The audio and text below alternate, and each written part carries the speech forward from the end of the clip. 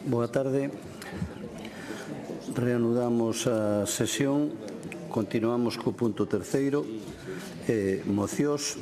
Debate xora do Grupo Parlamentario do Bloque Nacionalista Galego, iniciativa de doña Mercedes Queixas, sobre a política de normalización lingüística da Xunta de Galicia e os resultados do programa 151A de fomento da lingua galega desde 2009. Presentouse unha emenda do Grupo Parlamentario Socialista para formular a moción. Ten a palabra a señora Queixas.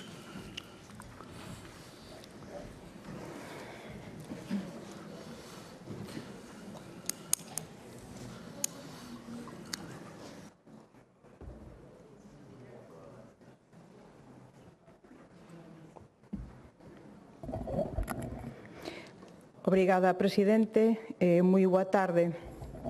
Señorías, a confianza dos galegos e das galegas é quen me trouxo até esta Cámara. Confeso que cada vez que tomo a palabra nesta Cámara teño presente que ese escano e esta tribuna é un préstamo xeneroso que me fai a sociedade galega. Un préstamo a cambio dunha condición que ten que ser compromiso. Traer aquí a voz do pobo e loitar por ela coa arma máis poderosa que é o amor ao país. Nestes case 6 anos como deputada do BNG, boa parte das miñas intervencións, moitos de vostedes darán fe disto, centráronse na nosa lingua, demostrando con datos empíricos o retroceso do galego ao longo dos últimos 16 anos e formulando sempre propostas alternativas desde o BNG para reverter unha situación que xa ninguén dubida en cualificar de emerxencia lingüística. Neste tempo, tamén saberán, todas as propostas a favor do galego que defendemos desde o BNG, que non son propostas exclusivas do BNG, sino que son precisamente a traslación da voz desa inmensa maioría social que así as traslada, atoparon sempre aquí co muro infranqueável do non polo non ao galego. E o Diario de Sesións non me permitirá mentir.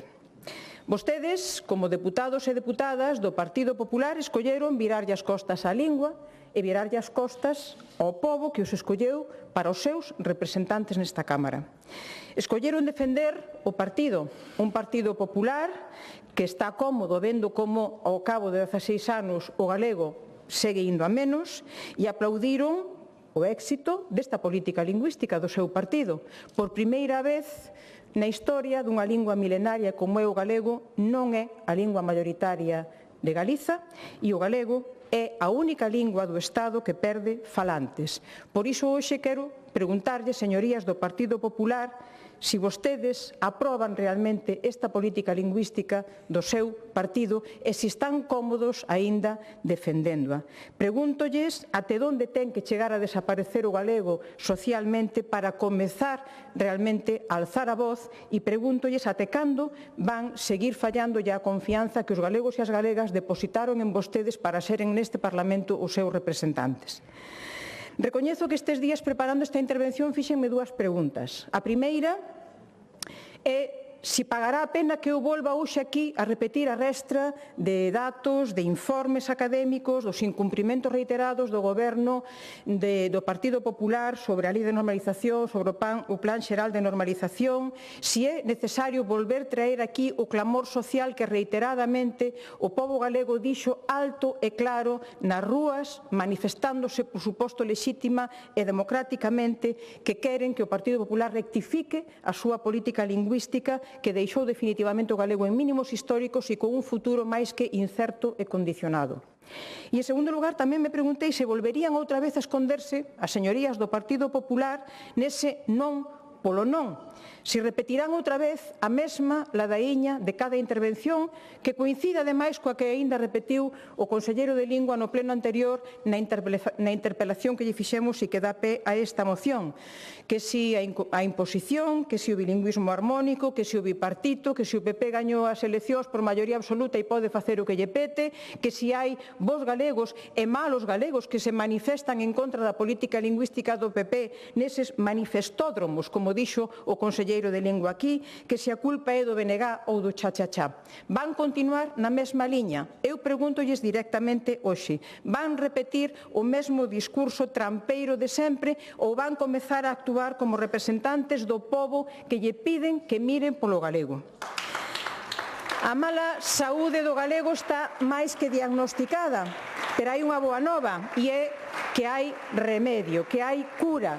E aínda hai outra boa nova e é que todos e todas nós somos parte desa recuperación. Só compre poñernos a actuar xa. E se foi quen de conseguilo Rosalía de Castro levantando todo un movimento como foi o Rexurdimento no século XIX, como non imos ser capaces nós? E se foi quen aínda de volver facelo Castelao e Otero Pedrallo levantando un segundo renacemento lingüístico e cultural nos anos 20 do século XX, como non imos poder facelo nós hoxe en día?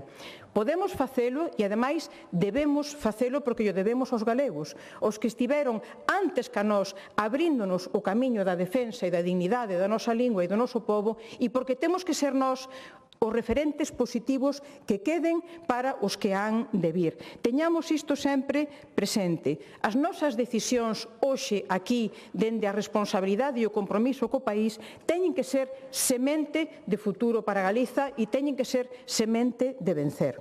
E este camiño de futuro é o que queremos trazar con estas 4 propostas que formulamos para votación nesta moción. A primeira, ampliar progresivamente o orzamento da Xunta de Galiza para reforzar unha política lingüística centrada na recuperación e na normalización da nosa lingua. A segunda, derrogar o decreto da vergoña e sustituílo por outra normativa que de verdade garanta a aprendizaxe do galego como lingua vehicular no ensino. Teñen que cesar xa na exclusión, na marxinación e na discriminación do galego no conxunto da sociedade, pero nomeadamente comezando pola educación. En terceiro lugar, desenvolver de xeito prioritario e inmediato unha razón inmensa de medidas que aínda están vixentes no Plan Xeral de Normalización da Lingua Galega. Claro que necesitamos actualizar un plan que ten máis de 20 anos, pero temos un montón de medidas que están agardando por un goberno que sexa valente, que sexa comprometido coa lingua e co país e que as poña en marcha. E, en cuarto lugar, iniciar os traballos dunha nova lei de normalización lingüística, porque a que temos de 1983 está claro que é un traxe que non nos vale, porque non se adecúa nin á situación lingüística, nin á situación social que temos hoxe en día en Galiza. Eu insisto, reitero, señorías do Partido Popular e o conxunto da Cámara, as nosas decisións hoxe construen a memoria colectiva do país do futuro. Temos que tomar decisións responsáveis e temos que colocarnos ao lado do galego, a favor do galego, e temos que tentar asegurar un futuro pleno e vivo para a nosa lingua propia, porque efectivamente a lingua é de todos e de todas e a lingua únenos. Por iso hoxe quero facerlles un convite ao conxunto dos deputados e deputadas desta Cámara, un convite a pensar a quen os une o galego. Se cadra ao aloumiño da súa nai, a retranca do seu pai, a primeira copla que lle cantaba a súa avoa, a esa amiga que sempre escoita, ainda que está obrigada a vivir a miles de quilómetros de aquí, a conversa co teu compañeiro de escano e de militancia, a primeira palabra que empezou a dicir a túa filla ou o amor da túa vida, por exemplo. Son moitos os lazos de unión e de amor que todos e todas temos co galego e que tamén eu teño co galego. E hoxe quero representalo en algo material, nesta cunca. Esta cunca ten máis de 200 anos até onde a min me alcanza a miña memoria visual e cognoscitiva. Esta cunca estaba na casa da miña bisavoa materna, Carmela. Cando ela faltou e se pechou a casa, o seu fillo Pepe, o meu avó paterno, quixo levala para a súa casa como guardador dunha parte daquela memoria familiar. Cando faltou o avó e faltou a avoa Mercedes, miña nai foi quen recolleu o legado, quen a gardou e quen a protexeu. Decidiu que o mellor era colocala no chineiro da cociña na parte alta detrás dunha porta con un cristal para poder ver, pero sen tocar. Finalmente, non sin traballo, con bencina. Convencina e agora, cando eu vou a esta casa, esta é a miña cunca do almorzo. O galego é para min como esta cunca, un legado con memoria persoal, biográfica, familiar, emocional, mas tamén colectiva, unha memoria que coidar, unha memoria que protexer, pero iso sí, usándoa, facendo parte dela, non contemplándoa nunha vitrina, nin deixándoa roubada nun escenario de cartón pedra. A lingua pode significar algo parecido ou moi diferente para cada un de vostedes. Poden chegar a vivir nela de maneiras moi diferentes, todas válidas. O que nós lle pedimos desde o BNG con esta moción é que nos una a lingua a todos desde un eixo común, a firme vontade de ser parte da súa recuperación, de darlle unha vida nova e un futuro pleno. Gracias. Nada hai máis revolucionario que quererse ben e querérmonos desde o orgullo do que somos como pobo, co galego como principal razón de ser. Moitas grazas. Gracias.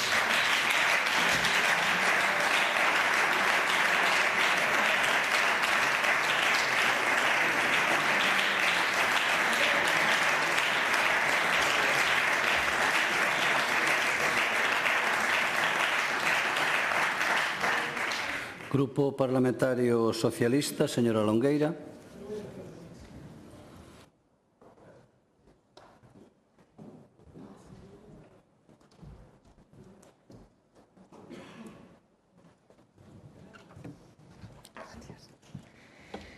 Gracias, presidente. Boa tarde. Bueno, creo que, claro, como vimos a falar disto tantas veces, hoxe a señora Queixas tirou do afecto e a min tócame tirar da ironía, porque é moi difícil afrontar este tema do galego que iba a decir día tras día, pero cada 15 días vimos aquí a falar sobre isto. E hai unha pintada na rúa Ribadavia de Bos Aires, nunha parada de bus, case unha pintada icónica que está chea dese humor argentino tan real como hiriente, que di: a vida non é como 111, a vida pasa. Pois iso é o que pasa co galego, que non é como a vida, é case como 111, que non pasa absolutamente nada. E desde fai 2 anos, eu non tuve o honor de estar aquí antes, case non chego a estar aquí agora tampouco, pero desde fai 2 anos levamos trendo aquí día tras día, a veces aquí o señor que está ali facía un requiebro e aprobaba algo, pero despois aquilo non va para diante, e así levamos 2 anos, con un problema aquí encallado e que non somos capaces de solventar, desde que aquela enquisa tan do IGE, desaparecido en combate, nos puxo a realidade, unha realidade que todos coñecíamos, por certo. Aquela enquisa foi demoledora, fai ano e medio, pero xa o sabíamos, quero dicir, é unha caída libre.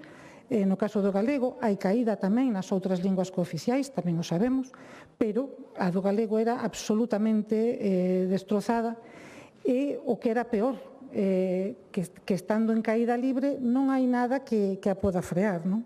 E os resultados, pois, como xa se dixo aquí, para non andar repetindo datos que todos sabemos, pero os fogares galegos falantes caeron do 35% ao 17%, mentras medraban os castelán falantes, que está moi ben que a xente fale castelán, pero quero decir, o que estamos aquí hoxe é a cuidar dese patrimonio único e intransferible que é a lingua, non? E dicía que foi unha caída que foi avisada, pero a cousa é que isto vai cara abaixo e sen rodas, que as culturas cooficiais deste país precisan ser cuidadas e atendidas, porque nesto vanos a identidade, o noso feito diferencial, que, como decía Soane, queremos encher o mundo coa nosa diferencia, queremos ter máis valor engadido con a nosa propia lingua, que para solucionar o problema hai que poñerlle remedio todos os días, e non nin o día de Rosalía, nin o día do patrón, nin o 17 de maio, que Castelao e Rosalía son algo máis que rostros punquis nas camisetas que escollen os peregrinos, e que se para nós é identidade, a nós nos sirve que para o Partido Popular seña economía. Un ten os sentimentos que ten, pero tamén a ciencia é o que nos leva a ser obxectivos. Entón, volto a repetir, se vostedes non son capaces de entender que é unha identidade o que nos fai diferentes, poden entender perfectamente que é economía. E desde o Partido Socialista, sabendo que isto para algúns é corazón, identidade, e que para outros pode ser economía, puxémonos ao dispor da Consellería de Cultura, como saben, coa intención de aportar e dar un pulo a estas enquisas do IGE, participamos nas comisións multidisciplinares, promovendo iniciativas como os outros grupos que levaban o galego a ser lingua cooficial no Parlamento Europeo, promovendo iniciativas que potencien e leven un proxecto común ás fundacións e ás institucións galegas que cuidan e protexen a cultura galega, promovendo iniciativas que potencien o Consello da Cultura Galega e, por ende, a lingua, por certo, institución que vostedes digan o que digan, non respetan, pedindo en reiteradas ocasións que desenvolvan a Lei Paz Andrade non como unha situación de estado de ánimo, que prácticamente é o que está agora, senón que veña dotada de orzamentos e que con obxectivos concretos. E eu só me queda decir que, bueno, non sei se alguén ten algunha idea máis que desde o Poder Legislativo e desde a oposición que o conforma poidamos levarlo a cabo, pois que levante a man. Porque, como xa saben, percorrimos as rúas, levantamos bandeiras, fixeron milleiros de persoas de diferente cor política. Ni siquiera sabemos, hasta poden que sejamos os votantes que estén ali, pero vemos que non sacada ninguna solución. Eu creo que vostedes deben ter a conta botada no senso de que este problema que crearon detrás de unha bandeira no ano 2009 xa tivo que morrer, pero vostedes seguen arrastrando este problema con un cadáver, danlle fólegos, pero eu creo que non dá máis de sí, que eu creo que xa chegaron a exprimir todo o que dá, non? E se non fose porque desde a política hai que albergar sempre a esperanza de convencer, este paripé que estamos a facer aquí é absurdo, absolutamente absurdo. Entonces, eu creo que é mellor, como decía ao inicio, tómeno como un problema científico. Levan 16 anos ensaiando a mesma política e non dá resultado. Levan 16 anos propiciando que haxa unha caída libre e non dá resultado. Así que eu entendo que non queran facer súas as políticas que se aprobaron co goberno de Emilio Pérez Touriño, pero é que se non o queren facer, pois me van a perdonar, chao amiguis, o sea, non hai nada máis que facer, porque isto non ten solución, nen teñen vostedes unha rede para sostelo. Nesta moción propóñense medidas que andan na cabeza de todos aqueles que están no ensino, no eido da cultura, e mesmo en milleiros de persoas, como decía antes, que nunca viron un problema en ter unha lingua propia, na que posiblemente foron criados en maior ou menor medida que recoñecen como parte do que son. Pero acaso que vostedes contraveñen ademais a Carta Europea das Linguas Regionais e Minoritarias? Isto é importante porque un tratado aprobado polo Consello de Europa en 1992. O obxectivo, protexer e promover as linguas regionais ou minoritarias como parte do patrimonio cultural europeo. Non é un tratado da Unión Europea, senón o Consello de Europa, unha organización distinta que está centrada en dereitos humanos e democracia. E me van a permitir, para que quede constancia, o que están vostedes pervertindo coa inacción ou a mala acción sobre a xestión da lingua galega. Hai uns principios xerais: recoñecer as linguas minoritarias como expresión da riqueza cultural, respectar a súa área xeográfica tradicional, fomentar o seu uso na vida pública e privada, promover a ensinanza e aprendizaxe, facilitar medios de comunicación na lingua, eliminar obstáculos ou discriminación. E despois medidas concretas en educación, ensino en e da lingua minoritaria en distintos niveis, formación do profesorado, en xustiza, posibilidade de usar a lingua nos tribunais, administración pública, uso da lingua en relacións coa administración, medios de comunicación, promoción de radio e televisión da lingua. Aquí vamos de campeóns. Aproveito para mandar un saúdo aos Venres Negros e a Defende a Galega por todo o que está a acontecer no ámbito da televisión pública galega. En cultura, apoio a creación cultural. Me van a permitir, non é a primeira vez que escoito ao presidente desta Cámara decir que pide rebais aos artistas cada vez que se compra unha obra de arte. E despois está a vida económica e social, o uso da lingua en servizos públicos e privados. Entón, o galego xunto co catalán e o éuscaro está incluído nesta Carta Europea.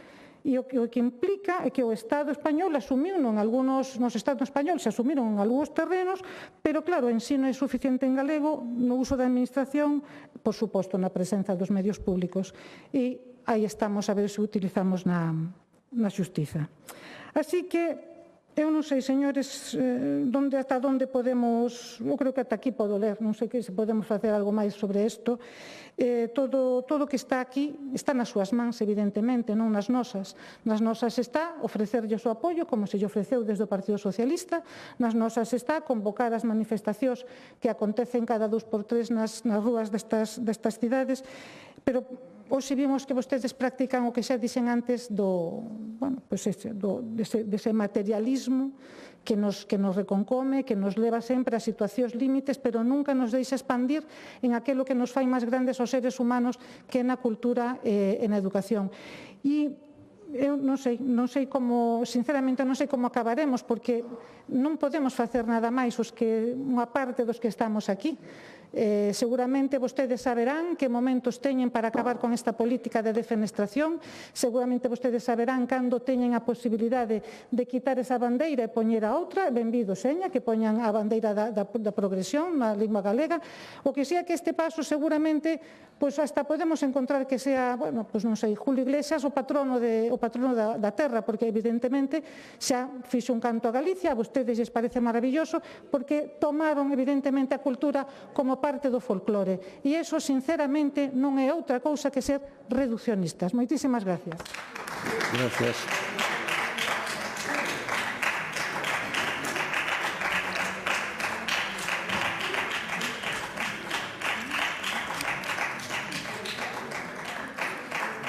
Grupo Parlamentario Mixto. Gracias. Grupo Parlamentario Popular, señor Ferro.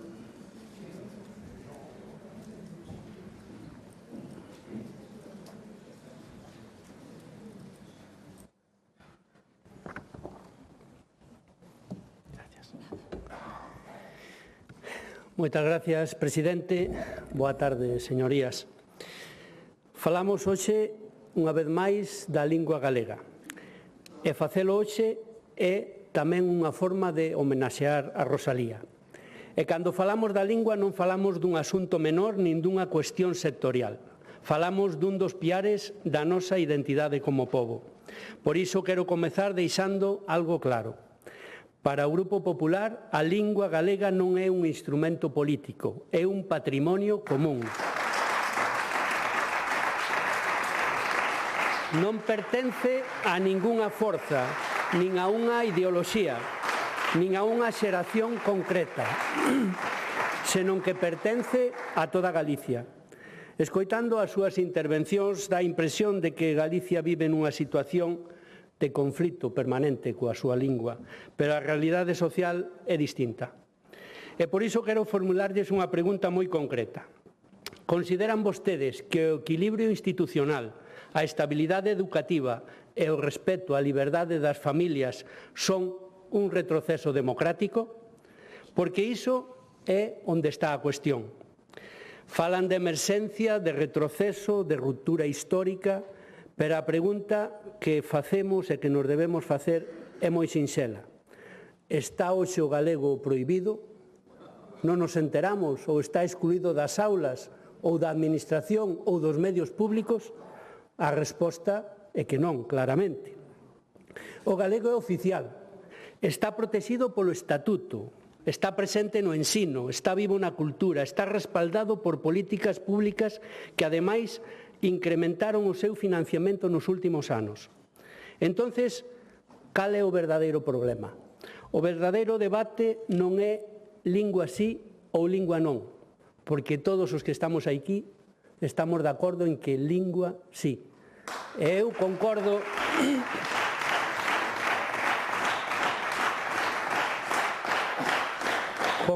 con vostede, señora Queixas, na reflexión que fixo sobre a súa cunca. Nós tamén creemos que o galego é memoria e que o galego o importante é que se fale e non asustar a xente para que o fale. Pero o verdadeiro debate, como decía, non é lingua sí ou lingua non, sino imposición ou convivencia. E nós, pola nosa parte, témolo claro. Non vamos participar nun modelo que entenda a identidade como uniformidade. Non imos aceptar que se presente como conflito que é convivencia. Non podemos asumir que defender o equilibrio sea traicionar a lingua. Defender un equilibrio nunca pode ser traizoar a lingua, porque Galicia non precisa dunha lingua de partido, precisa dunha lingua de todos. E o galego non vai ser máis forte porque se impoña, senón porque siga sendo libre. O desacordo...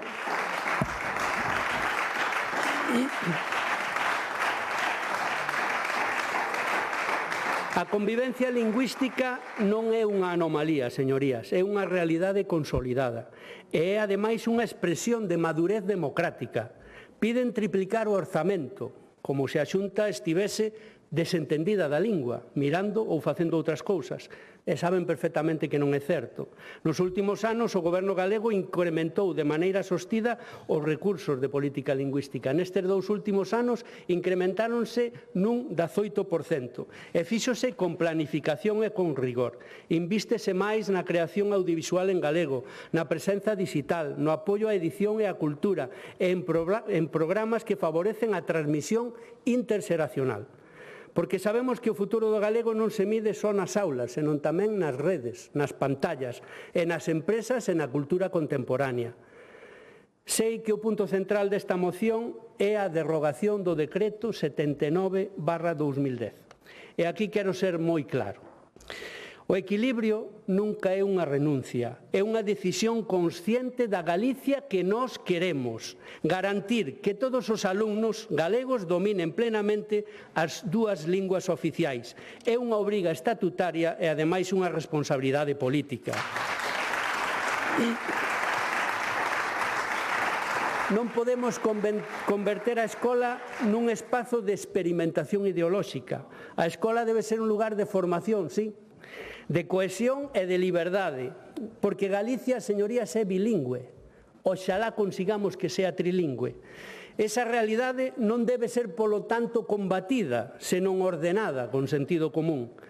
Permítame unha reflexión que vai máis alá do debate técnico. Se unha política xera conflito permanente, algo falla. Se divide a sociedade e se impón en vez de convencer, algo falla. Galicia hoxe non vive unha fractura lingüística, vive nun marco de estabilidade e iso tamén é resultado de boas políticas. A lingua galega fortalécese cando se asocia ao prestixio e á modernidade, á cultura e á utilidade. Falaban da Lei de Normalización Lingüística do ano 1983, unha lei froito dun gran acordo, e os grandes acordos construense con vocación integradora. Non sei se a nova lei anunciada pola ministra Montero para promover e difundir a fala andaluza terá a mesma vontade real de política lingüística, pero penso que non vai ser así, señorías do PSOE, porque co tempo que vostedes gobernaron ali, permítanme que vexa este anuncio coa cautela debida. Nós estamos sempre dispostos a dialogar, sobre todo, sempre. Pero non podemos aceptar reformas que alteren o equilibrio institucional nin que rompan o marco de cooficialidade que garante o noso estatuto. As leis fundamentais da nosa autonomía non poden estar sometidas a vaivéns ideolóxicos. A lingua, como saben, atravesou séculos de dificultades, ben recordado por vostede, señora Queixas, tamén. Sobreviviu sen poder político propio, sen que Galicia fose nacionalidade histórica, sen recoñecemento institucional e, en moitos momentos, sen protección legal. E sobreviviu porque estaba no pobo, na familia, na cultura, na fe tamén, e na vida cotiá. Hoxe Galicia é unha autonomía consolidada. Ten estatuto, ten institucións e ten unha lingua recoñecida como propia e oficial. A nosa responsabilidade histórica non é tensar esa realidade, é coidala. Non é dividir os galegos en función da lingua que empregan, é garantir que todos se sintan parte deste mesmo proxecto común. A verdadeira fortaleza dunha lingua non reside na imposición, senón na adhesión libre da sociedade. E a verdadeira madurez dun país mídese pola súa capacidade de convivir sen excluir. Galicia é máis forte cando a súa lingua une e non separa, cando promove sen impor e cando actúa con serenidade e non con dramatismo. Por responsabilidade, co pasado que herdamos e co futuro que debemos legar, o noso compromiso é claro, señorías. Defenderemos sempre a nosa lingua, defenderemos sempre o galego, pero defenderémolo dende a liberdade, dende o equilibrio e dende a convivencia, porque a lingua galega non é patrimonio de un tempo nin de ningún partido, é legado común e é unha tarefa compartida por todos. Mais nada e moitas gracias. Gracias.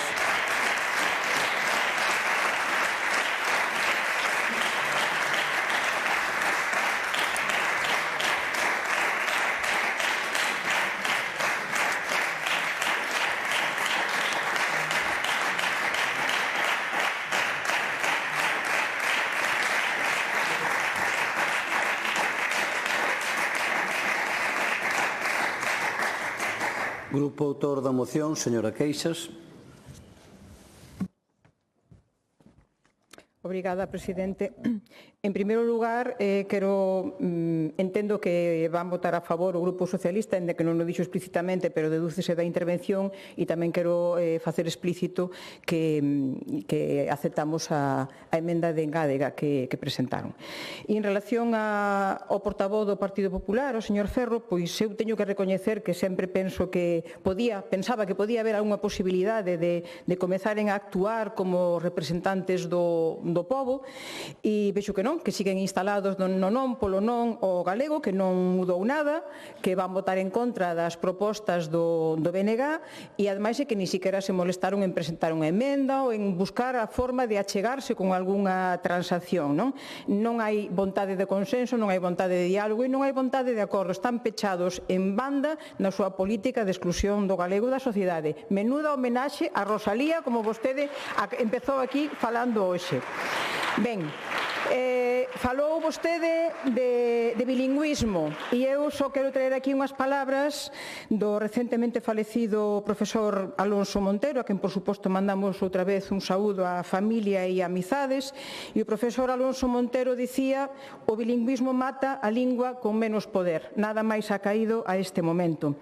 Falou vostede de liberdade cando o seu partido ten preso desde o Goberno da Xunta de Galiza o galego na escola. Como pode dicir que non está prohibido se o decreto proíbe impartir en galego nunha lingua diferente do castelán? Non, perdón, proíbe impartir en galego, porque en inglés sí que se pode. Non hai equilibrio, non, está a balanza bastante escorada. Proíbe impartir en galego, en inglés sí, matemáticas, física, química e tecnoloxía. Leo o decreto, por favor, porque eu teño bastante lido. Está prohibido o galego na escola como estaba nos mellores tempos do seu compañeiro de militancia, o señor Fraga Iribarne, aquel ministro da dictadura que hoxe parece que foi un aperturista, como decía a outra portavoz do Partido Popular. Fala vostede de imposición. Señor Ferro, como se pode impoñer unha lingua minorizada que perde falantes día tras día? Como se pode seguir sostendo iso? E fala vostede de equilibrio. Equilibrio, que equilibrio? Cando negan a posibilidade de aprender en galego, pero non en inglés, e cando un de cada 3 menores de 16 anos recoñecen que non teñen competencia para teren unha vida normal de comunicación en galego. Que clase de equilibrio é ese? Eu creo que era mellor ser honestos e vostede aquí defender o que é a ideoloxía do Partido Popular, do seu partido, é a ideoloxía da discriminación do galego e a apoloxía da ignorancia. E así, deféndano e non se escondan, porque é a reproducción da política lingüística actual. Pero, bueno, é igual. Eu teñolles unha moi mala noticia, que é que os galegos non llo van permitir, non van seguir por aí, porque saben que o galego non é ningún problema, que o problema para o galego é o Partido Popular. E aí fora hai unha sociedade que xa reaccionou, que fai que o galego avance na música, na literatura, no teatro, nas redes sociais, nas canles digitais, no deporte, etcétera, etcétera. Hai unha infancia que xa se declara membros do Club Vitamina G, convido a que o sigan nas redes sociais, ou unha mocidade que nos contaxe alegría e esperanza coa lingua, con esa declaración firme de aquí tamén se fala. Hai unha sociedade que socializa, ri, baila e canta ao redor da música e do baile tradicional galegos, que celebra outra vez volcada nas rúas como no día de onte o 23F como o día de Rosalía, ou que premia os novos talentos de comunicación en galego como é, por exemplo, o certame das youtubeiras. Porque, como dixo Castelao, porque para nós Castelao segue plenamente vixente no ano 2026, aínda que xa rematase o ano oficial solo do Partido Popular, a tradición non é a historia, a tradición é a modernidade e revélase no idioma. Como se revelou Rosalía, sendo a primeira autora monolingüe nun tempo en que tiña absolutamente todo en contra. Fixo, tecendo soia, a súa tea, mais sen renunciar nunca á liberdade e á defensa da lingua. E hoxe somos, afortunadamente, moitísimas máis as que tecemos a rede social arredor dun futuro en liberdade para o galego. Remato, presidente. O pobo galego construíu unha lingua inmortal para unirnos como pobo e seguirá a unirnos na lingua a todos, a todas, menos as que non a queren, as que a proíban e as que lle neguen o futuro.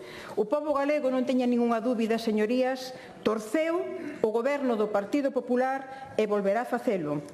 Altri non, galego sí. Gracias.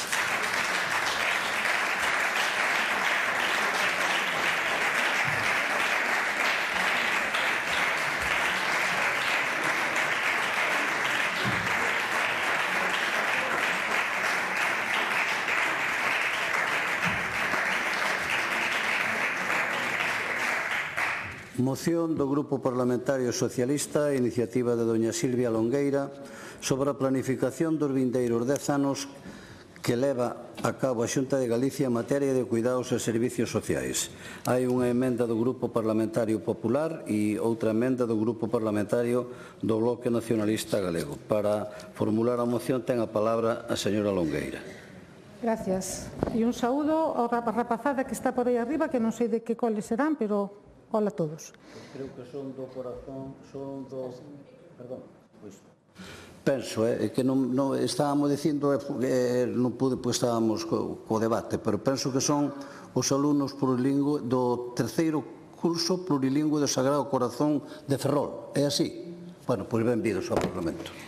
Ben, pois, con motivo da anterior interpelación que trouxemos a este pleno, ten lugar aquí esta moción, que ten obxectivos moi claros.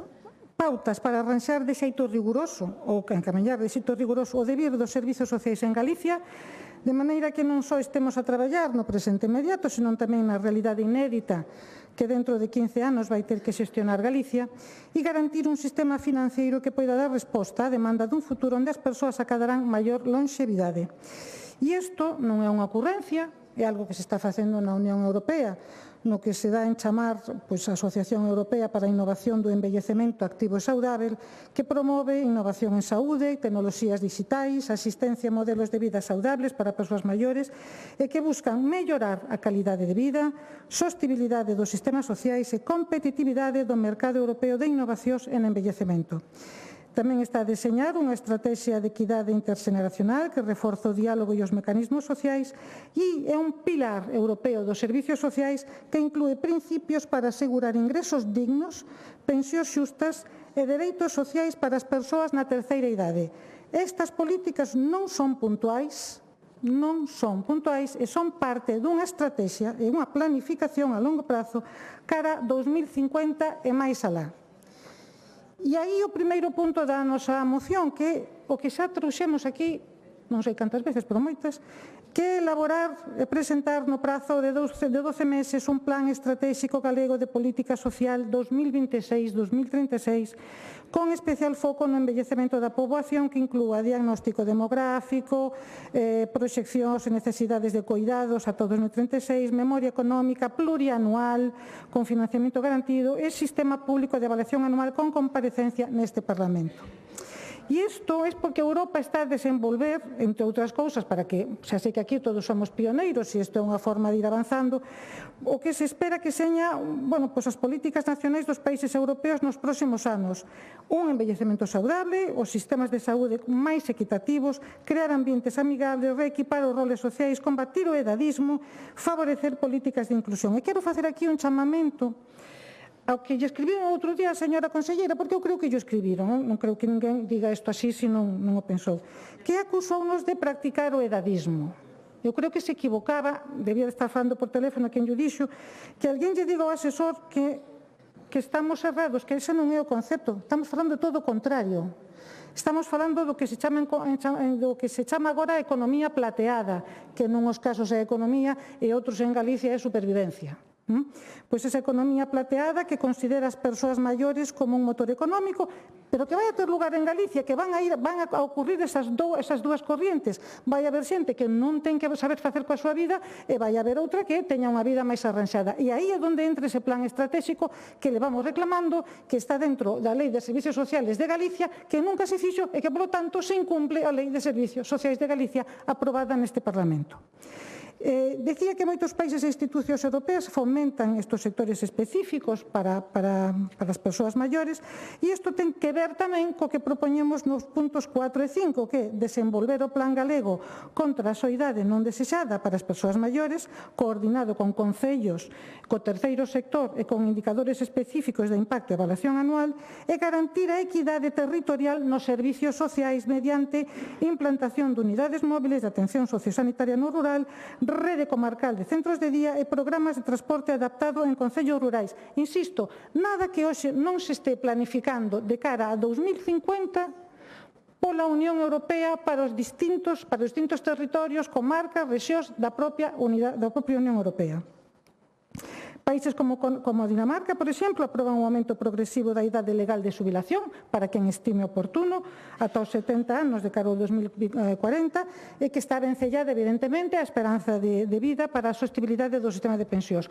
Outros, como Alemania, Italia ou Grecia, adaptan idades de retiro e introducen mecanismos automáticos para responder ao incremento da esperanza de vida e, ademais, organismos internacionais como a OCDE recomendan políticas combinadas de inmigración regular, actividade laboral prolongada e formación continua para manter unha forza de traballo sostible. Para isto hai programas de envellecemento activo, que é verdade que os poñen en práctica en algúns concellos en Galicia, concellos do Partido Socialista, evidentemente, pero que non deixan de ser puntuais e non estructurais, como debería de estarse facendo nestes momentos. Envellecemento digital, con unha formación para solventar esas brechas tecnolóxicas, e plans locais e regionais para promover comunidades amigables, que é o que nós viríamos a falar aquí desa soidade non desexada que campa por súa ausencia en toda Galicia e estamos deixando, non solamente estamos deixando sós as persoas maiores, senón que se estamos deixando sen medios de comunicación. Concellos de Galicia, onde leva anos sin que pase un solo autobús que poida levar as persoas desde unha poboación pequena hasta a vila de referencia máis perto da mesma, que apenas está a 10 ou 15 kilómetros, pero que eso xa non existe. Por suposto que a atención sanitaria e cuidados a longo prazo e integración de modelos de atención continuada que conectan hospital, atención primaria e cuidados no fogar. Entendo que é prácticamente imposible, dado como estamos tamén en atención primaria, pero traio aquí porque isto non deixa de ser parte desa estrategia europea que nós, polo que seña, nin siquiera a día de hoxe temos en conta un plan estratégico para os nosos servicios sociais. E de aí surden o que dicimos nos puntos 2 e 3, aprobar o plan de choque para a reducción das listas de espera en dependencia, que, claro, a día de hoxe vostedes o arranxan con unha unificación de procesos, pero que non é nin é válido de momento, nin dá bons resultados de momento, e o que está facendo é retirar dereitos a cambio de bonos. É dicir, isto non é o camiño que preconizaba a Lei de Dependencia aprobada por un goberno socialista fai xa 18 anos, co cual non sei como saldrá dos tribunais este recurso, pero en calquera caso xa lles digo que non é o que están a facer o que se bon é o que se exixe desde a Lei de Dependencia, que é dar dereitos ás persoas maiores que teñen esa necesidade e que o Estado ten a obriga de facilitarlo. E, por último, reforzar estruturalmente o servicio de axuda no fogar con un incremento sostible da achega autonómica aos concellos, establecendo un financiamento finalista estable e impulso a profesionalización e mellora nas condicións laborais das traballadores do sector. Todo isto, eu xa sei que me van a vir despois cos fondos do Estado, pero todo isto, señoras e señores, ten que facerse con un plan estratégico e con cuantías que despois, se non son finalistas, nos atopamos que estamos facendo, pois eso, un xogo de cartas, traspasando diñeiros da dependencia aos cartos que se hai que dar a través dos bonos que vostedes encontraron esa nova vía de facer pseudodependencia. E isto é precisamente con un plan estratégico o que se trata de erradicar. Por outra parte, falábamos tamén de rexeitar estereotipos negativos sobre a idea de promover o que decíamos antes, unha visión positiva do envellecemento como oportunidade, con programas de sensibilización, formación para medios e profesionais, políticas educativas sobre solidariedade interxeneracional, fomento de roles activos das persoas maiores na sociedade e con isto nos levaría ao punto 6 e 7, que é aprobar un plan de accesibilidade e adaptación de vivendas co objetivo de adaptar 100.000 fogares en 10 anos mediante axudas simplificadas e convenios coas comunidades de propietarios e incrementar progresivamente o investimento en políticas de cuidados para acadar o ano 2036 un mínimo do 2,5% do Produto Interior Bruto galego, garantindo financiamento suficiente e sostible a unha perspectiva a longo plazo. Isto, nós falamos en comenzar este plan estratégico, evidentemente, que xa sabemos o resultado que vai dar, pero que o que hai que facer é encamiñar esas políticas de cara ao 2050, cando sabemos que Galicia en 10, 15 anos vai a ter unha situación inédita, como decía que outro día, e que tanta risa lle provocaba a señora conselleira.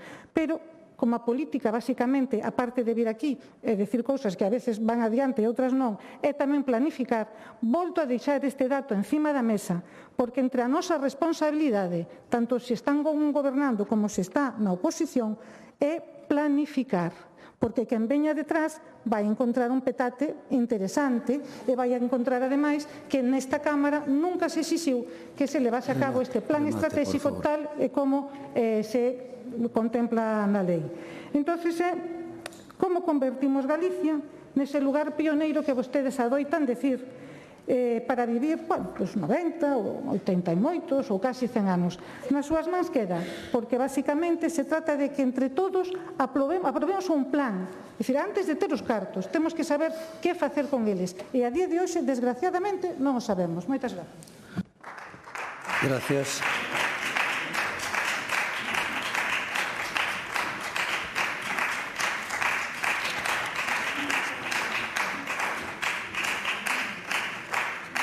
Grupo Parlamentario do Bloque Nacionalista Galego, señora Rodil.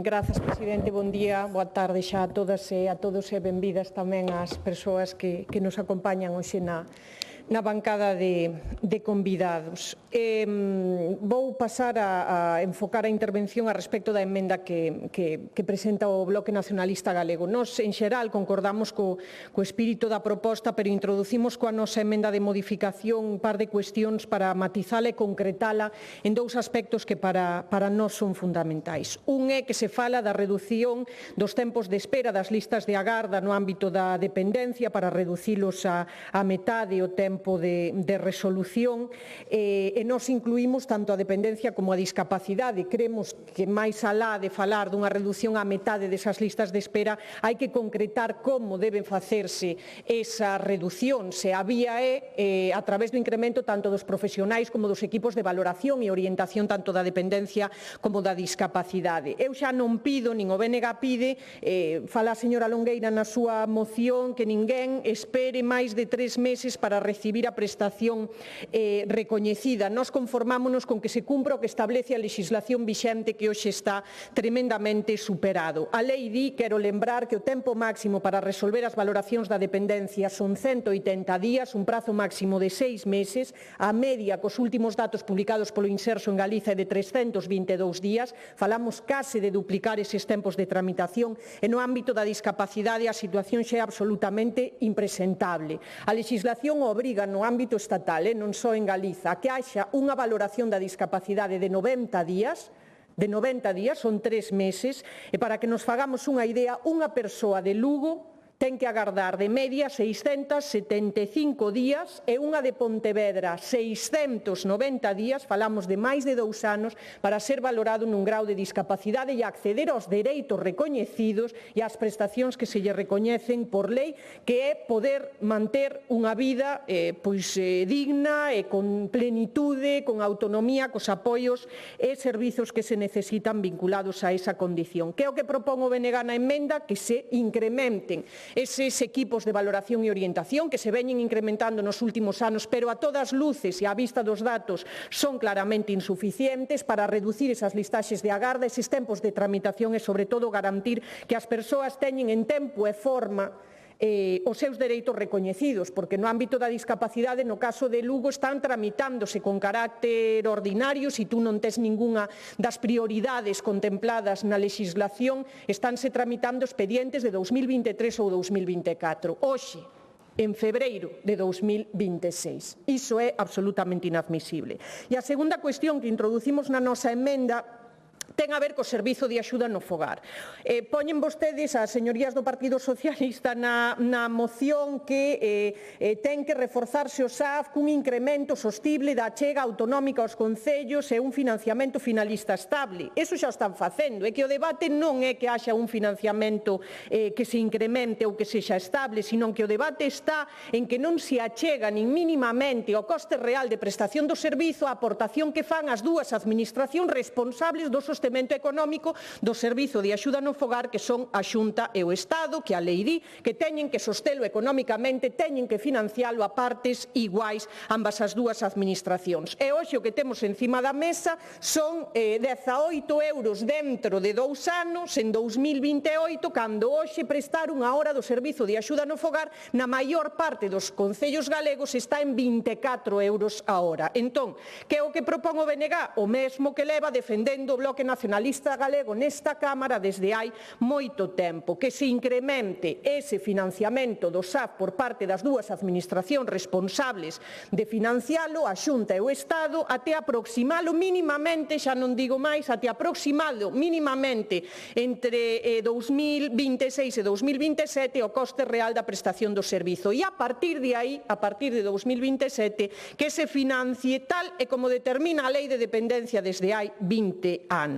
E reclamar, por suposto, que se lle debe a Galiza. Porque isto é curioso e logo vai ser obxecto probablemente de debate outra vez. Non a famosa débeda adquirida polo Goberno español, polo Goberno central, con Galiza en materia de dependencia, case 3.000 millóns de euros, 2.900 millóns de euros aproximadamente. E é curioso como intercambian os papéis o Partido Socialista e o Partido Popular en función de quen sente na Moncloa como inquilino, non como presidente do Goberno de España. Deses 3.000 millóns de euros case que a debeda a Administración Central, o Goberno español, a Galiza en materia de dependencia, levan o puño e letra a sinatura tanto do Partido Popular como do Partido Socialista, que se alternaron no Goberno español nos últimos anos. É claro que se lla debedan a este país eses cartos. Primeiro, porque ao contrario do que di a lei, ningún Goberno de España desde o ano 2006 que se aprobou a Lei de Dependencia até hoxe pagou o 50% do que custa o sostemento do sistema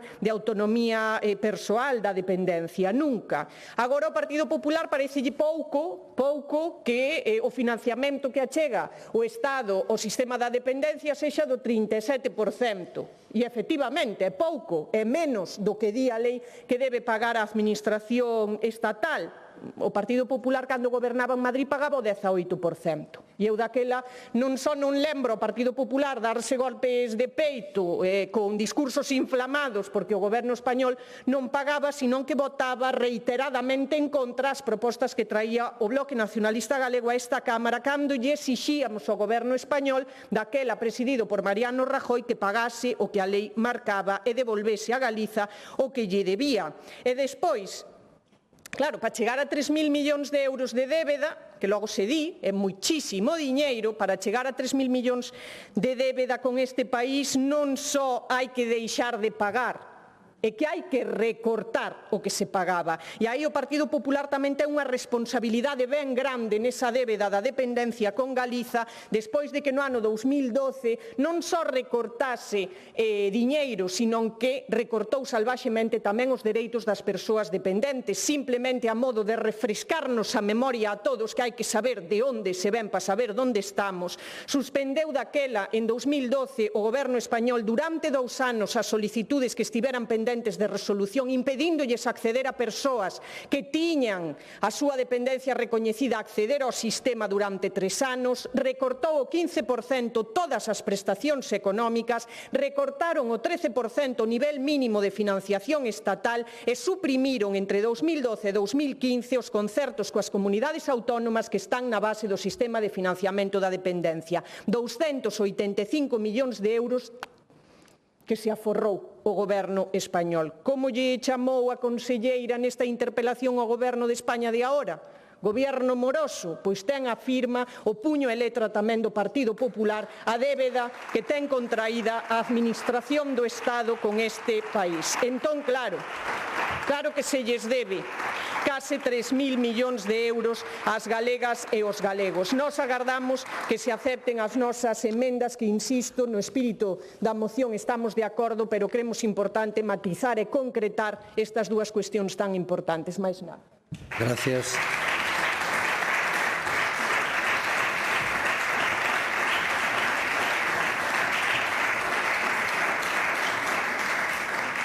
Grupo Parlamentario Popular, señora Arias.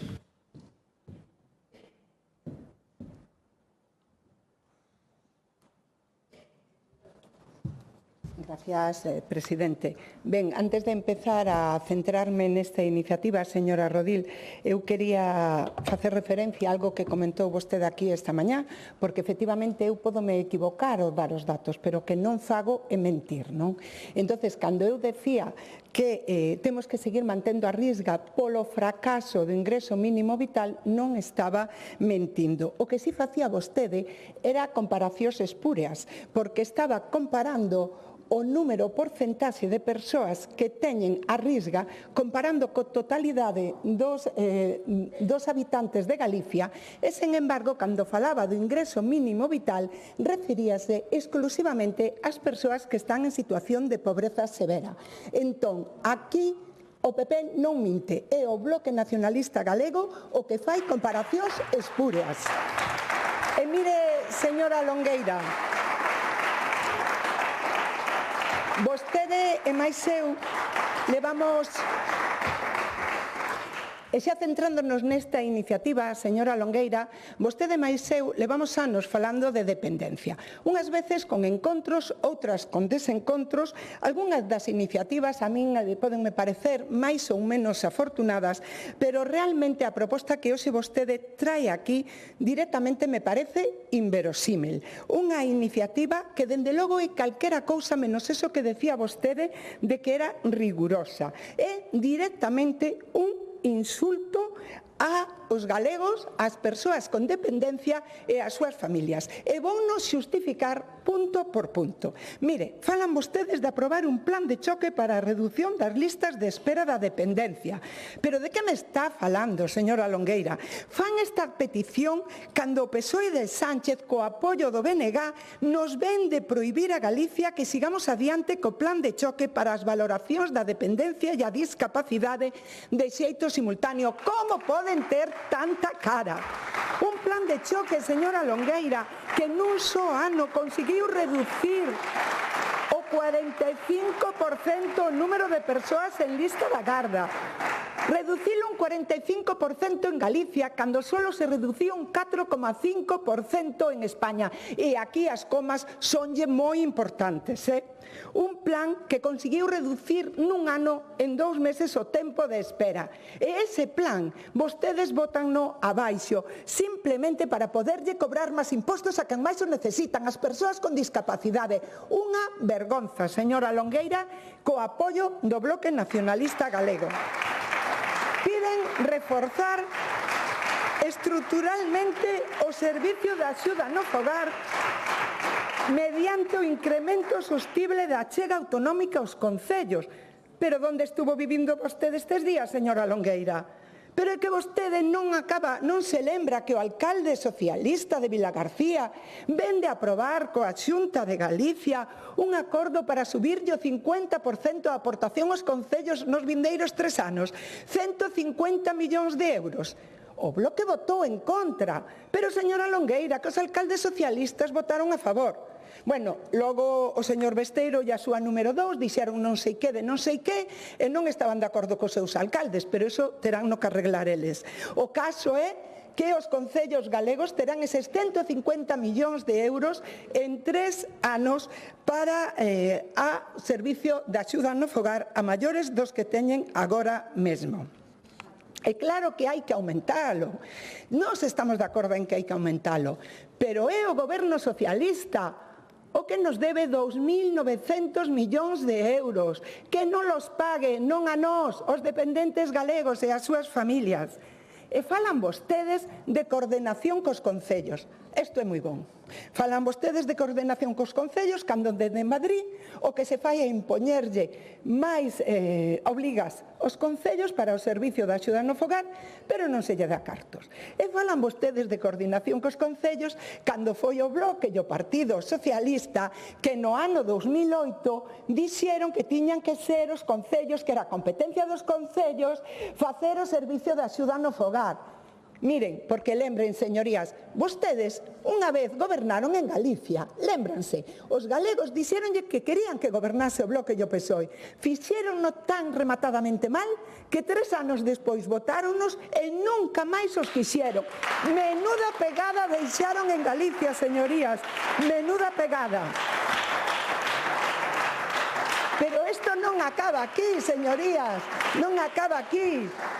Dice a señora Longueira que hai que garantir a equidade territorial nos servicios sociais. Por suposto, señora Longueira, si é o que vimos pedindo desde o Partido Popular e dende a Xunta de Galicia reiteradamente, que o goberno de Sánchez trate con equidade a todos os territorios e que deixe dunha vez de perxudicar as galegas e os galegos. Que os vascos lle paga xa o 50% da lei de dependencia e o Bloque pareceulle fantástico, pero a nós reduciunos do 40 ao 35%. Claro que queremos esa equidade, equidade do goberno socialista con todas as galegas e os galegos. Miren, pide a señora Longueira tamén que hai que incrementar progresivamente o investimento en políticas de cuidado. Non podemos estar máis de acordo. Xusto o contrario do que fai Sánchez. Porque aquí, en Galicia, a atención aos maiores e dependentes é unha prioridade da Xunta. Así o demostran os máis de 840 millóns de euros destinados a este fin no orzamento de 2026. Unha cifra histórica coa que estaremos ao seu lado.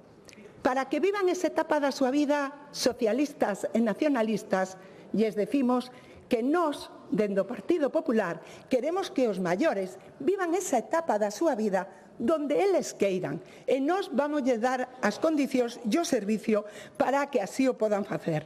Por eso, señorías, dende que goberna o Partido Popular, con respecto a cando gobernaba o Bloque Nacionalista e o Partido Socialista, multiplicamos por 6 o número de dependentes atendidos, por 3 o número de plazas públicas de residencia, por 6 o número de centros de día, por 8 o número de persoas atendidas no servicio de axuda no fogar en colaboración cos concellos e, ademais, puxemos 160 casas do maior.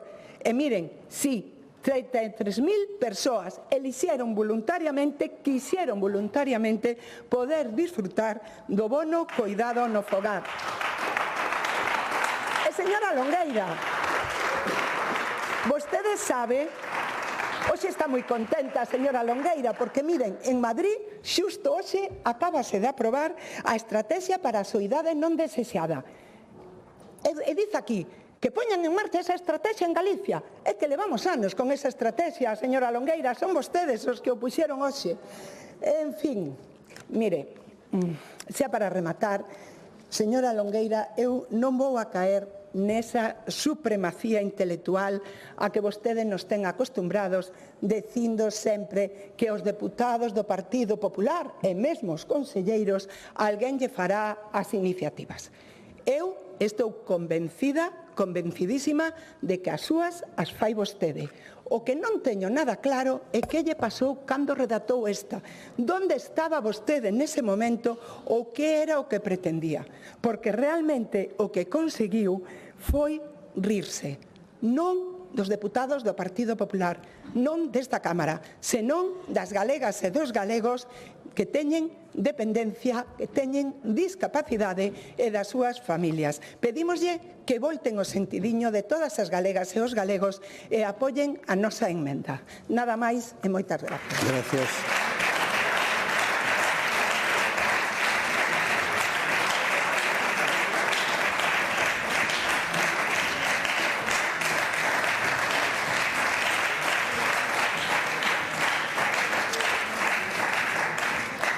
Grupo autor da moción, señora Longueira, señora Longueira. Gracias, presidente. Bueno, eu teño que felicitar a señora Raquel. É vostede, a señora Arias, perdón, é que é unha costume que teño, perdón. Doña Raquel, señora Arias. É vostede a diputada do Partido Popular que fai a mellor oposición ao Partido Popular. Eso xa o leva ganado. Xa o leva ganado. É que a mellor oposición fai ao seu propio partido que está gobernando. Xa o dixen a case a primeira vez, creo que o dixen a conselleira a primeira vez que tiven a honra de estar aquí, de decir, teño unha mala noticia, vostedes gobiernan. Vostede parece que non se enterou porque fai unha oposición magnífica. E, por outra parte, eu non sei se teño supremacía cultural ou intelectual, en calquer caso, o que digo é fruto da educación pública. Esa que aquí o señor conselleiro que estén vostede aquí abaixo está tratando de que se descoloque por algún momento. Todo isto, toda esta intelectualidade que usted me atribúe, aparte de ser froito do esforzo da miña familia, é froito da educación pública. Así que cundiume, se polo menos vostede recoñece que teño unha superioridade cultural, cundiume. Pero, dito isto, como hoxe estamos aquí bastante reduccionistas, eu o que traía aquí era falar dun plan estratégico basicamente, porque levo falando desto moito tempo.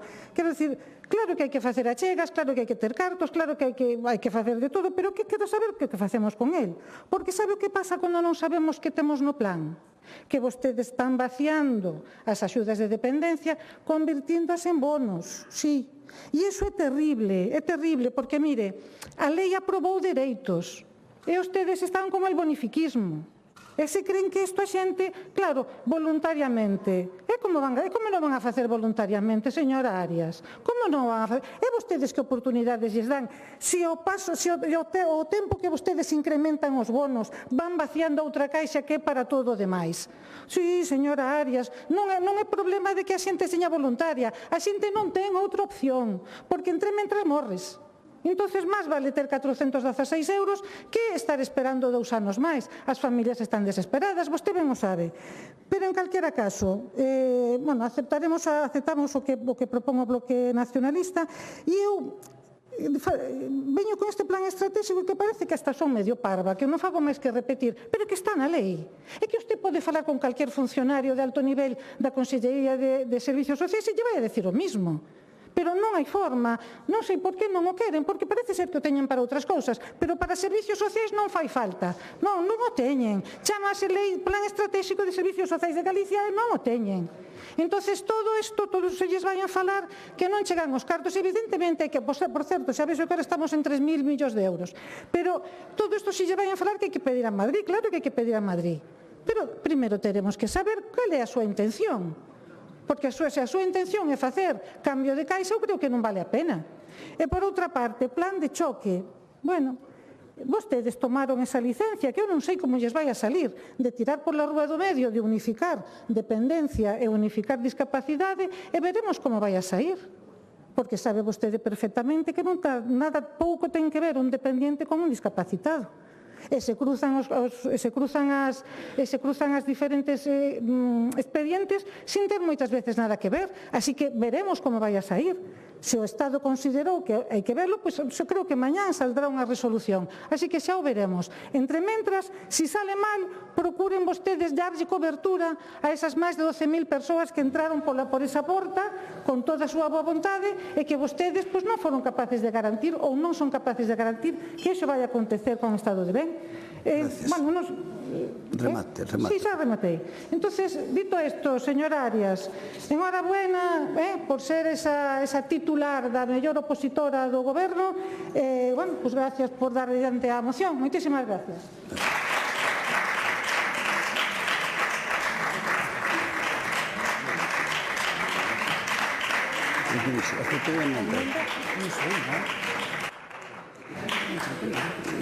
Non sei, agora, ao final, non sei, sobre a emenda do Grupo Parlamentario do Bloque Nacionalista Galego, sei que aceptou, é unha emenda de modificación, como acepta, como engádega. Como engádega, porque é de modificación, vale. É sobre a do Partido Popular? Non, vale. Gracias, pois entón, eu aquí teño recollido que a emenda do BNG é emenda de modificación. Entón, eso, se é de modificación, é que cambia a dela por a súa. A ver, por eso. No, eu xa sabía que isto traía cola. Pero en dous apartados solo,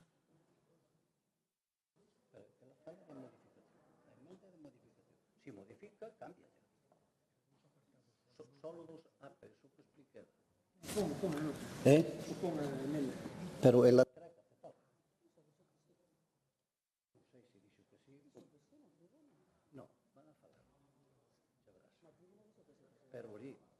Pero dixo que sí no global.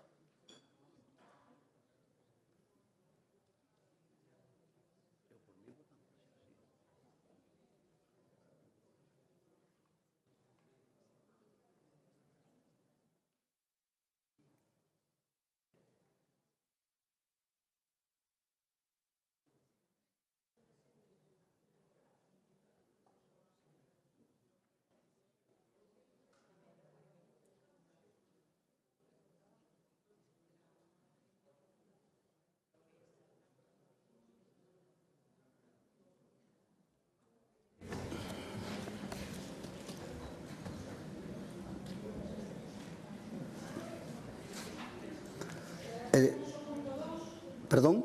Denlle voz ao escano da señora Longueira. Aceptan o punto 2 como engádega, que é o de aprobar un plan de choque. Isto é o que aproban como engádega. Entonces votamos esta transacción. A ver. A transacción, a ver, que hai que facer? Que hai que facer? Bueno, eu digo, sería votar esa, se lle acepta eso... Votamos a inteira. Vai, votamos a inteira. A ver, votamos a inteira, no, dillo el. No, pero eu digo, ao final, aceptamos... Confundimos. Estamos aceptando, solo lle acepta o punto 2. Como engádega. Perfecto. Bueno, entonces ahora vamos votar as mocións. Comenzamos por as nosas, por as que había, por a primeira. Vale. Bueno, entón votamos ao Grupo Parlamentario do Bloque Nacionalista Galego por iniciativa de doña Olaya Rodil sobre a actualización da legislación galega en materia de inclusión social. Non se presentaron emendas, votamos.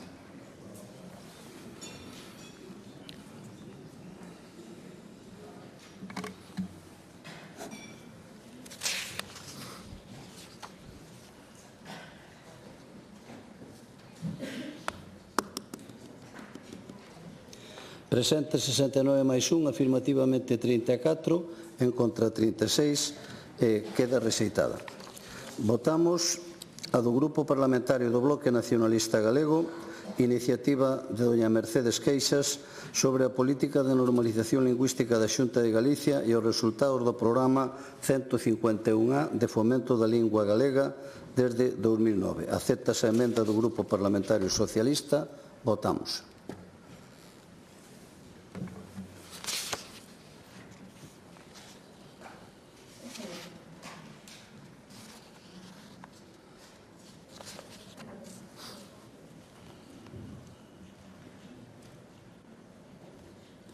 Presente 69 máis 1, afirmativamente 34, en contra 36, queda rexeitada. E, por último, votamos a do Grupo Parlamentario Socialista, iniciativa de doña Silvia Longueira, sobre a planificación dos vindeiros 10 anos que leva a cabo a Xunta de Galicia en materia de cuidados e servicios sociais. Non se acepta a emenda do Grupo Parlamentario Popular e acéptase, como comentamos antes, a do Grupo Parlamentario do Bloque Nacionalista Galego como engádega. Votamos.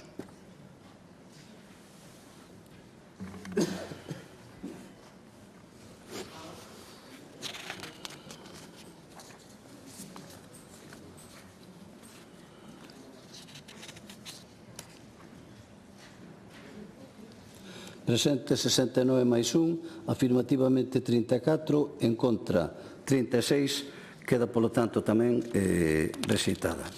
Remataron aquí as votacións e das mocións e continuamos co punto cuarto, que é proposicións non de lei, neste caso do Grupo Parlamentario Popular, iniciativa de don José Luís Ferro, sobre a demanda que a Xunta de Galicia debe dirixir ao Goberno Central co fin de que lle transfira a totalidade dos fondos solicitados no marco do PERTE Nova Economía da Lingua. A esta proposición non de lei presentouse unha emenda do Grupo dúas emendas do Grupo Parlamentario Socialista, unha de modificación e outra de engádega. Para formular a proposición non de lei, ten a palabra o señor Ferro. Moitas gracias, presidente, de novo. Boa tarde, señorías. Debatemos unha iniciativa que vai moito máis alá dunha cuestión orzamentaria. Falamos do futuro do galego na economía digital, na intelixencia artificial e no ecosistema tecnolóxico que está a definir o século XXI.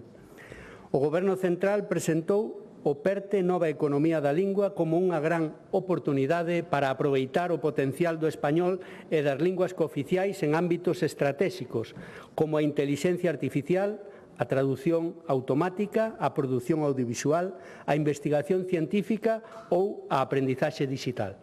Anunciáronse 1.100 millóns de euros de investimento público para mobilizar outros 1.000 millóns privados. Unha aposta ambiciosa, unha oportunidade histórica e un compromiso explícito coas linguas cooficiais. Pero, señorías, os compromisos non se miden polas roldas de prensa, mídense polos feitos, e os feitos son claros. A Xunta de Galicia, en colaboración coa Universidade Santiago Apóstol, coa Universidade de Santiago de Compostela, Perdón polo lapsus, é que, como xa estamos na Cuaresma, estamos xa preparando as procesións e as manifestacións religiosas, por suposto, manifestacións religiosas de Semana Santa. Bueno, o que ia, a Xunta, en colaboración ca USC, moito mellor así, puxo en marcha o proxecto NOS, unha iniciativa rigorosa, solvente e estratégica para situar o galego na economía digital. Un proxecto cun orzamento de 15 millóns de euros e capacidade para mobilizar o triple, 45 millóns de euros. Un proxecto para dotar o galego de recursos lingüísticos, modelos de intelixencia artificial e ferramentas de procesamento da linguaxe natural. Un proxecto para que o galego non quede fora da revolución tecnolóxica. Unha iniciativa que traballa en incorporar o galego ás novas linguaxes digitais que permitirán a interacción en lingua galega entre as persoas usuarias e os dispositivos tecnolóxicos. A evolución deste proxecto respecto ás tecnoloxías favorecerá que a traducción e o uso das linguas cooficiais en todo tipo de institucións e foros poida ser posible en igualdade de condicións coas grandes linguas, polo que moitas das diferencias hoxe existentes, como pode ser o uso das linguas no Congreso, no Senado, na Unión Europea, na Xustiza, a sanidade, as discapacidades e a educación, poida supoñer un punto de avance importante e tamén o final de moitas diferenzas sobre o emprego ou o custo destas medidas que se están poñendo enriba da mesa e sobre as que o Partido Popular non mostra a súa disconformidade, senón que se cuestiona, igual que dende outros moitos foros, o elevadísimo custo destas medidas cando eses fondos son altamente e importantes e necesarios para as comunidades autónomas que temos linguas cooficiais. O Goberno central respondeu ao proxecto NOS da Xunta de Galicia. Respondeu con menos de 5 millóns de euros. Ese non era o compromiso público coas linguas cooficiais que prometera o Goberno central.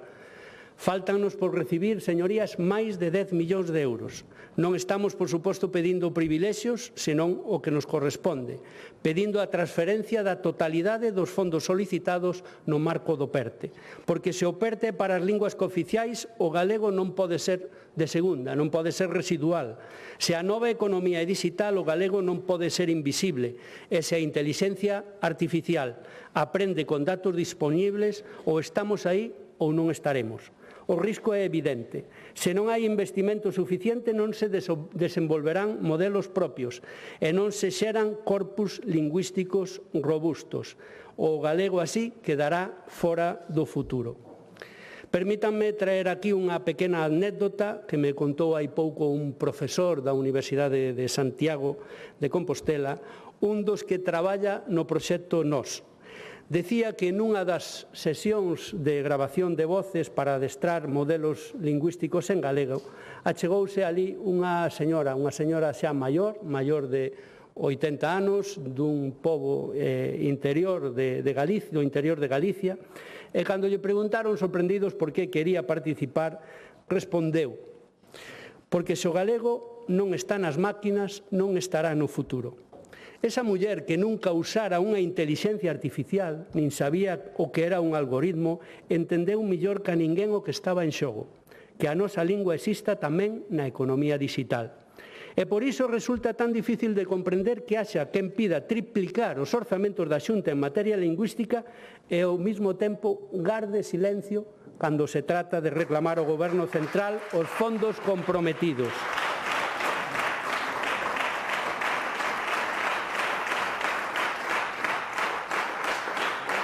Esa señora, sí, a de antes, a mesma, sabía que o futuro da lingua depende de facer o que toca. E nós, dende o Partido Popular, tamén o sabemos. Por iso, esta iniciativa non é unha confrontación institucional, é unha reclamación lexítima. É defender que Galicia reciba o que lle corresponde, defender que o galego teña igualdade de oportunidades e defender que o talento das nosas universidades e centros de investigación non quede limitado por unha insuficiencia de financiación. Se realmente non estamos pedindo máis que ninguén, estamos pedindo o anunciado, o comprometido e o que creemos que é necesario. E ademais hai un elemento temporal clave, e sábeno. O programa ALIA remata xa neste ano, no 2026. O financiamento ten, polo tanto, unha xanela concreta. A oportunidade, polo tanto, non é indefinida. Ou actuamos agora ou chegaremos tarde. E chegar tarde na revolución tecnolóxica é quedar atrás durante décadas. Esta Cámara ten hoxe a oportunidade de falar cunha soa voz, non en clave partidista, porque defender o proxecto NOS é defender o galego. Eu sei que vostedes tamén lle queren o galego. Mencionaban antes e lembraban a Alonso Montero. Eu tamén o coñecín e, Coincidín con el moitas veces cando estaba na alcaldía de Celanova, era un asiduo visitante de Celanova, tiña moitos vínculos con Curros Enríquez, fixera a súa tesis de Curros Enríquez, e, bueno, chegamos a ter bastante relación. E lembraba tamén aquelas palabras que lles dedicou a vostedes de que eran como aquelas nais, que querían tanto aos nenos que os apretaban tanto que os abafaban. Eso é o que fan vostedes co galego.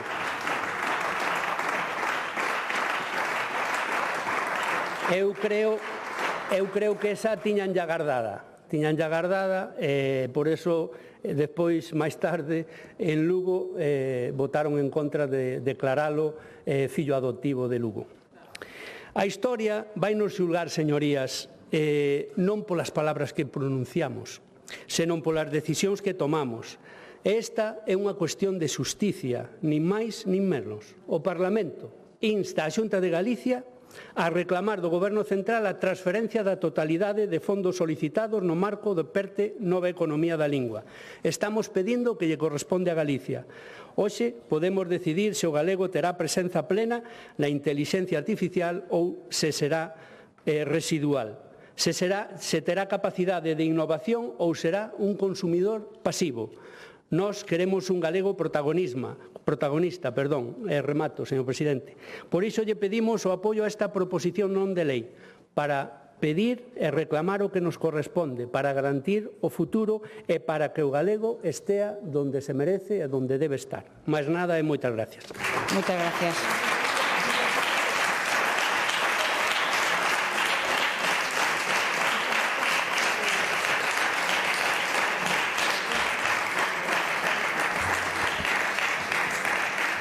Quenda do Grupo Parlamentario Socialista, señora Longueira.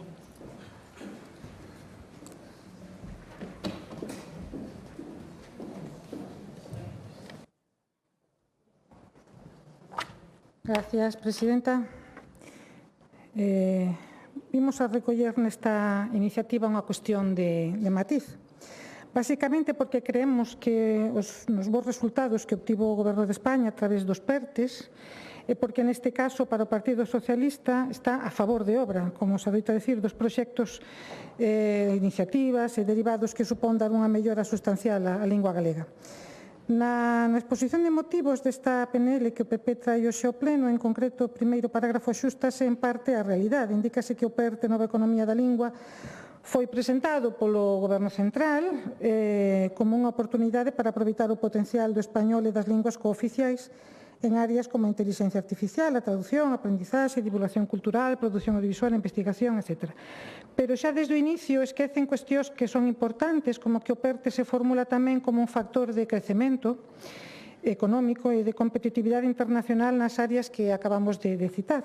E se seguimos lendo, afírmase que para iso se anunciou un orzamento de 1.100 millóns de euros de investimento público co obxectivo de mobilizar outros 1.000 millóns de investimento privado. E o verbo que emprega o PP nesta iniciativa non é, entendemos nós, como máis axeitado, porque este PERTE conta cun orzamento de 1.100 millóns de euros. E a diferencia é clara. Si está dotado de orzamento fronte a moitos outros anuncios do PP que logo quedan niso en meros anuncios. Pero este sí que estaba dotado. Antes de avanzar, creo que é preciso que lembremos que este proxecto estratégico se estructura en torno a 6 principios que son chave. Primeiro, o carácter integrado á colaboración público-privada, da que xa falamos indirectamente ao facer referencia aos millóns de investimento público-privado, a vertebración territorial, o panhispanismo, a participación das PEMES startups, a digitalización integradora baseada no humanismo tecnolóxico e a igualdade, por suposto, de xénero.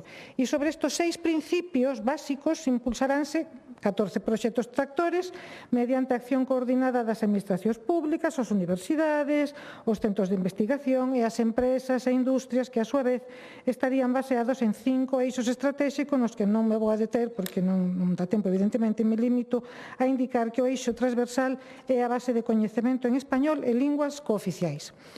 E é aquí onde encaixa o proxecto NOS, do que tamén fala a iniciativa, que pretende crear os recursos digitais e lingüísticos necesarios para facilitar o desenvolvemento de aplicacións baseadas na inteligencia artificial e nas tecnoloxías da linguaxe, tales como asistentes de voz, tradutores automáticos ou axentes de conversación en galego.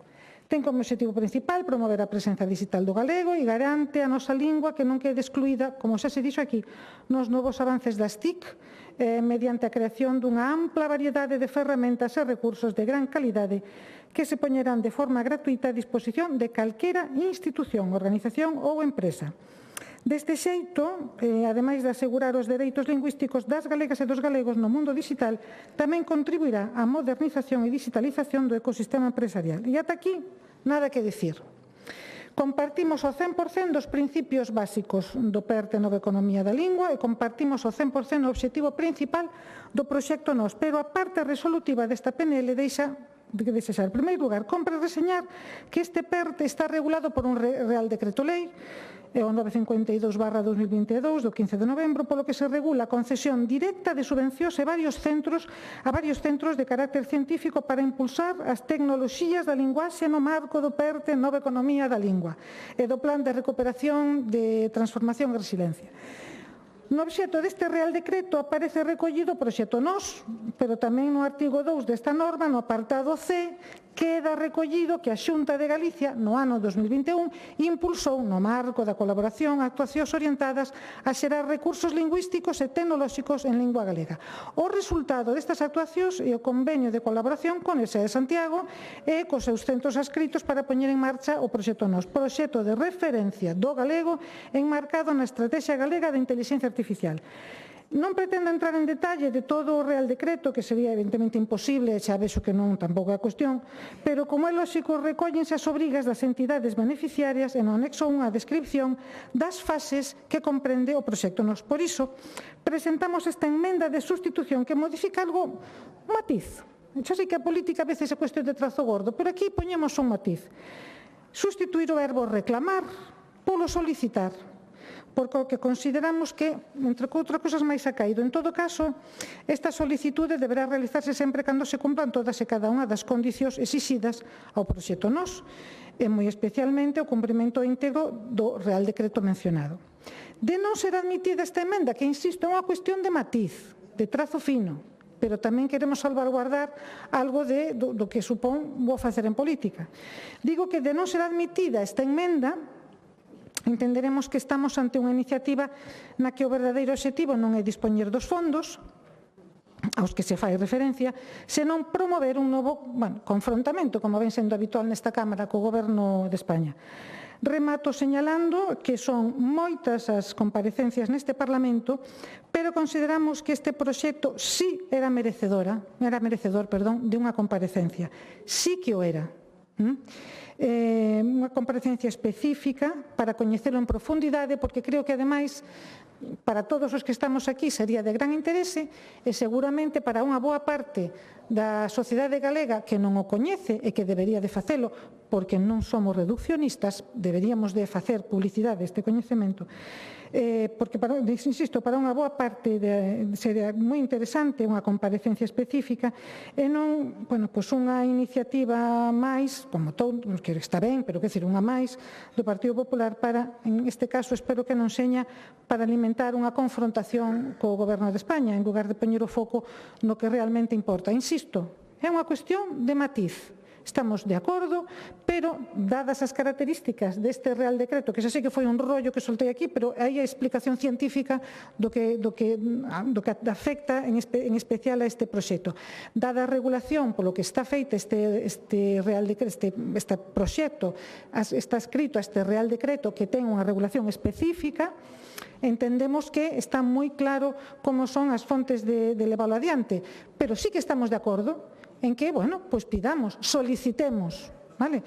Porque entre solicitar e reclamar, pois hai unha cuestión, hasta poderíamos decir, de diplomacia política, pero sobre todo hai unha cuestión moi puntual onde nos dice se estamos, como decía ao inicio desta intervención, a favor de obra ou, pois eso, o que xa dixemos aquí máis dunha vez, a favor dun reduccionismo que eu espero que non seña así, vindo sobre todo de usted, señor Ferro, que sabe que teño moita estima. Moitísimas gracias.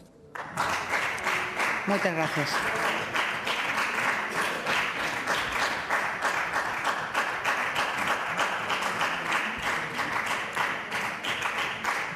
Quenda do Grupo Parlamentario do Bloque Nacionalista Galego, señor Castro.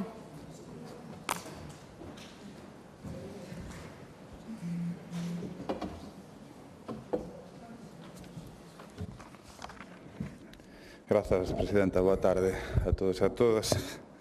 A verdade, a mí dá un pouco a risa porque é bastante ridículo. Ahora parece que hai un problema co nome das rúas. La Virgen. ¿Dónde está ese PP que cada 2 por 3 falaba de las familias, las necesidades de la familia, lo que digan las familias? Ahora un AMPA pide que cambien un nome e isto xa é bolxevismo. Eu creo que ten un problema ahora cas AMPAs porque ahora estánlle dicindo pois que se lle cae un teito do CEIP, pois haberá que amañalo ou diñe que non hai profesores, entón claro, xa lles caen peor un pouco a das AMPAs, pero eu creo que detrás de todo hai un pouco esta concepción de que a liberdade acaba onde dio PP. E a liberdade é isto, ata aquí. É un pouco a mentalidade de la calle es mía. E co nome das rúas, pois igual. Entón, pois herdamos estas cousas. Pero, bueno, máis aló destas anécdotas. Eu estou encantado de poder falar, de financiamento de políticas de normalización lingüística neste Parlamento. E encantado de dicirlle ao Goberno de Estado que isto non vale. Que esta cantidade que vai ata agora que non vale. Hai que chegar aos 15 millóns, sen dúda. Sen dúbida. Isto non vale porque estamos a vivir, xa se dixo aquí, un momento chave en materia de digitalización das nosas vidas en xeral, en a cal o galego ten que estar presente en todo momento, en todas as plataformas, en todos os dispositivos. Sobre todo, porque ademais afectalle dun xeito moito máis directo, pois a un espectro poboacional que menos fala galego e que ten menor capacidade para falar en galego como é a mocidade deste país. E é unha consecuencia directa, ademais, das políticas lingüísticas do seu goberno, avaliado científicamente, ojo, por múltiples, non as vou dicir todas, institucións do noso país. Así que vale, veña, vamos deixalo claro, o Bloque Nacionalista Galego sempre estará a favor de todas aquelas iniciativas que contribúan no plano xeral á normalización do noso idioma. Sempre, veñan de onde veñan, e por iso vamos votar a favor desta iniciativa. Xa está, non pasa nada, eses 15 millóns de euros teñen que chegar, dixe así e punto. Non hai sectarismo aquí como noutros lares. Pero hai que poñerlle contexto, porque as medidas que se propoñen hai que poñerlle un pouco de contexto. E estamos falando de política lingüística e de diñeiro. E como xa se dixo moitas veces, política lingüística, xa hasta un se aburre de dicilo, pero as competencias exclusivas en política lingüística son da Xunta de Galiza. Agora é sempre. Eu sei que por vostedes lanzábalas ao aire e que as collese o primeiro que lle chegase as maus, pero son da Xunta de Galiza a toda agora e así seguirá sendo. E outro tema, que pasa co proxecto Nós? Porque, en cifras, vamos camiño en marzo de facer 5 anos que andamos con isto, co proxecto Nós. A Xunta leva posto 620.000 euros exactamente. E o Estado, dun xeito totalmente insuficiente, leva posto 3,4 billóns de euros. Así que tamén, cada quen que mire para o seu. Pero gustaríame preguntar tamén que se ten algunha teima a Xunta co proxecto Nós. Porque, por exemplo, no ano pasado, nos orzamentos da Xunta de Galicia puxaron un texto superbonito de que ian colaborar cas universidades, a importancia do galego no eido digital, etcétera, etcétera, pero ao final, cantidade 0 euros. Redondo, consignado, 0 euros. Este ano volveron poñerlle un texto precioso. Cantidade consignada de euros, 0. E as cousas adoitan facerse con boa vontade, evidentemente, con vontade política, pero con cartos, sobre todo nos orzamentos da Xunta de Galicia. Toda agora, 0 euros. E hai que ser moi duros co Goberno Central, 100% de acordo máis nesta materia. Pero eu xa me pregunto en alto, se temos que ser en materia de política lingüística duros co Goberno Central, que temos que facer ca Xunta de Galicia? Que teremos que facer ca Xunta de Galicia? Porque hai exemplos, e hai exemplos neste propio Estado. Hai pouco deronlle ao Goberno Vasco o Goberno Estatal 5 millóns de euros neste contexto, non? Que fixo o Goberno Vasco? Dixo, ok, fago algo con isto? Non. Puxo 5,5 millóns de euros máis. E a Xunta leva posto 620.000 euros en 5 anos. E aí van un pouco as diferencias. E logo xa non nos vayamos aos orzamentos propios das comunidades autónomas porque dá un pouco a risa. E non sei xa se dicilo en alto, que sei que non lles importa moito, pero... Levan vanagloriándose meses de que subiron 1 millón de euros os orzamentos de política lingüística para chegar, ojo, a la cifra increíble meteórica de 13 millóns de euros. 13 millóns de euros, estábamos no 2009 orzando máis de 20 millóns de euros. E isto é todo un éxito, chegar aos 13 millóns de euros. Que fai Euskadi con medio millón de habitantes menos? 93,5 millóns de euros o ano pasado orzados. É que a comparación resístese pouco, 8 veces máis.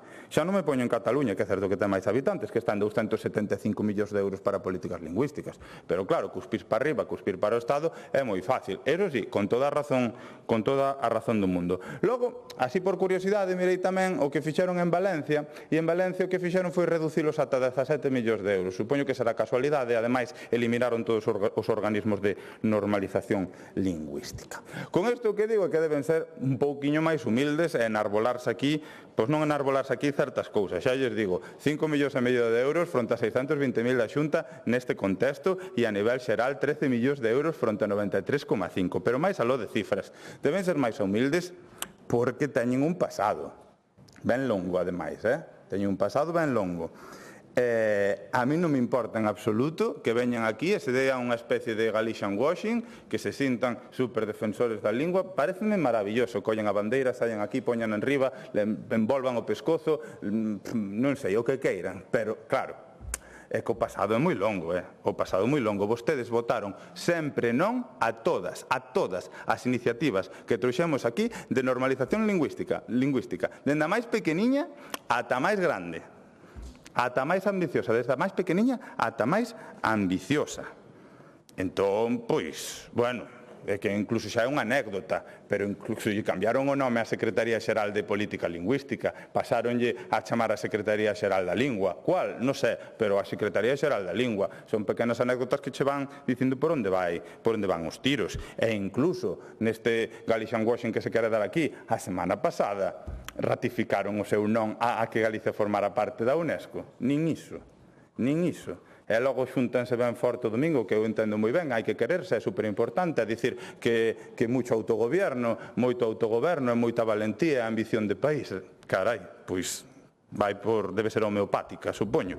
Pero miren, ao que estamos, no tema do que estamos, porque isto é importante. Eu hoxe, por poñer un exemplo, para buscar certos datos, empreguei o chat GPT, porque che pon as fontes e é moito máis rápido. E fixeno en galego, e recibín a información en galego. E podo recibir en galego grazas ao proxecto NOS, porque senón non a podería recibir en galego, porque OpenAI non poñería un peso, e a xunta xa non digo nada, non poñería un peso para fornecer desa posibilidade, dese dereito, a xente de poder consultar a súa plataforma en galego. E por iso, como estamos falando de pantallas, de digital, onde está a xente, sobre todo a xente máis moza, que ao mellor non escoita unha palabra de galego e sobre todo non o sabe falar un terzo dos menores de 15 anos, pois por iso é onde ten que estar. O que non entendo é que se estamos aquí sentíndonos os máis defensores da lingua galega, non entendo como logo se traemos aquí que as redes sociais podan estar na nosa lingua, votan non. Sinceramente, non entendo. Non entendo porque se reclamamos poder ser atendidos e atendidas sempre en galego, se así o desexamos, na sanidade pública, votan non.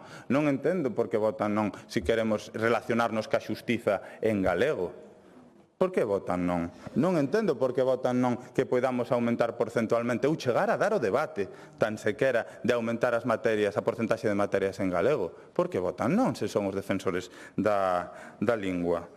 Eu podería empregar mis frases, pero voulle dicir unha que lle dixeron perfectamente no Consello da Cultura Galega. Miren, señorías do PP, xa non cremos nos Reis Magos, xa non cremos nos Reis Magos, pode entrar aquí o que queiran, sabemos perfectamente que é para chocar co Estado. Neste caso coincidimos totalmente, porque é certo, e porque fan falta eses 15 millóns de euros, pero enganan a quen queiran enganar. Ese sectarismo que teñen o BNG, sinceramente, non lle importa, porque aquí non nos importa, porque aquí traballamos para poder falar e empregar a nosa lingua en todos os contextos. E danos igual quen a promova e de onde veña a proposta. Nós non somos o PP, a nós móvennos os dereitos, aí a outra xente pois móvenlles as dereitas. Moitas gracias.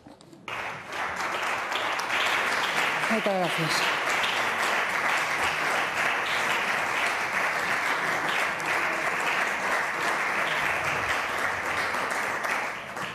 Peche do autor da proposición non de lei, señor Ferro.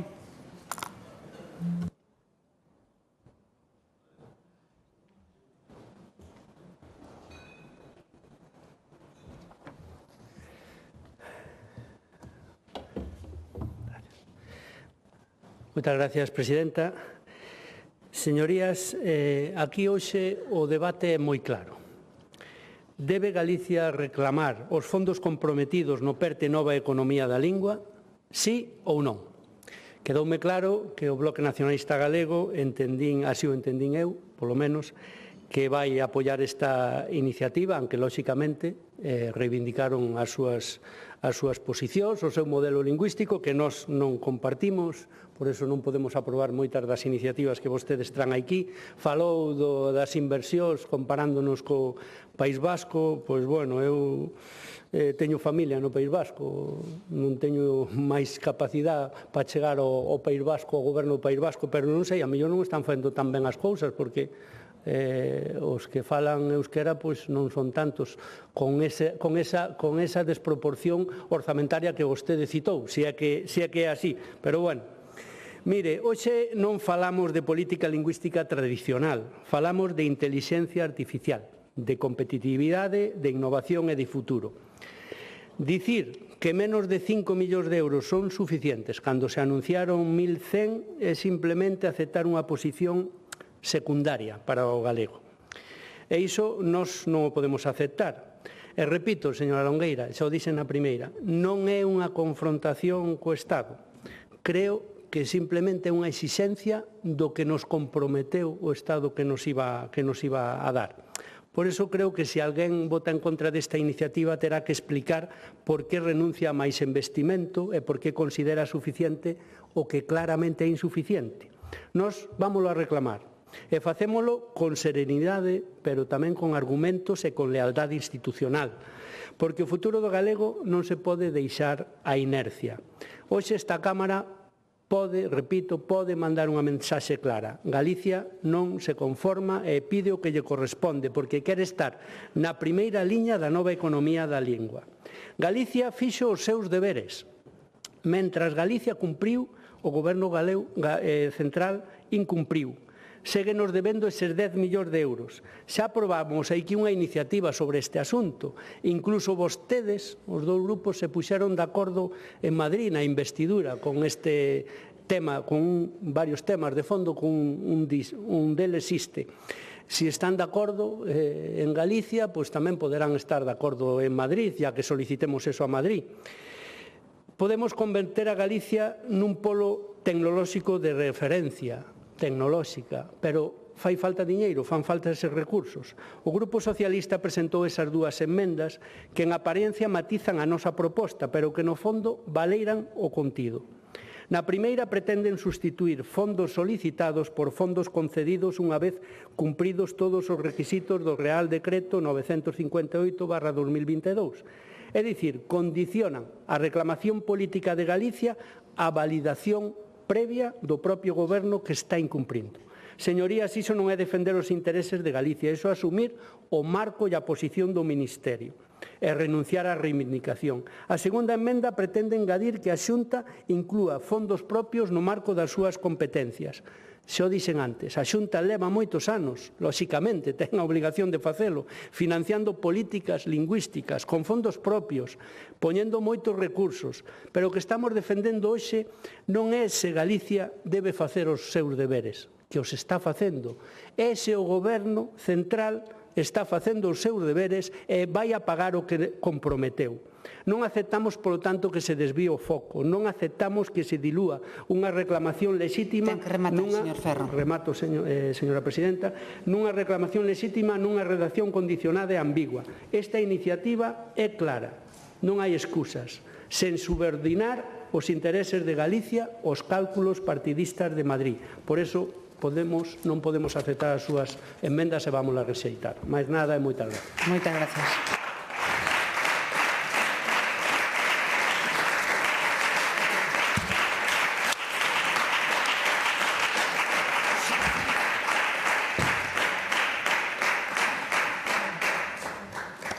Continuamos coas proposicións non de lei, neste caso do Grupo Parlamentario do Bloque Nacionalista Galego, por iniciativa da dona María Cristina Fernández e dona Ariadna Fernández, sobre as medidas que debe levar a cabo a Xunta de Galicia para mellorar a situación do alumnado con necesidades educativas especiais. A esta proposición non de lei presentouse unha emenda do Grupo Parlamentario Popular e para defender a iniciativa ten a palabra dona Cristina Fernández. Boas tardes a todas e a todos.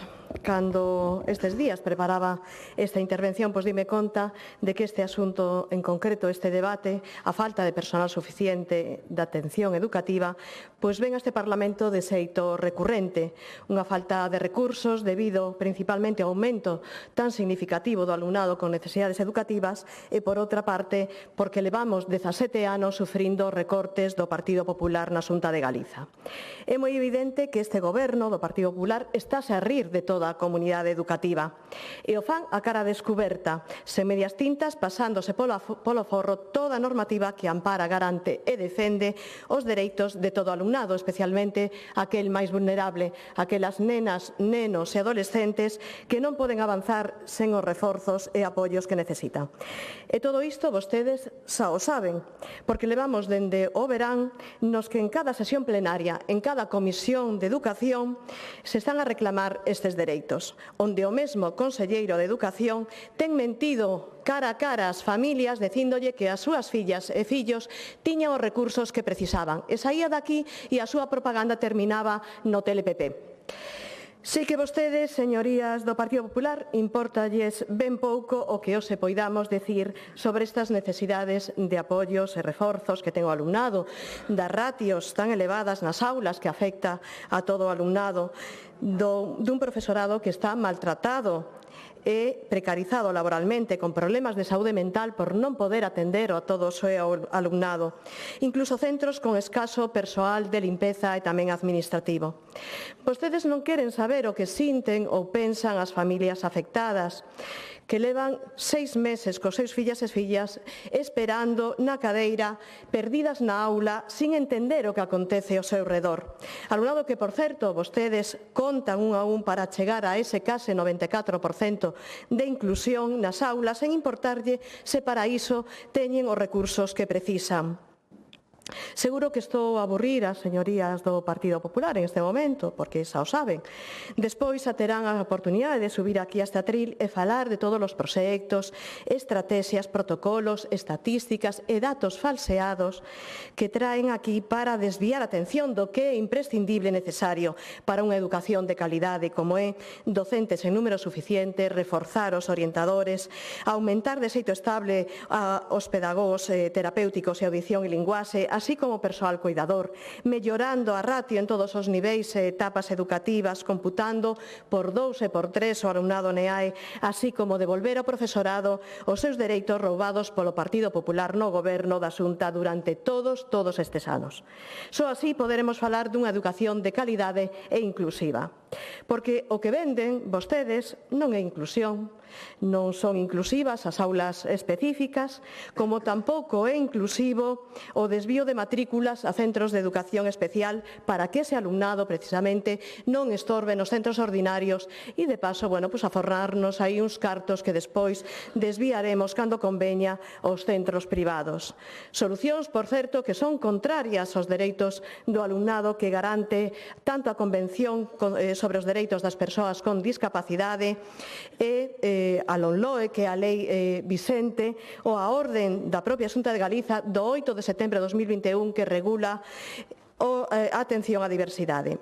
Esa nos contarán que isto vai de cadros de persoal, de catálogos docentes que vostedes non actualizaron, por certo, en 17 anos, ou de xestión de recursos limitados. Pero agora tamén din que se trata de que os apoios e reforzos que son necesarios non fai falta que os impartan os especialistas, tamén poden facelos o resto do profesorado.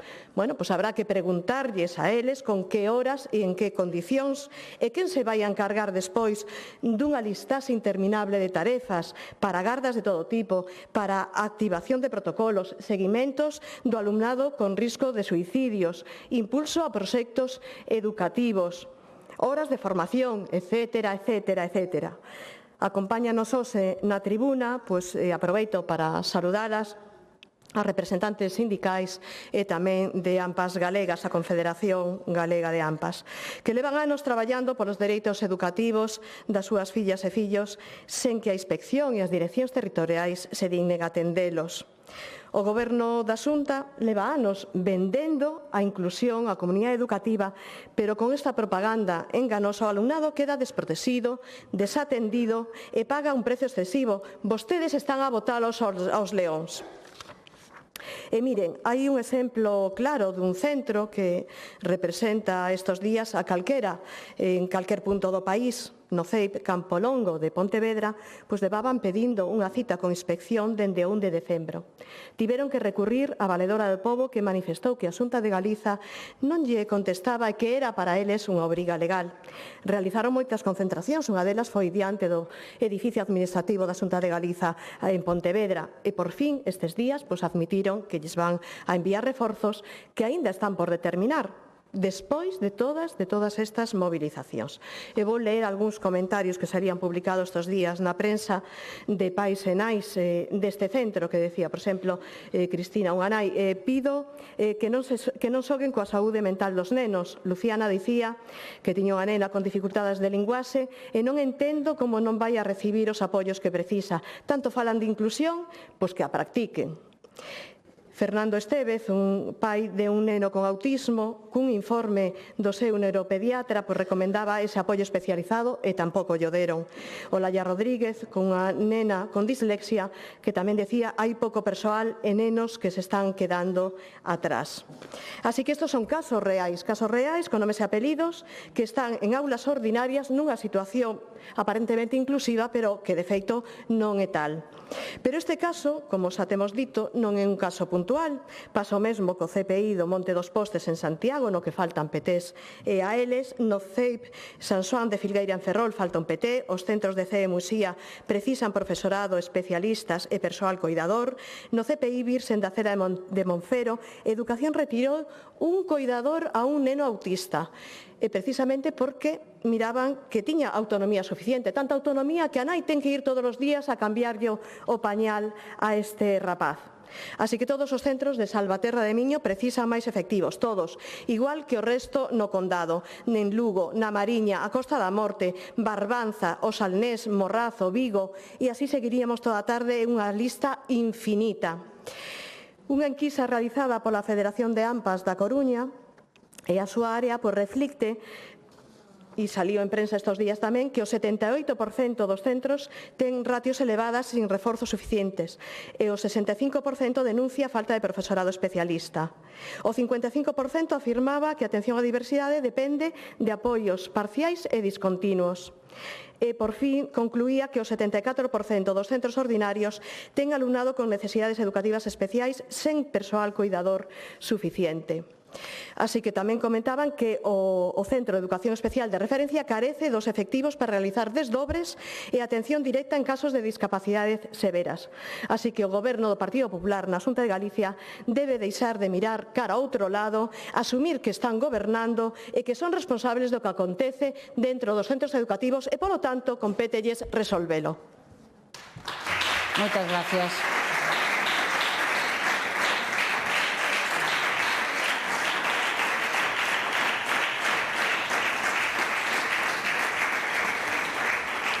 Quenda do Grupo Parlamentario Popular, señor Santamaría.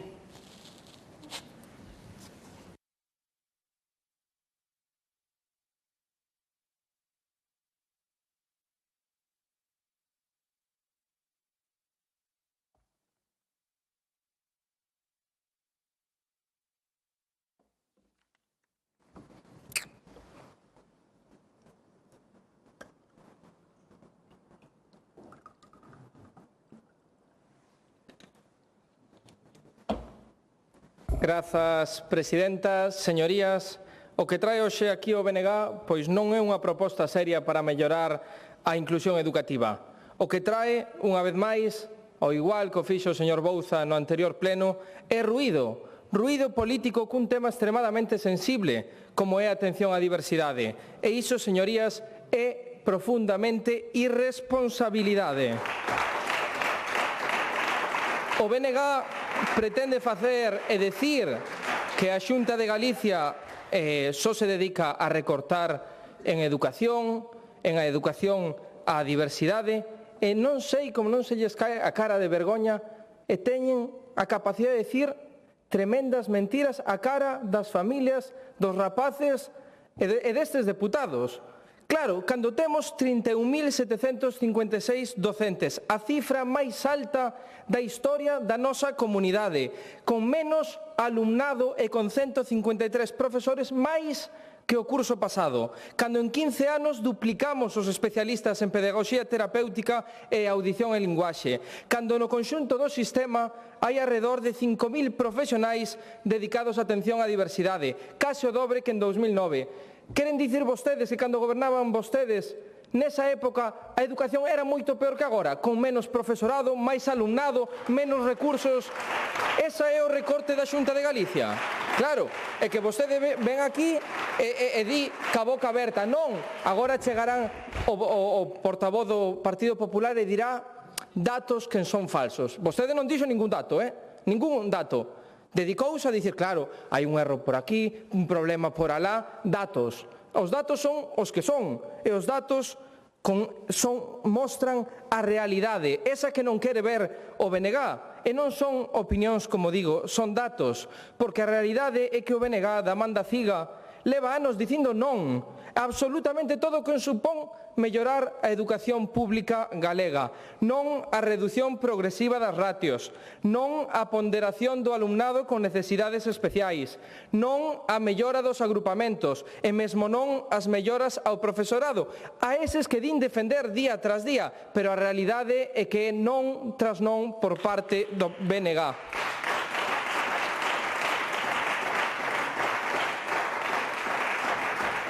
Señorías, Galicia é hoxe a comunidade máis inclusiva de España, e iso din os datos.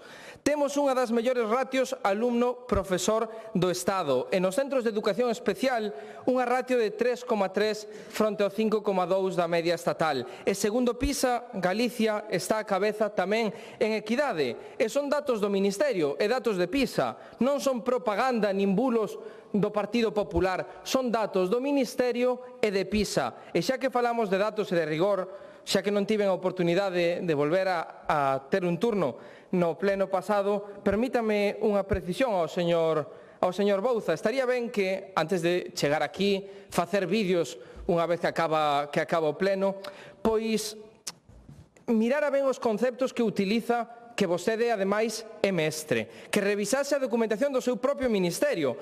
Inclusión e integración, estamos de acordo en que son conceptos diferentes, pero vostede creo que non comprende que é cada un. Vostede pediu aquí máis integración en menos inclusión. A inclusión, señor Bouza, é un paso máis que a integración, é adaptar o sistema para que todo alumnado non é coller a un neno, metelo nun aula e xa está. Eso é a integración que vostede defende. A inclusión que defende a Xunta de Galicia é dotar a ese alumnado de recursos, de docentes e de material necesario para estar realmente incluído na aula, non integrado como vostede defende. E ten aí o vídeo para revisalo, Non sei se despois o borrarán ou non, eu espero que sí, porque o que están é a enganar a xente, e espero que rectifique e pida desculpas, xa que ten o seguinte turno.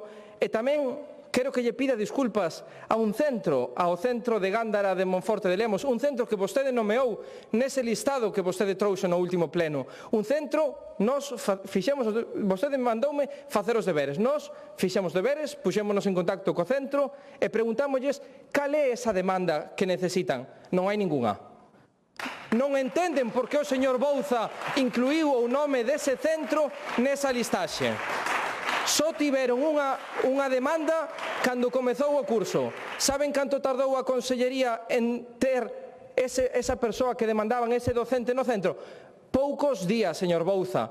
Non sei porque vostede, nin o centro sabe por que vostede nomea nese listado. Que pasa? É mentira. Claro, o rigor do señor Bouza, eu entendo que vostede últimamente está con moito traballo, non? 40 iniciativas ao día, contando festivos, contando fins de semana, 5.900 iniciativas en poucos meses que leva vostede aquí. Non sei como o seu equipo non ten... Que ven o señor Bouza e estamos temblando porque 5.900 iniciativas, 5.900 iniciativas. Moitos de vostedes preguntaránse que pasa, o señor Bouza non durme, non come, non ten vida privada, que va? Non. O señor Bouza saben o que pasa? Saben o que fai o señor Bouza?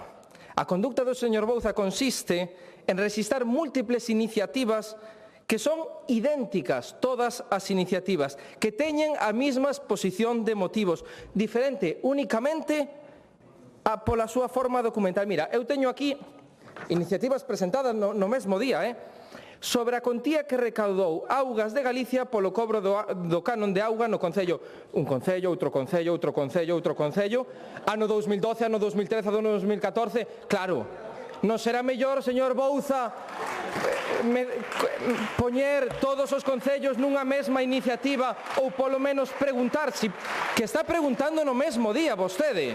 Pode preguntar nunha mesma iniciativa por esa contía do ano 2012, 2013, 2014, pero claro, queda mellor dicir que presenta 40 iniciativas ao día, 5.900 iniciativas, así co peito ben grande, Así chega vostede e di 5.900 iniciativas, Non sei que opina o seu compañero Fon, que só presentou 90, Claro, eso non é traballar. En 5 meses chegou o señor Bouza e capitalizou aquí o Parlamento de Galicia.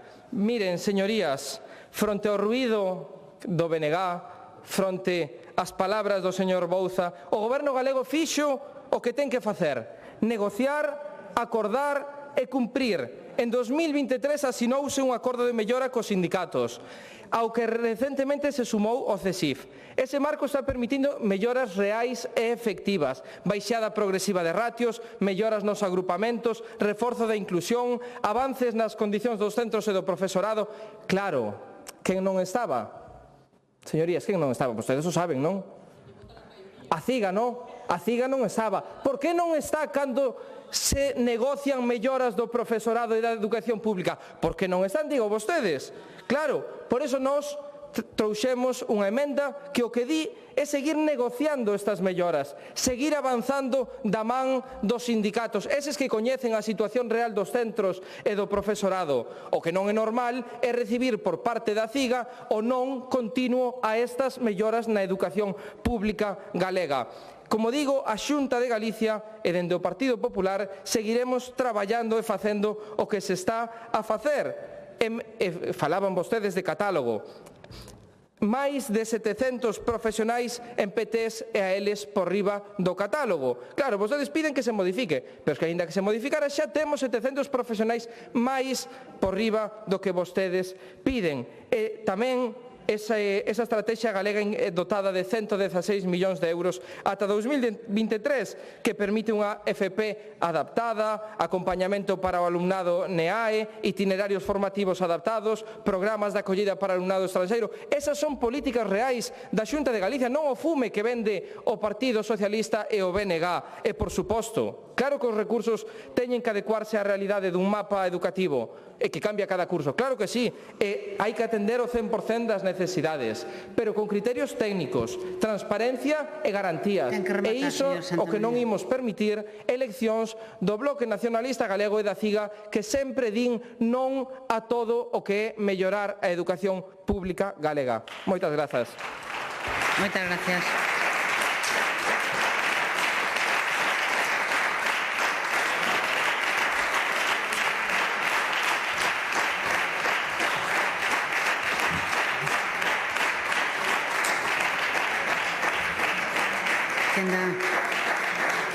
Do Grupo Socialista, señor Bouza.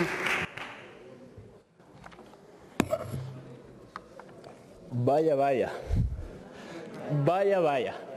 Non sabía que hoxe debatíamos sobre o ego danado dun deputado do Partido Popular nesta Cámara, pero encantado de poder facelo, señor Santamaría. Porque, mire, voulle explicar unha cousiña. Vostede, como non rexistrou aínda ningunha iniciativa para poder saber o que responde ou non a Xunta de Galicia, sabe por que o Grupo Parlamentario Socialista tivo que facer e preguntar iso individualmente por cada ano de Augas de Galicia? Porque Augas de Galicia non contestou ao primeiro requerimento que fixemos de anos agrupados, que lle dean ben os datos, señor Santamaría. Por iso, dentro das capacidades que ten este deputado e dentro das funcións lexítimas que ten un deputado, que fai é preguntar. Vostede é o que ten que explicar xustamente cal é a súa función nesta Cámara, aparte de vir aquí a facer gala do que fai ou non fai a Xunta de Galicia. Polo tanto, a ver, cando veñamos aquí a dar leccións, porque foi vostede o que veu a tachar ao Grupo Socialista de non traballar. E ao final saiu trasquilado. Por qué? Porque o seu ego foi danado polas iniciativas que tiña registradas nesta Cámara. Eu aquí nesta tribuna non falei das que eu levaba registradas. Pode revisar o vídeo, eu non falei das que eu levaba. Eu puxen de manifesto as que vostede estaba para criticar o traballo do resto de grupos. E aí está o diario de sesións para retractalo. Pero eu vou a centrarme no debate que hoxe nos ocupa, porque o BNG trasladaba un tema importantísimo e non o ego dun deputado do Partido Popular. Imos a falar realmente das cuestións importantes, porque rirse aquí das cuestións que realmente reclama a comunidade educativa é o que ten a ben o Partido Popular. E ten a ben porque eu quero saudar aos representantes da comunidade educativa, que son os que están ali a pé do cañón, defendendo realmente os intereses do sistema educativo público de Galicia. Claro que sí. E aparte se ven aquí a decir, no, é que hai 5.000 profesores máis, haberá que darlle as gracias á Xunta de Galicia. E mire, señor Santamaría, tome nota tamén disto. Sabe por que non temos os datos? Porque a Xunta de Galicia non nos contesta para saber o número de profesorado que houve no 2009, no 2010, no 2011, no 2012, 13, 14, 15, e farémolo tamén individualmente. Por qué? Porque a Xunta de Galicia non responde. Esa é ao que vostede debería estar aquí reclamando, que a Xunta de Galicia lle facilite aos deputados desta Cámara, os representantes do pobo galego, como vostede, que os colleron para representar ao pobo galego e non para vir aquí a descalificar ao resto de deputados por facer o seu traballo. Facemos preguntas para que se nos responda e non que nos responda a Xunta de Galicia fagan a conta. Iso é o que responde a Xunta de Galicia nas súas respostas, ou enviarnos ligazóns para que o resto de deputados vexamos o que xa escoitamos na comisión. Esa é a realidade. Polo tanto, nos preguntamos cales son eses profesorados que houbo e cal é o número de alumnado con necesidades educativas no ano 2009 e no 2026. A que hai máis do dobre? Vostede ten os datos? Ten os datos vostede? Seguramente non será por presentalo por o artigo 9, pero se ten os datos, facilíteos aquí nesta Cámara. Enteos na presidenta deste Parlamento para poder coñecer o resto, porque nós, polo menos, non os temos, porque os pedimos e non se nos facilitaron. E tampouco están publicados. Publiquen vostedes eses datos e falamos con datos. Eses sí son datos. Por certo, señor Santamaría, ao mellor non llo comentaron, pero os datos que publica o Ministerio son facilitados pola Xunta de Galicia. O 93% do que vostede se refire é unha publicación da Xunta de Galicia e aí está referenciado no propio Ministerio, di fonte Xunta de Galicia, e que hai que ler os informes completos, non soamente falar do que nos di a Consellería.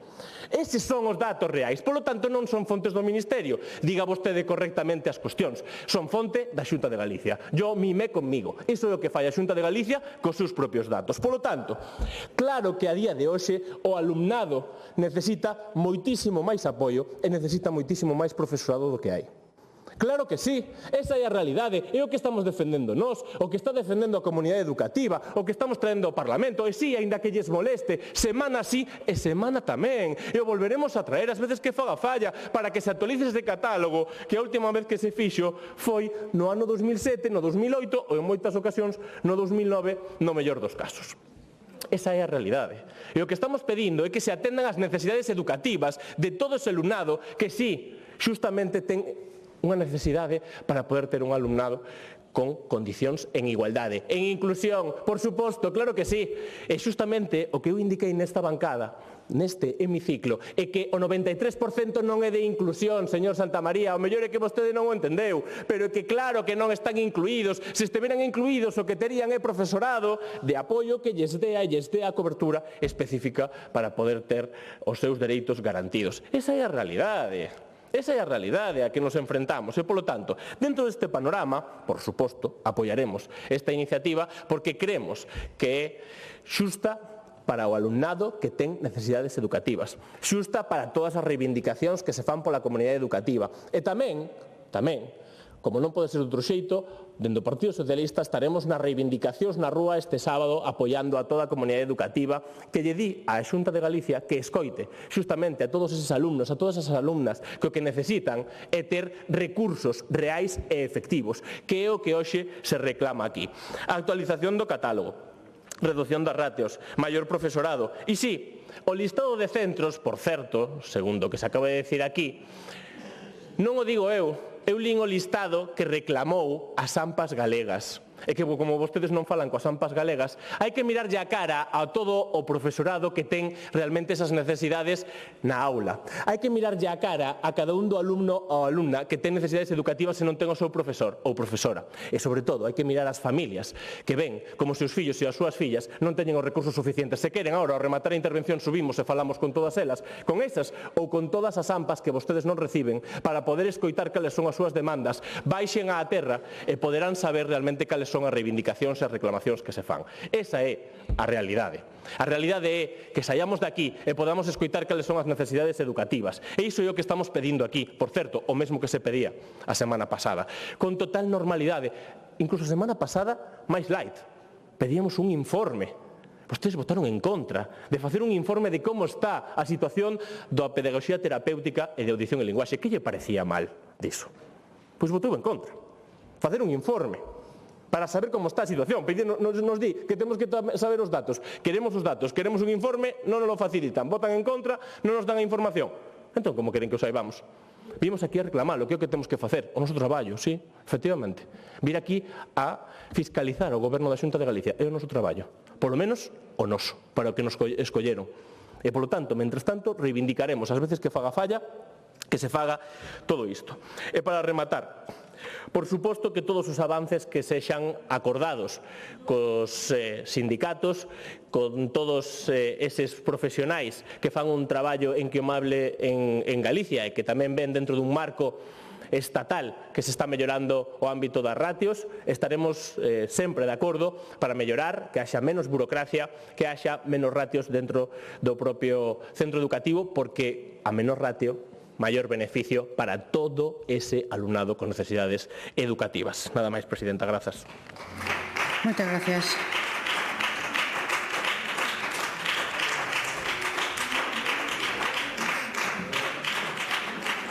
Turno de peche para a autora da iniciativa.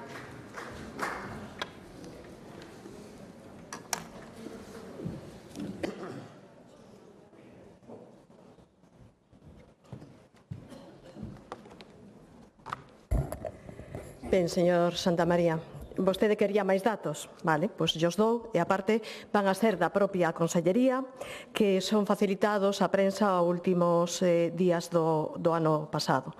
O alumnado NEAE aumentou un 15% entre curso 22-23 e o 23-24. O alumnado NEE de necesidades educativas especiais nun 12%, que pasa un 47% se collemos os datos do ano anterior, do 21-22. Polo tanto, dende o ano 2021, o NEE pasou de 9.181 nenos a 13.517 e o NEAE de 15.873 a 28.148. E o alumnado estranxeiro duplicouse dende 2009, que pasou de 6.746 a 13.517 no ano 2023. Eses son os datos, debería sabelos vostede. Parece que se aburría antes, pero en cambio ahora espabilou. Vaya, moi ben. Ben, neste contexto, pues, a Consellería, dende logo, debería valorar e actualizar ese catálogo que leva, por certo, certo, 17 anos desactualizado, que vostedes non fixeron nada para actualizalo, e nada ten que ver a situación educativa naquel momento coa que temos agora, e, polo tanto, tampouco a situación de atención específica é exactamente a mesma. Por outra banda, a normativa actual está ben clara.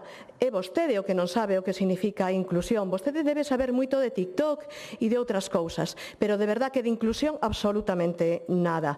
Os alumnos deben ter unha atención personalizada, individualizada e estable, segundo os seus informes médicos ou de orientación. Eso é a inclusión, dentro de aulas ordinarias. E cando non teñen eses apoios e reforzos, non é unha inclusión real.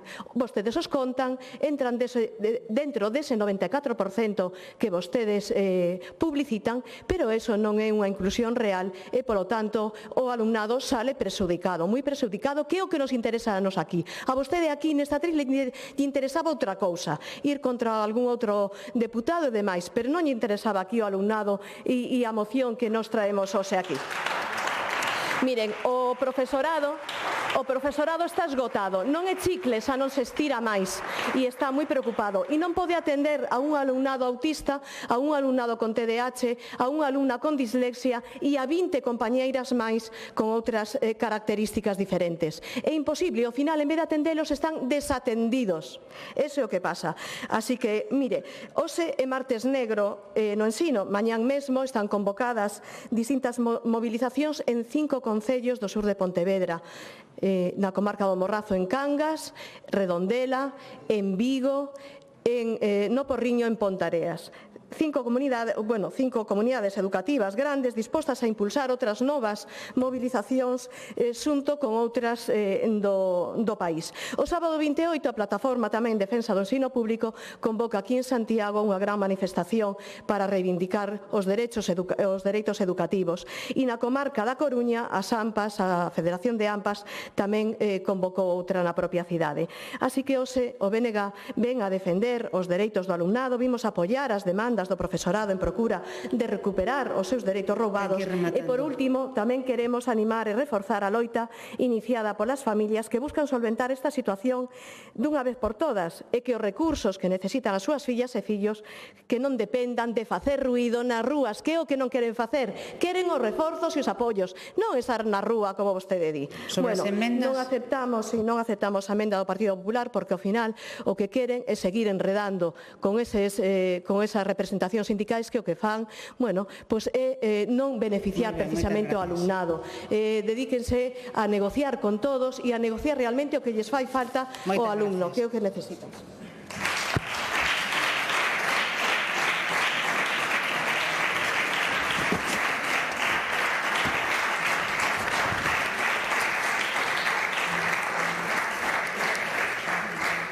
Continuamos coa iniciativa a proposición non de lei do Grupo Parlamentario do Bloque Nacionalista Galego de dona Rosana Pérez Fernández e 5 deputados e deputadas máis sobre as medidas e a postura que debe adoptar a Xunta de Galicia respecto da expansión da enerxía eólica mariña en Galicia.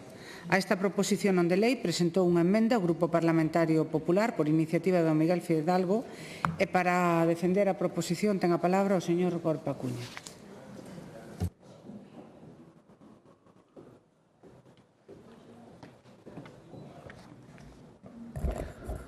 Grazas, presidenta. Boa tarde, señorías. Vamos falar de eólica mariña e Galiza e hoxe, como vostedes sabrán, a primeira potencia pesqueira do Estado, unha das primeiras da Unión Europea, con unha flota de perto 4.200 embarcacións que representan alrededor da metade da flota de todo o Estado español, cunhas 11.000 persoas embarcadas. En pesca extractiva, máis de 50.000 empregos, que sumamos marisqueo, industria transformadora, comercialización e servicios asociados. O conxunto da economía do mar, pesca, marisqueo e transformación, achega alrededor do 5% do Produto Interior Bruto de Galiza, con preto dun 5,5% do valor engadido bruto, moi por enriba da media europea, e é o cuarto sector en exportación do país. E, ao mesmo tempo, Galiza é xa hoxe unha potencia en enerxía eléctrica, como ven sendo nas últimas décadas. Segundo os propios datos do Estado e da Xunta de Galiza, o noso país cumpre de feito os 5 grandes obxectivos do Plan Nacional Integrado de Enerxía e Clima, se ben é certo que algún con unha pequena trampa, como é o de reducións de emisións respecto do ano de referencia. Pero si cumplimos en porcentaxe de renovables no consumo final, en mellora da eficiencia enerxética, é algo moi curioso que superemos o 100% da electricidade renovable no consumo interior. Para isto, os datos da rede eléctrica de España son moi claros. Nos 5 últimos anos, Galiza exportou 42.216 gigavatios hora. Unha media de 8.433 gigavatios hora ano. E imos darlle unha dimensión real a estas cifras, porque moitas veces falamos de que somos excedentarios en enerxía eléctrica, en torno a un 40%. De feito, estes últimos 5 anos aos que me refiro, fomos un 35,43%. Entón, vamos a poñer algo máis tangible, algo para que nos demos conta de que estamos falando. E para poñer estas cifras en perspectiva, vamos a hacer un exercicio de comparación. Vamos a comparalo con algo que teñen vostedes moi recente, que é a compra do Parque Eólico Mondigo por parte de Recursos de Galicia, Parque Eólico Mondigo situado na Mariña Lucense. Según os datos públicos, ese parque xera unha media de 131 gigavatios hora ano. Ben, por certo, un parque que costou menos de 28 millóns de euros a súa construción e que Recursos de Galicia pagou 75 millóns. Vamos, o negocio do século, señorías, o negocio do século.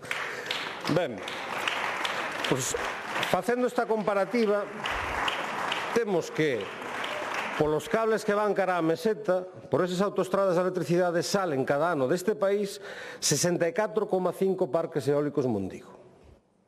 64,5 parques eólicos Mondigo.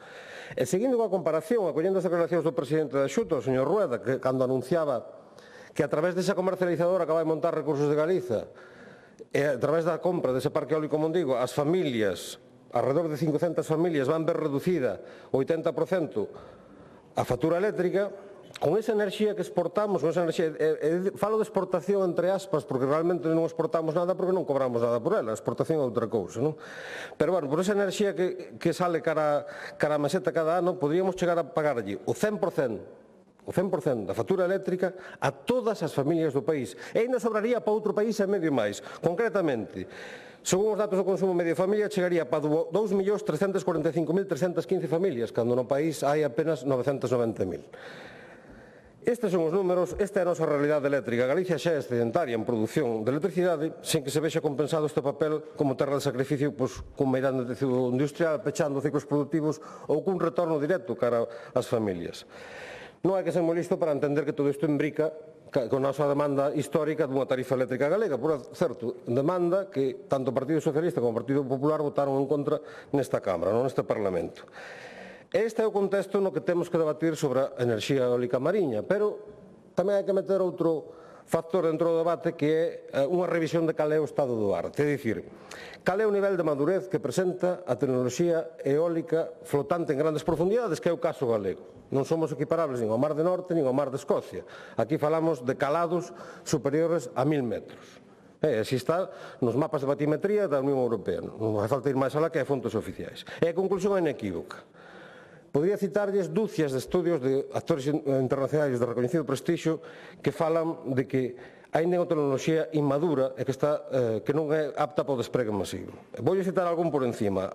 O IRENA, a Axencia Internacional de Enerxías Renovables, no seu informe sobre eólica flotante de 2025, fala de que a competitividade económica desta tecnoloxía está máis aló do 2035. É un dato que non deberíamos deixar de lado.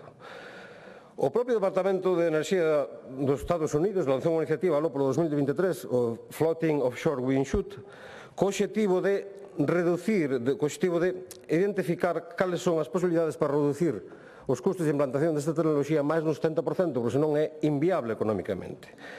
E mesmo o Tribunal de Contas Europeo, no seu informe de 2023 sobre enerxías renovables, fala que a enerxía flotante en grandes calados está en fase precomercial, que non existen máis que unhas dúcias de megavatios flotantes en Europa que non pasan de 120 metros de calado. E que hai certos retos que todavía faltan por revisar e superar, como son os fondeos, como son os cables dinámicos de alta tensión e a avaliación de riscos en fondos profundos. E incluso a Axencia Internacional de Enerxía segue colocando prioridades moi claras para o desenrolo da enerxía eólica mariña en grandes profundidades, como, por exemplo, os impactos que teñen no aterraxe a terra das súas infraestructuras de evacuación. Por lo tanto, pretender converter hoxe o noso mar nun mar de sacrificio para unha proba a gran escala dunha tecnoloxía que un dos principais organismos internacionais aínda sitúan en fase de desenrolo, en fase de aprendizaxe, é canto menos profundamente imprudente. E neste contexto chega a revisión dos planes de ordenación do espacio marítimo, o que lle chaman os POEM de segundo ciclo. E na documentación que nos achega o Ministerio de Miteco, temos o documento inicial estratégico que, de entrada, hai dúas cousas nese documento que, ao noso entender, son gravísimas. Por un lado, recoñecen a inmadurez desta tecnoloxía, a falta de aprendizaxe de tecnoloxía, pero, por outro lado, falan de que a información sobre a afección á actividade pesqueira nas zonas de alto potencial eólico é inexistente ou incompleta. E a pesar disto, o Goberno español insiste en acelerar a implantación eólica mariña nas zonas que, no caso galego, coinciden de cheo con caladoiros. E ahora mesmo sabemos, a través dun estudio do CSIC, do Instituto Español de Oceanografía, de que nun escenario de ocupación desas zonas as capturas podían caer un 4%. Unhas 5.000 toneladas anuais, o que faría unha perda de máis de 11 millóns de euros, e hai que ter en conta que neste estudio non entra a foto artesanal, non entran os buques con menos de 12 metros de eslora. En este escenario temos a Conselleira de Industria que sale públicamente a decir isto de que Galicia aspira a ser un referente na eólica mariña e que o mar galego ten que ser o primeiro en recibir estes proxectos. E que contesta a Conselleira do Mar? Cal é a resposta da Conselleira do Mar ante estas declaracións? Non sabemos. Non di nada a señora Villaverde. E cabe sinalar que o propio Goberno galego, por boca do seu director xeral de Enerxía e Minas, recoñece que dentro do Observatorio de Eólica Mariña de Galiza hai disensións, hai posturas encontradas entre a industria eólica e a industria do mar. E a pesar diso, piden ser os primeiros en someter os nosos caladoiros a unha carreira de poxas deseñada polo Estado e polas eléctricas. E isto é o que hoxe queremos poñer en riba da mesa. 4 cuestións moi básicas. A primeira, instar ao Goberno galego a rexeitar as declaracións do seu titular de Industria, a que desautoricen esas declaracións imprudentes da señora de Lorenzana. Segundo, que nas consideracións que a Xunta emita ao Ministerio de Transformación Ecolóxica no marco das consultas previas exixa calquera revisión dos POEM ou das poxas conte previamente con informes científicos sobre o impacto nos ecosistemas mariños e con avaliacións socioeconómicas para Galiza. Terceiro, que se exixe que o Goberno do Estado que desista de calquera ampliación das zonas para a eólica mariña en Galicia, desista tamén de convocar ninguna poxa mentre non existe esta información e conclusións fundamentadas científicamente. E cuarto, que o Goberno galego apoie expresamente as reivindicacións da Plataforma de Defensa dos Ecosistemas Mariños. En definitiva, señorías, isto non é un debate nin sobre renovables, nin sobre eólica mariña así, nin non, vou rematando, señora Presidenta, senón que é un debate sobre manter a biodiversidade da nosa costa, sobre non poñer en risco o 5% do noso Produto Interior Bruto, de máis de 50.000 empregos, e o futuro da toda a costa galega por un negocio que, ademais, Galicia non precisa para descarbonizarse, como acaba de quedar claro cos datos que se acabo de dicir, nin sequera para garantizar o suministro eléctrico a novos investimentos. Galicia non pode ser unha terra de sacrificio, non pode contar cun mar de sacrificio tamén. Galicia precisa seguir sendo país de portos vivos e con mar de futuro. Nada máis e moitas grazas. Moitas gracias.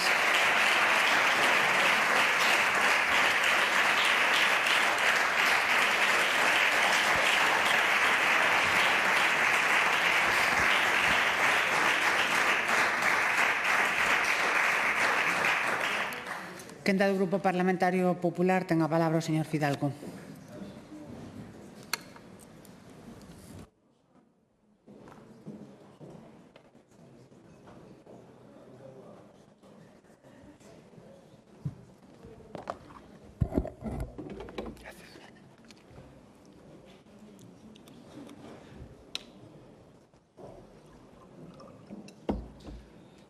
Gracias, señora presidenta. Boas tardes. O Bloque Negacionista Galego, os que non queren industria en Galicia, os que están máis preocupados polos peixes que polos pescadores, presenta unha iniciativa sobre o desenvolvemento da eólica mariña en Galicia. Por iso, o primeiro que compre dicir é que estamos ante un exercicio máis de demagoxia, de contradicción e de hipocresía política.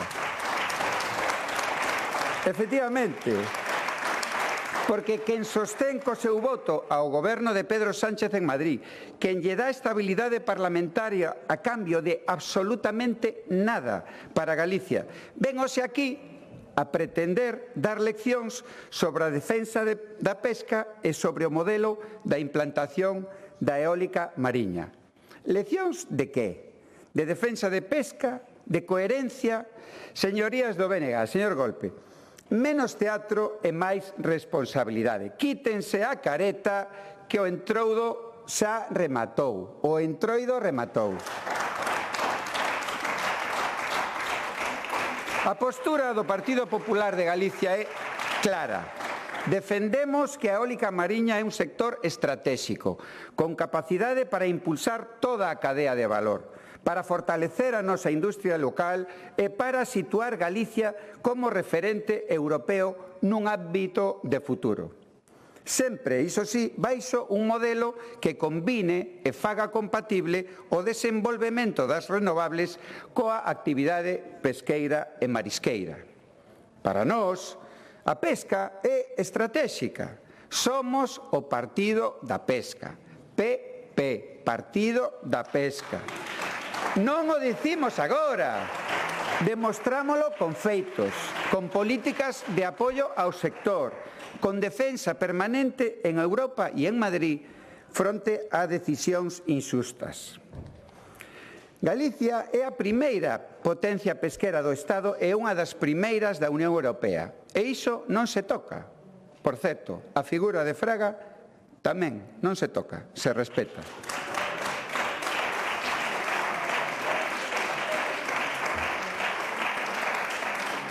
Agora ben, España acumula máis de 3 anos de atraso na folla de ruta da eólica mariña.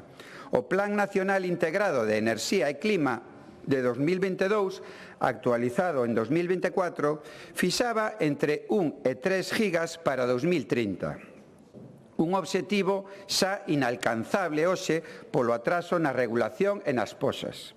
O Real Decreto 962/2024 deixou pendentes as ordes das posas e, tras máis de 15 meses, só temos unha consulta previa sen texto articulado, polo que as primeiras posas non se prevén antes de finais de 2026, aumentando a incerteza e o atraso. Fronte a isto, Galicia non se queda de brazos cruzados. O 13 de febreiro reuniuse o Observatorio da Eólica Mariña con participación tanto do sector industrial como do pesqueiro e se acordou que Galicia vai presentar achegas a consulta aberta polo Estado e que o fará desde o diálogo e o consenso. Esta consulta termina hoxe, como ben sabe, señor Golpe. Un órgano que representa opinións encontradas e diversas, foi quen, nese momento, de chegar a puntos de encontro. Porque a posición de Galicia, como decía, é clara. Sí a eólica mariña, pero con garantías. Sí ao desenvolvemento industrial, pero compatible coa pesca e con diálogo real cos profesionais do mar. E sí a transición enerxética, pero con planificación rigurosa e baseada en información técnica e científica.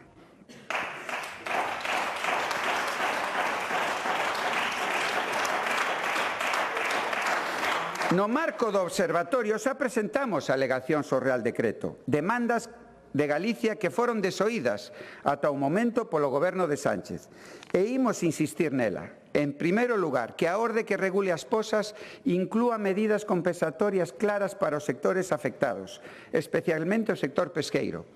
En segundo lugar, que os criterios non económicos teñan un peso decisivo na valoración dos proxectos.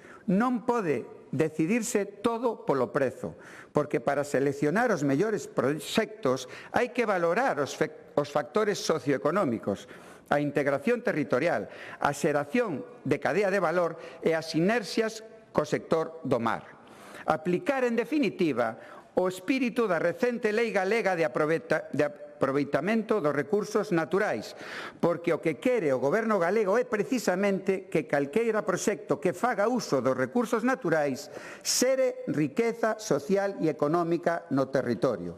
Por certo, o Tribunal Constitucional acaba de darlle razón a Galicia na repotenciación dos parques eólicos. Sí, señor Golpe, acaba de parar de suspender esa parálisis.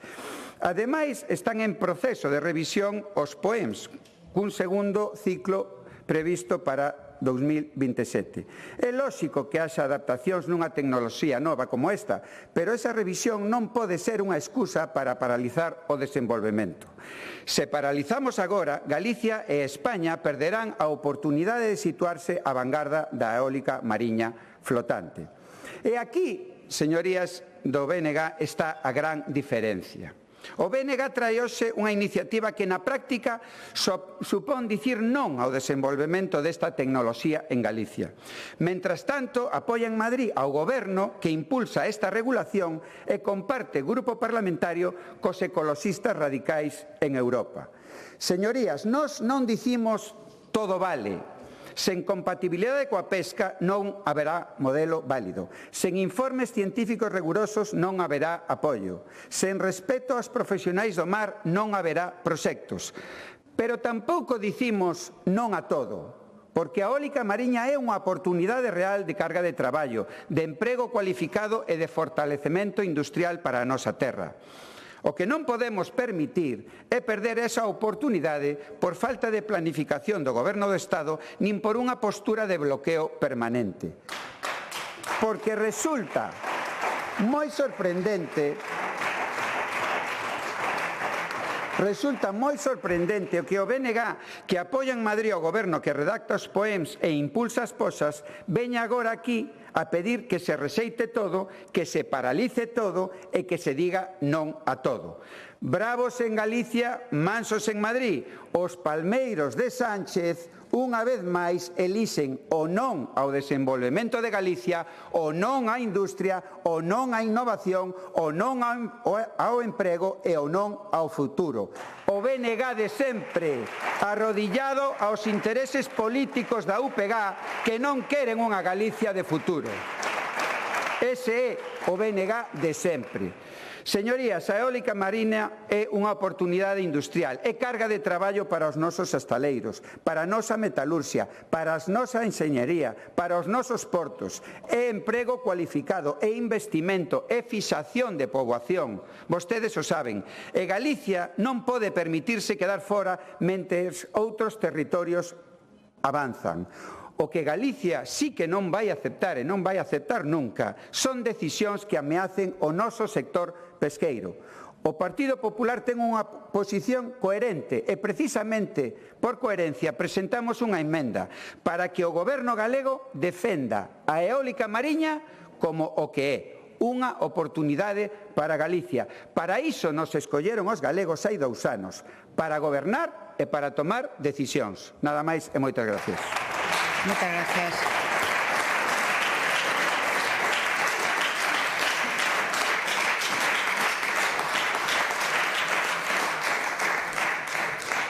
Quenda do Grupo Parlamentario Socialista, señora Iglesias.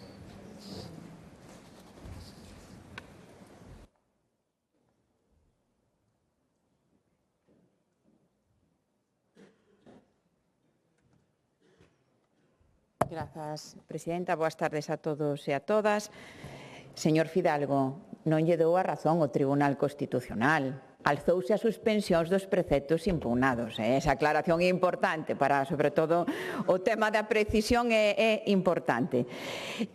Señorías, hoxe non estamos debatendo só sobre eólica mariña, estamos debatendo, pensamos as socialistas de Galicia, do país que queremos ser. Un país que mira cara adentro, un país que mira cara fora, con ambición. Un país no que se inculca a desconfianza e se rexeita de plano por sistema, ou un país que planifica, regula e que pode liderar 2 sectores estratégicos no noso país, como é a pesca, pero tamén a eólica mariña. Porque o que nos trae hoxe aquí o BNG é unha proposta que en esencia pide rexeitar de plano a eólica mariña no país. E nos dicimos non con claridade, señor Golpe, non ao rexeitamento dogmático a priori, non a política que só mira cara adentro e non a perder o tren da innovación, das renovables e, sobre todo, tamén de todas as sinerxias e as empresas auxiliares que se vai a crear alrededor da eólica mariña. E pedimos, evidentemente, coexistencia co sector pesqueiro, porque pode haber esa coexistencia e compatibilidade. Cal é a realidade xurídica e tamén a madurez da eólica offshore en España? Isto é importante porque debemos dar respostas claras aos galegos e ás galegas, sobre todo non insuflemos a desconfianza, porque sí. A primeira resposta clara que é moi importante é que houbo planificación na eólica mariña no Goberno de España. Houbo diálogo e houbo criterios técnicos e científicos. O Plan de Ordenación de Eólica Mariña, o POEN, foi aprobado polo Goberno de España en febreiro do 23, logo dun diálogo serio con sectores afectados, co rigor técnico e científico, no que se definiron 5 zonas de desenvolvemento eólico, as ZAPER, no que a nosa costa está incluída na zona noratlántica. É moi importante salientar que o POEN, o Plan de Ordenación de Recursos Mariños, foi avalado polo Tribunal Supremo, logo da demanda interposta pola Plataforma en Defensa da Pesca. Non é unha opinión política, é que xa dixo o Tribunal Supremo que non houbo arbitrariedade por parte do Goberno de España en esta planificación da eólica mariña. Tiveronse en conta informes científicos, avaliouse o impacto da pesca, houbo consulta cos sectores. Repetilo unha e outra vez non cambia os feitos. A segunda resposta que temos que darlle tamén aos galegos e as galegas é que hai unha folla de ruta definida claramente polo Goberno de España nun Real Decreto, que é o Real Decreto 962/2024, no que é importante salientar que se vai a establecer un procedimento de concurrencia competitiva, non como fai a Xunta, que dá os parques eólicos só con autorización e temos un cauce eólico 90 parques suspendidos polo Tribunal Superior de Xustiza de Galicia. Vanse ter en conta criterios de impacto socioeconómico, creación de emprego, creación de empresas, sustentabilidade ambiental, monitoreo continuo sobre a pesca, viabilidade técnica e financiera, innovación tecnolóxica, a creación de ecosistemas industriais e sinerxias nas zonas onde saia a subasta. A terceira resposta é que os primeiros informes do Instituto Español Oceanográfico, do CSIC, como apuntou tamén o señor Golpe, sinalan, é verdad que o coñecemento actual, evidentemente non están instalados todavía a eólica mariña na nosa costa, o impacto pode ser baixo, moi baixo, menor a un 4%, compatible coa actividade pesqueira e a planificación e seguimento. É importante tamén incidir que neste informe de 188 páxinas establecese menos dun 4% de afectación á pesca coa hipótese de que se suprima o 100% na actividades das zonas afectadas. É dicir, que pode incluso ser menor porque hai compatibilidade de coexistencia da pesca coa eólica mariña flotante que se prevé na noso mar. Por tanto, con estas 3 respostas claras que vou darlle aos galegos e as galegas, por que o BNG trae esta proposta de rexeitamento de plano? Por que ignoramos a sentenza do Tribunal Supremo que di que a planificación foi correcta? Por que ignoramos os informes científicos e técnicos que temos en riba da mesa? Sustituímos datos por consignas. Para nós, esa ambivalencia amosa, e digo yo dende o cariño, señor Golpe, que sabe que lle teño incoherencia do BNG neste eido das renovables. O BNG di que non está en contra das renovables, seino, pero di que está a favor da transición ecolóxica, di que quere soberanía estratégica, pero cando chega a hora da verdade, de novo volvense situar detrás da pancarta e de plano din non a eólica mariña. Iso, señorías, é soprar e sorber o tempo. Non se pode dicir que queremos liderar a transición ecolóxica ao mesmo tempo bloquear un sector chamado a ser estratégico para Galicia. Non se pode dicir que queremos industria verde sostible cando realmente o que fai a verde a nosa industria é que exista enerxía renovable, que se poda nutrir esa industria.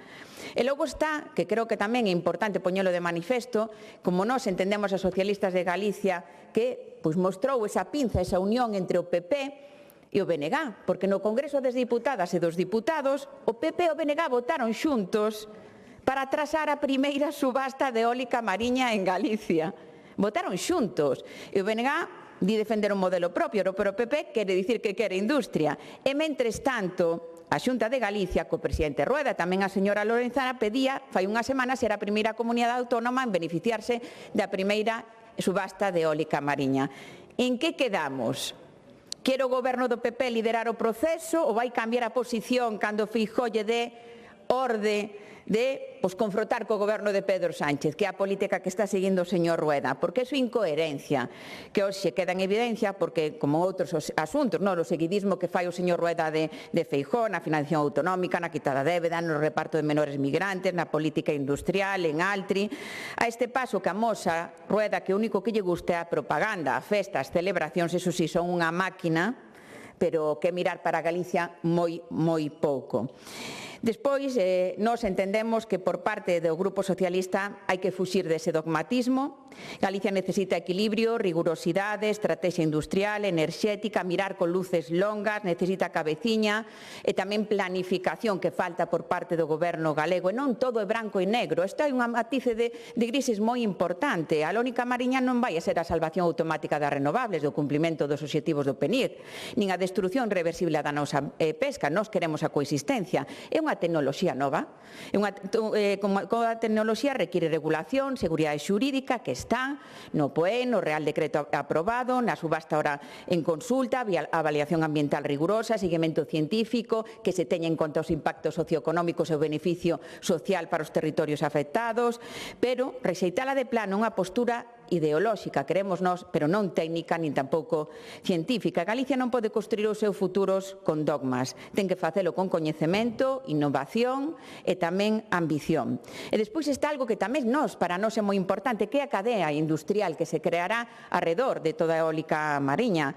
Fabricamos estruturas flotantes, fabricamos pezas para Mar do Norte, para Reino Unido, para Alemanha, para Países Baixos, temos os nosos asteleiros, Navantia, en Ferrol, que produce ferramentas evidentemente,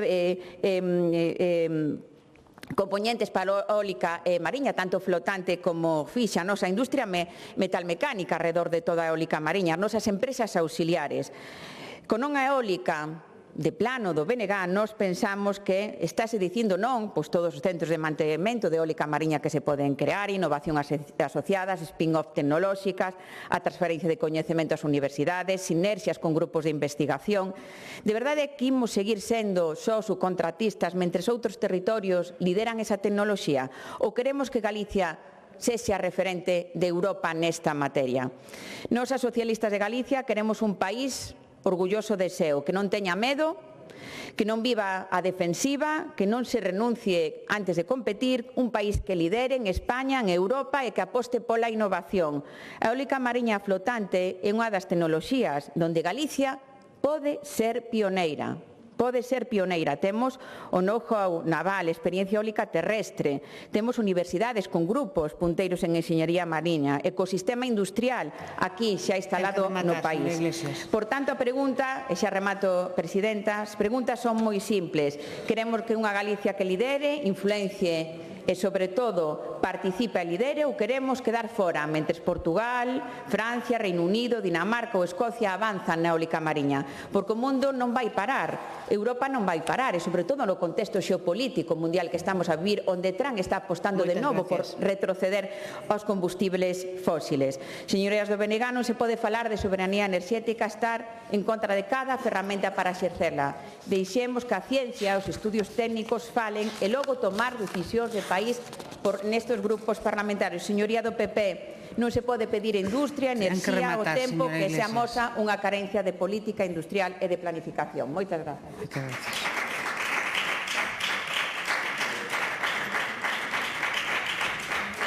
Turno de peche para o autor da proposición, señora Cuña.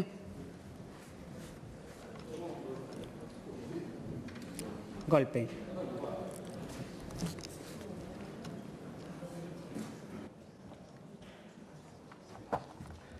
Grazas, Presidenta. Bueno, a ver por onde empezamos. Bloque negacionista galego. Pois sí, señor Fidalgo. Somos negacionistas, somos os de non. Somos os de non a idolatrar a ministros franquistas que asinaron sentenzas de morte. Somos os do non aos recortes do ensino, somos os do non á sanidade precaria, somos os do non a un servicio de asistencia no fogar sin financiamento. Somos os do non a unha industria de espolio extractiva, unha industria de enclave. Somos os do non a Altri non. E somos os do non a un goberno da Xunta vendido ao oligopolio eléctrico como modelo retratado naquel vergoñento abrazo do Obradoiro. Sí, señoría do PP, Partido da Pobreza. PP, Partido da Pobreza. Señora Iglesias, decía vostede que están os deberes feitos por parte do Estado, pero entón por que recoñece no documento inicial estratégico esa falta de documentación a respecto da afección á pesca e a afección á biodiversidade? Non só á pesca, senón a toda a biodiversidade. Esa é unha eiva moi grande. Un documento inicial estratégico que mete na mesma avaliación todas as zonas marítimas do país. Xa me dirá vostede cal é a homologación do Mediterráneo de Levante co Atlántico Galego ou co Cantábrico. Ningún. Esa seriedade, ese é o rigor que traballo a Miteco. Non podemos estar nese lado. Entendo a vostede. Era un pronunciar sobre a emenda do Partido Popular que, como non pode ser de outra maneira, está feita con moito tino. Piden vostedes defender que a eólica mariña sexa unha oportunidade para a comunidade autónoma, sempre baixo un prisma de desenvolvemento ordenado con máximo respeto ao medio mariño e as actividades existentes. Estamos de acordo, de feito, iso é o que pedimos nós tamén. Entón, votan a favor e asunto concluído. Pero logo siguen, nos seguintes puntos, e piden que a Xunta, nas consideracións que remita nas consultas previas ao Miteco, reclame que se promova a selección dos mellores proxectos. E aquí onde ven a amiga, non? Especifica que fundamentalmente ter conta factores socioeconómicos máis aló do prezo e, abro comillas, promover a aceptación social dos proxectos, pecho comillas. Ao tempo que se establecen garantías de compatibilidade ambiental. Ben, recoñecen claramente que existe un rexeitamento social e sectorial á enerxía eólica mariña flotante de gran calado. É curioso que lle pidan ao Ministerio de Transición Ecolóxica que sean eles quen actúen contra ese rexeitamento social. Parece que, logo do éxito que tiveron con Altri, teñen medo que a eólica mariña lles pase factura electoral e para iso que veña papá Estado a contarnos lo buena que é esta tecnología, lo bueno que é esta energía. Non? E finalmente demandan vostedes ao Goberno de España a apoderación dos factores socioeconómicos e a aprobación das sinerxias co sector pesqueiro por riba do precio económico. En serio? Que sinerxias? Voulle contar unha sinerxia. Nunha das visitas que fixemos a unha das cofradías de tantas que hai no país, non vou dicir cal é, o patrón maior decíanos ese proxecto que temos aí diante, no suposto que non estivese dentro dos nosos caladoiros, que está, pero no suposto que non estivese afectando directamente a dos dos caladoiros máis importantes que temos na zona de faenamento, simplemente co combustible que temos que gastar en rodear o polígono eólico para ir a faenar e volver a faenar, fai-nos inviable a nosa actividade. Esa é a sinerxia da que vostede me fala? En serio? Ese é o concepto que vostedes teñen da pesca deste país? En fin, en toda esa emenda non hai unha sola palabra sobre a protección á biodiversidade, sobre a protección da pesca. Isto é o que realmente a vostedes importa o sector primario deste país. Como dixen ao principio, non se trata de ir en contra da eólica mariña, porque creemos que todavía é unha tecnoloxía incipiente, unha tecnoloxía que ten que facer percorrido. E voulles contar outra anécdota. Estamos no 25, fai xustamente 20 anos eu asistí ao primer congreso sobre hidróxeno que se fixo neste país que organizou o Instituto Enerxético de Galiza, o INEGA, aquí en Compostela. Nese congreso poñíase de manifesto a importancia que iba a ter o hidróxeno renovable na cadea industrial e a cantidad de proxectos no mundo que iban a sair a raíz desta nova tecnoloxía. Ten que rematar, é dicir, a emenda. Cantos proxectos se vexen na Galiza? Cero. A eólica mariña está pasando exactamente igual. É o mesmo cliché. Vostedes empeñanse a sacar a bandeira de eólica mariña e que vengan, que vengan. Menos eólica e máis pesca. E a emenda, como non pode ser de outra maneira, non podemos aceptar. Nada máis. Moitas gracias.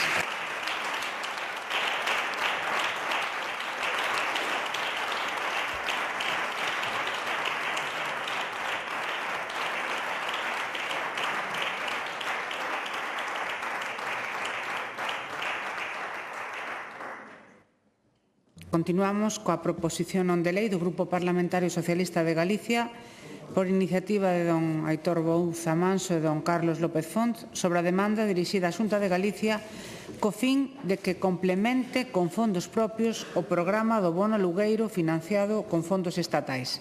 A esta iniciativa non se presentou ningunha emenda e para a súa defensa ten a palabra o señor Bouza.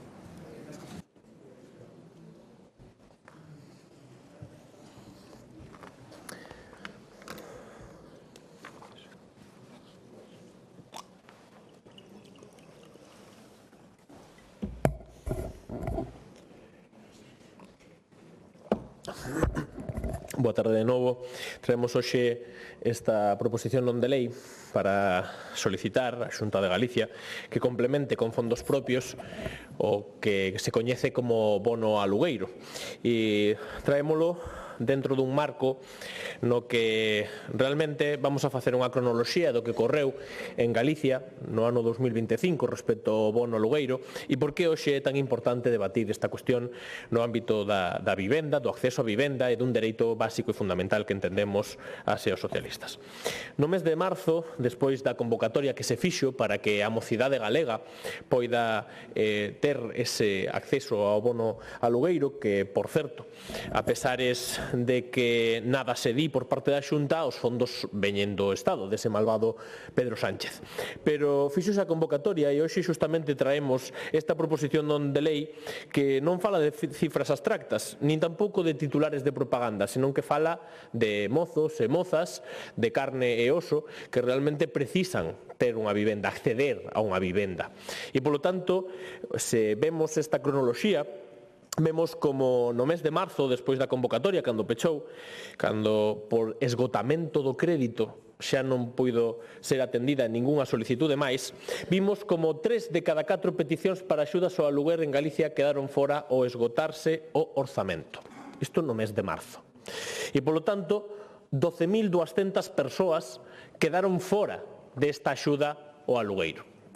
Que pasou no mes de decembro? Compareceu a conselleira e anunciou como se fora unha gran medida, como se fora a acabar realmente con este tipo de problemática para a mocidade que lle impide emanciparse, que lle impide comezar unha nova vida e para tantas familias que precisan realmente desta axuda, anunciou 2.000 solicitudes que iban a ser aceptadas. Compareceu aquí no Pleno para facer ese anuncio, ese recoñecemento. Xa daquela dixemos que era insuficiente, máis que nada porque o ano 2025 concluíu con 10.200 solicitudes sen atender. E a maiores, tanto que se confronta co Estado, tanto que se critica o Estado nesta materia, vimos xa de debatir nestas semanas esta cuestión e moitas outras en materia de vivenda, e a verdade é que hoxe temos que ser conscientes do marco no que nos atopamos. E ese marco no que nos atopamos é que normalmente se lle bota a culpa de todo ao Estado. E moitas veces incluso se di para que hai un Ministerio de Vivenda, non? Moitos debates parlamentarios, témolo aquí, dixémolo, dicímolo, nos non, vostedes, as señorías do Partido Popular, pero saben perfectamente que hai unhas competencias que ten o Estado e outras competencias que ten a comunidade autónoma. A lei de bases correspondelle ao Estado para facer un marco, un esqueleto, e despois correspondelle á comunidade autónoma con competencias exclusivas desenvolver toda esa política, cousa que a Xunta de Galicia xa sabemos que non fai. Pero dicía isto porque, casualmente, teño aquí o DOGA. É o DOGA, é dicir, non é un documento feito nin polo Marvado Sánchez nin polo Partido Socialista, o DOGA. Di, o 11 de marzo, resolvo as persoas as cales se publican as listaxes das persoas das cales se lles denega a subvención do programa de axuda ao alugamento por estaren as súas solicitudes presentadas con posterioridade á data de esgotamento do crédito orzado nesta convocatoria. Sorpresa, asinado por Heriberto García, director xeral do IUS. Dicir, a Xunta de Galicia é a que recoñece o esgotamento do crédito. Ata aquí entendo que estamos de acordo. Ben, a continuación, en decembro, a conselleira, dentro desa magnanimidade da Xunta de Galicia, anunciou que iban a aceptar 2.000 máis, como se fora un éxito, como de Fogar Vivo. Un éxito, pois este éxito tamén. A continuación, dentro deste gran éxito, a Xunta de Galicia fixo pois ese recoñecemento no DOGA e ampliou eses 2.000. Ben, ata aquí de acordo tamén. Claro, que pasa? Que nos quedan as 10.200 persoas, galegos e galegas, mozos e mozas, que non tiveron a posibilidade de ter esa axuda. Entón, vamos a facer unha recopilación dos datos. Xa que ao Partido Popular lle gusta tantos datos, vamos a falar de datos. Quen puxo os cartos para o bono alugueiro? Eu agardo que estaremos de acordo. Mais que nada porque o propio DOGA o pon. Pero eu quixen ir un pasiño máis alá. Porque como normalmente todos os datos que damos aquí son falsos, non valen para nada, a execución non é a execución que nos dicimos, aínda que sexa da Xunta de Galicia, os datos que achegamos tampouco valen, pois eu fun aos orzamentos da Xunta de Galicia, publicado na páxina de orzamentos da Xunta de Galicia, prometo yo, podo deixarlo aquí para que o vexa, o digo para que teñamos un debate constructivo respecto a onde veñen os fondos. Vaya que sorpresa. O 100% dos fondos para o vano alugueiro veñen do Estado. O 100% dos fondos. Por certo, o 100% dos fondos do Estado están transferidos. O digo porque, claro, a Xunta de Galicia recibe o 100% dos fondos do programa 451B, pero logo deixa o 70% sen executar. Esa é tamén a competencia da Xunta de Galicia respecto ás súas materias que debería facer. Dixemos, creo que estamos de acordo con isto, 100% dos fondos do Estado para facer o bono alugueiro. Bueno, pois a Xunta de Galicia, na súa magnanimidade tamén, facendo gala, e aparte sendo transparente, clara, coa toda a cidadanía galega, fixo o anuncio do bono alugueiro, anunciándolle a mocidade galega que tiña a posibilidade de acceder a unha axuda de 250 euros. Ven este anuncio en azul da Xunta de Galicia, o que non van a ver é o logo do propio Goberno do Estado, que é o que transfire os fondos. Por que ocultan isto? Ese é o respeto institucional que vostedes teñen. O que realmente achega os fondos non aparece. Pero claro, hoxe chegamos ata aquí porque que ten as competencias exclusivas, o que se demostra é que de todas esas solicitudes aceptadas, 4.482 que foron as iniciais ata que se esgotou o crédito, foron concedidas con cartos do malvado Sánchez. Esa é a realidade. E, polo tanto, a Xunta de Galicia ata ese momento chegara a 0 euros para o bono alugueiro. Despois chegou uns cartiños, non moitos, 1 millón de euros. 1,3 millón de fondos propios para esas 2.000 solicitudes. Esa é a realidade. Pero, se falamos de datos tamén, a Xunta de Galicia no ano 2024 deixou sen executar no programa de acceso á vivenda 41,9 millóns de euros. E no 2025 tiña un total de orzamento 103,5 millóns, xa que sacaron peito de ter aquí orzamento aprobado. Basculemos. Canto faría falla de orzamento para poder cubrir a totalidade das solicitudes, o 100% das solicitudes?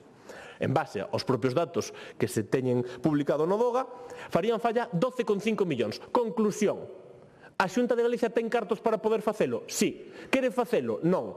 Eu agardo, dentro do debate parlamentario de hoxe, que a Xunta de Galicia se comprometa a ter o 100% das solicitudes aceptadas, admitidas e tramitalo con fondos propios, porque os ten. En vez de deixalos no caixón, execute a Xunta de Galicia todo isto que é tan importante. Polo tanto, se pode facer? Perfectamente. Isto é unha cuestión de vontade política, non é unha cuestión orzamentaria e, por certo, tampouco é unha cuestión de que o Goberno do Estado non transfira os seus fondos. Porque todo o balance que podemos facer, podemos falar de outras cuestións, pero hoxe falamos do bono alugueiro. A día de hoxe, no que respecta ao bono de mocidade para o alugueiro, están transferidos os 100% dos fondos. En total, 45 millóns de euros dende o ano 2018. Esa é a realidade. A realidade que incluso se recolle no DOGA. Agardo que podamos ter un acordo unánime para que a Xunta de Galicia asuma as súas propias competencias para unha cuestión tan importante para a mocidade galega como é poder emanciparse e ter esta axuda que tanto lle beneficia a esta cuestión. Gracias. Gracias.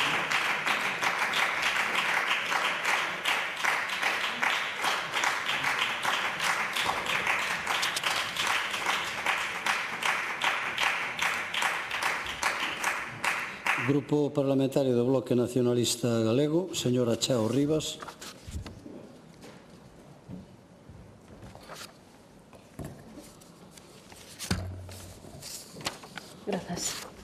Grazas, presidente. Boa tarde.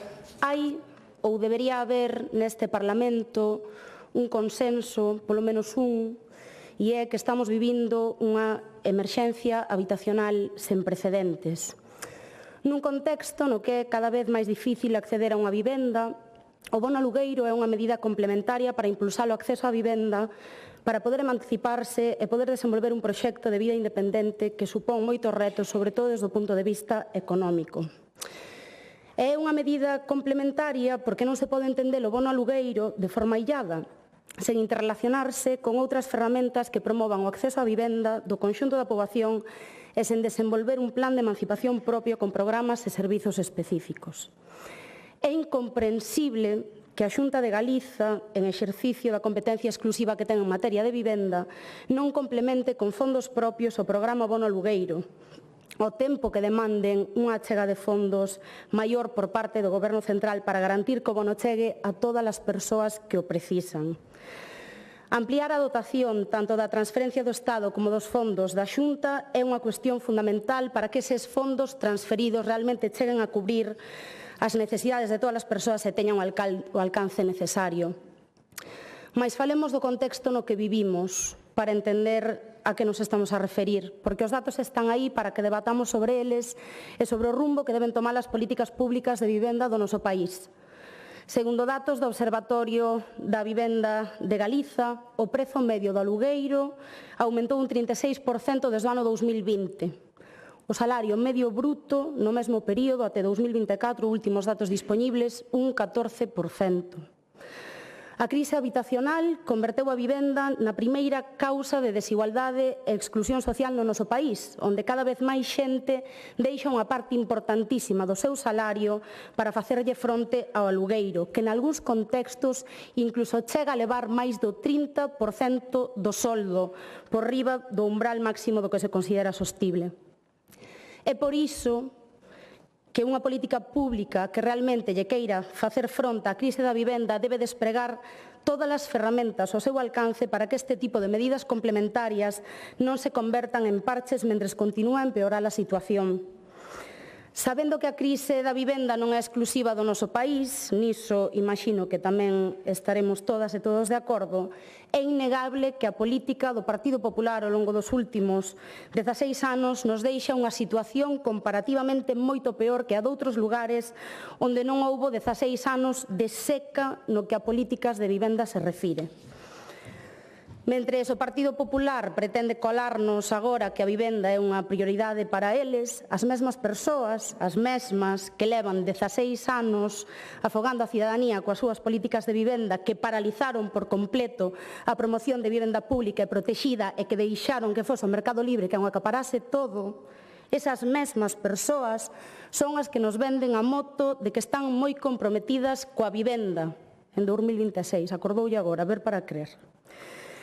E a xestión do bono alugueiro, señores do Partido Popular, tamén deixa a descuberto o seu goberno.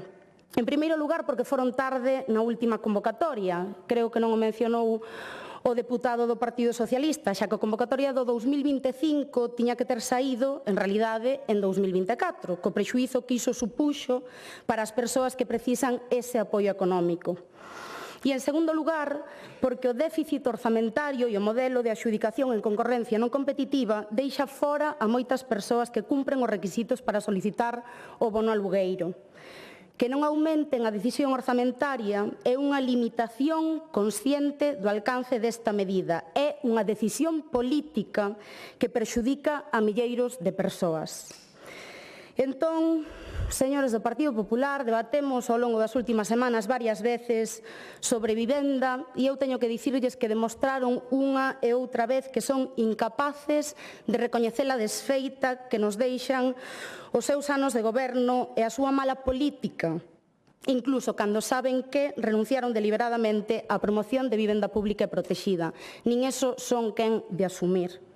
Son incapaces de asumir que hai que facer unha política diferente para reverter unha realidade na que cada vez é máis difícil acceder a unha vivenda sen precarizar a vida. Por iso, desde o BNG defendemos que é preciso aumentar a dotación orzamentaria que destina a Xunta de Galiza ao bono alugueiro, como propón o Partido Socialista, mais indo un paso máis alá para demandar que tamén aumente a dotación estatal.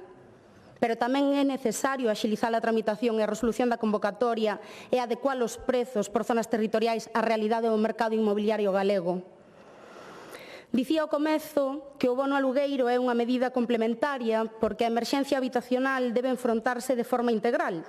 E un dos grandes obstáculos que temos sobre a mesa é a oposición do Partido Popular a artellar unha política de movilización de vivenda baleira. Por que se nega o Partido Popular a impulsar a intervención pública para a adquisición e incorporación ao parque público de vivendas exercendo o dereito de tanteo e retracto sobre as vivendas protexidas que se poñen á venta? Por que se opón a gravar a vivenda baleira en zonas onde existe un problema de acceso para disuadir os propietarios de manter o parque desocupado? A motivación é a de sempre, a que levan aplicando desde 2009. Dicir non á regulación e sí á especulación. Por iso renuncian a exercer as competencias a través do IGUS para declarar zonas de mercado residencial tensionado, como política con perspectiva de país en todos os concellos onde haxa detectado un problema de tensionamento, como acreditan os datos que manexa o Observatorio da Vivenda de Galiza, é dicir, o propio IGUS. Unha ferramenta para axudar a conter o prezo do alugueiro de forma temporal que vostedes se negan a aplicar porque prefiren seguir fomentando a especulación en vez de protexer a función social da vivenda.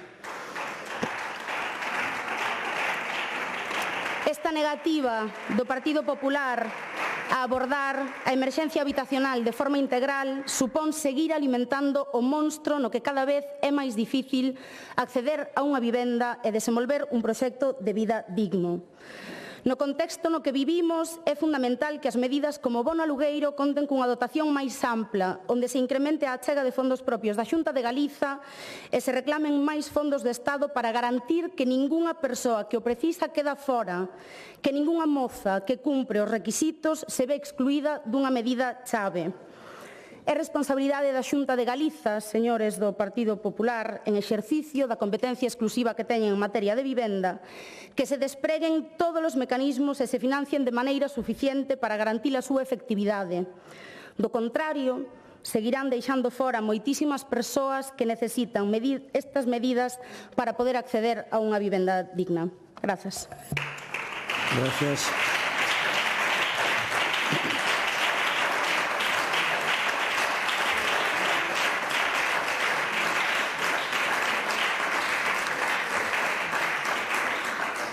Grupo Parlamentario Popular, señor Rodríguez Pérez.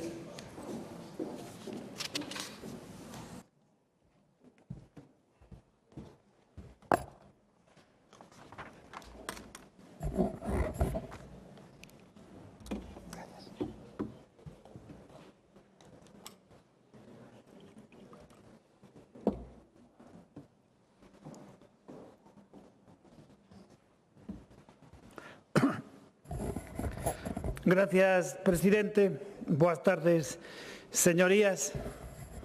Se hai un partido comprometido ca vivenda e ca xente nova, señorías, ese é o Partido Popular.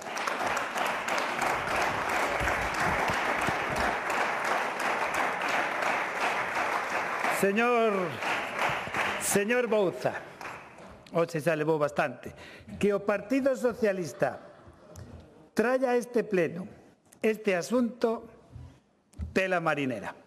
A verdade é que vostede en particular, eu teño que reconocerlo, e o fago públicamente, que ten moito mérito. Ten moito mérito, é admirable a vehemencia con que vostede defende o indefendible. Os socialistas empregan moito iso de eu invito e ti pagas, non? Típica política sanchista. Quen escoite o titular en letra grande, hasta eu mesmo escoitando, algo de razón pode ter. Dá a sensación de que son os grandes defensores da xuventude, do alugueiro, da vivenda, do emprego, do clima, da lingua, da cultura, da igualdade, do feminismo. Bueno, Monforte todavía non. Pero bueno,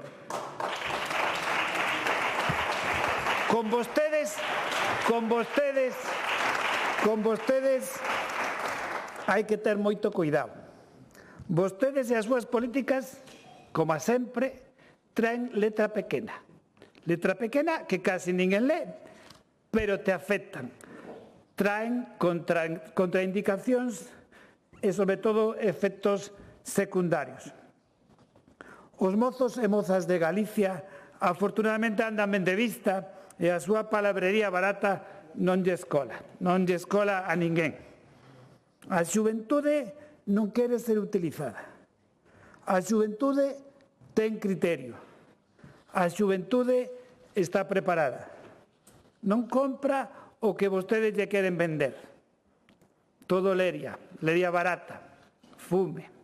En fin, cada 4 anos e saben. O resultado xa o sabemos. A xuventude o que precisa é confianza e oportunidades. Vostedes que presumen de ser os paradís da información, da transparencia, do progresismo, de cartón pluma, Parece unha broma, pero se non fose algo tan serio. O bono alugueiro mocidade, certo, é unha axuda creada polo Goberno de España, sin ningún tipo de participación das comunidades autónomas. Dende o anuncio do bono por parte de Pedro Sánchez, o Goberno actuou con total falta de transparencia. O Goberno do señor Sánchez vendeu unha axuda de carácter prácticamente universal que permitiría aos mozos acceder á mesma. Dotación destinada a Galicia só permitiría acceder cerca de 4.000 axudas. Por certo, señor Bouza, me podría decir cando teñen pensado aprobar o plan de vivenda? Porque isto afecta, e afecta directamente. Estamos perdendo moito tempo, e todos sabemos que é un problema grave. O bono alugueiro é un exemplo de improvisación e falta de seguridade xurídica. Naceu con moitas dúbidas acerca da súa repercusión sobre os precios do aluguer. Poderían subir incluso os precios. Requisitos pouco realistas, falta de diálogo e invasión de competencias. Vostede que tanto fala das competencias propias. En suma, o bono alugueiro é unha medida de propaganda, con impacto mediático, que xerou expectativas entre a mocidade, sí, sen garantir recursos suficientes. Eu invito e ti pagas. Xestión por parte da Xunta de Galicia. A Xunta de Galicia, señor Bouza, e o sabe, ampliou, sabe por qué? Non pechou o programa porque sabía que había moita xente que iba a renunciar. Entonces ampliou os fondos. Esa foi a razón de que se concederan axudas despois de xaneiro do 23. Esta xestión pode cualificarse como eficaz. A realidade é unha. Presten atención, a Xunta concedeu todas as axudas, esgotando o crédito entre decembro do 22 e xaneiro do 23. Antes de rematar o ano 2025 que vostedes falaban, o Goberno autonómico xa notificara 2.033 novas concesións do bono alugueiro, un orzamento de 11,4 millóns de euros. Datos reais. Compromiso máximo. Compre lembrar que esta nova partida se suma aos preto de 13 millóns de euros, tome nota que tanto lle gusta decir a vostede, xa executados nesta línea este ano, chegando, polo tanto, no orzamento do 25 a máis de 24 millóns de euros. Neste sentido, ata facer un total de 4.383 axudas. Non hai que esquecer que a Xunta xestiona o bono alugueiro con fondos, certo transferidos do Estado. A Xunta, a pesares de non estar de acordo coas bases do bono, cumpriu rigorosamente as súas responsabilidades, mesmo a superou o tramitar en tempo e forma todas as axudas. Por outra parte, mal dimensionadas, calcularon mal, cousa estrana, para unha comunidade como a nosa. Señor Bouza, que veñan agora vostedes, socialistas co apoio dos nacionalistas, con esta iniciativa pedindo que sexa a Xunta de Galicia quen responda con fondos propias ante a incapacidade do Goberno de cumprir as súas propias promesas. Manda truco na Habana. É algo totalmente inadmisible. Pode que vostedes non sexan conscientes da complexidade da xestión desta tipoloxía de axudas, nin dos criterios que inclúe. Gobernar, señor Bouza, e orzamentar, que, por certo, deberían aprobar os orzamentos, é elixir o que funciona, non simplemente o que soa ben nun titular. Nada máis e moitas gracias. Gracias.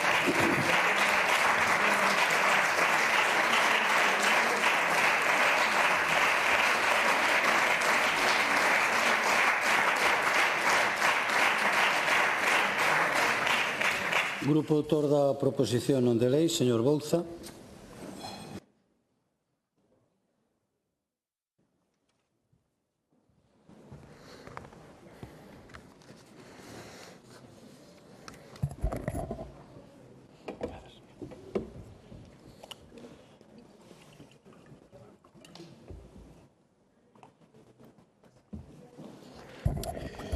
Señor Rodríguez, a verdade é que o de soplar e sorber é un mérito. Recoñecer, por unha banda, que é unha mala medida, e por outra banda, que vostedes consideraron que era tan mala medida que aumentaron en 2.000 persoas, non lle parece un pouco incongruente? Non lle parece un pouco incongruente vir aquí a decir que o Goberno de España se equivoca cunha medida que vostedes viñeron aquí a conselleira a decir que realmente era o mellor do mundo? E aparte, hai unha cousa, pero se é tan mala medida, por que se apropian da medida? Por que se apropian? Se é tan mala, que poñan aquí Goberno de España e botenlle a culpa.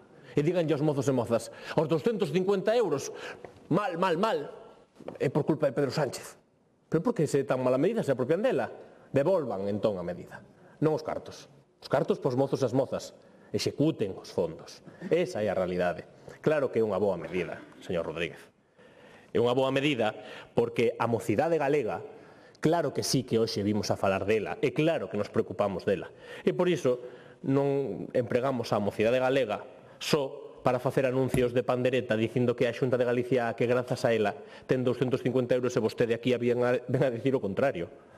É que é absolutamente incongruente. E aparte di 11,4 millóns de euros. Pero, señor Rodríguez, eses datos son os que pon o orzamento. 11,4 é o importe bianual que lle dá a Xunta de Galicia ao Estado. Non mintamos. Que fondos propios? Os fondos propios da Xunta de Galicia que achegou foi 1,3. Sexamos realistas. Os datos hai que darlos ben. Pero aparte, os datos eu non os invento, están publicados. Se quere, confrontamos os datos. Pero sabe perfectamente que os datos que vostede deu aquí son o que transfire o Estado a Galicia. E, polo tanto, sí, podemos afirmar unha cuestión moi importante. A Xunta invita e o Estado paga.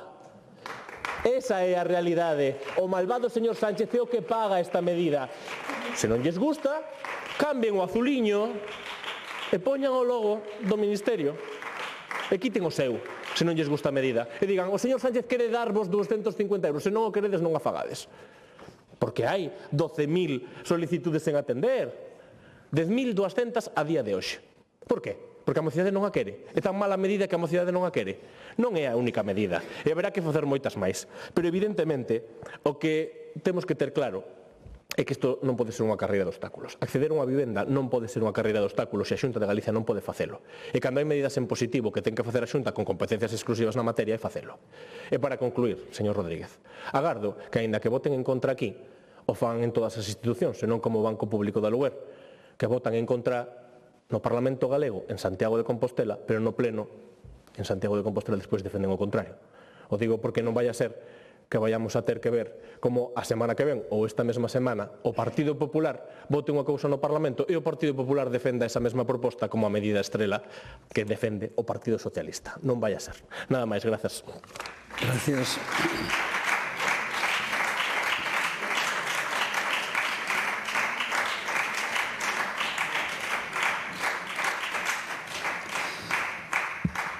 Proposición non de lei do Grupo Parlamentario Socialista, iniciativa de doña María del Carmen Rodríguez da Costa, sobre as actuacións que debe levar a cabo o Goberno galego co obxectivo de deseñar e impulsar as políticas en materia de corresponsabilidade. Presentouse unha autoemenda e hai unha emenda tamén do Grupo Parlamentario do Bloque Nacionalista Galego. Para formular a proposición non de lei ten a palabra a señora Rodríguez da Costa. Gracias, presidente. Boas tardes a todos e todas. Dentro de poucos días, conmemoraremos de novo o 8 de marzo, Día Internacional das Mulleres. E eu creo que este Parlamento ten a obriga de chegar a esa data con compromisos concretos, con compromisos reais. E por iso esperamos que esta iniciativa do Grupo Parlamentario Socialista sexa aprobada por unanimidade. porque a igualdade, ademais de un dereito fundamental, é unha cuestión de xustiza e tamén non obviemos que é unha necesidade social e económica, un modelo de competitividade basado na calidade, na productividade e na cohesión, pois non é posible se seguimos aceptando que exista desigualdade real entre mulleres e homes. E hoxe, señorías, non negarán que vivimos tempos de mensaxes negacionistas que cuestionan a loita pola igualdade.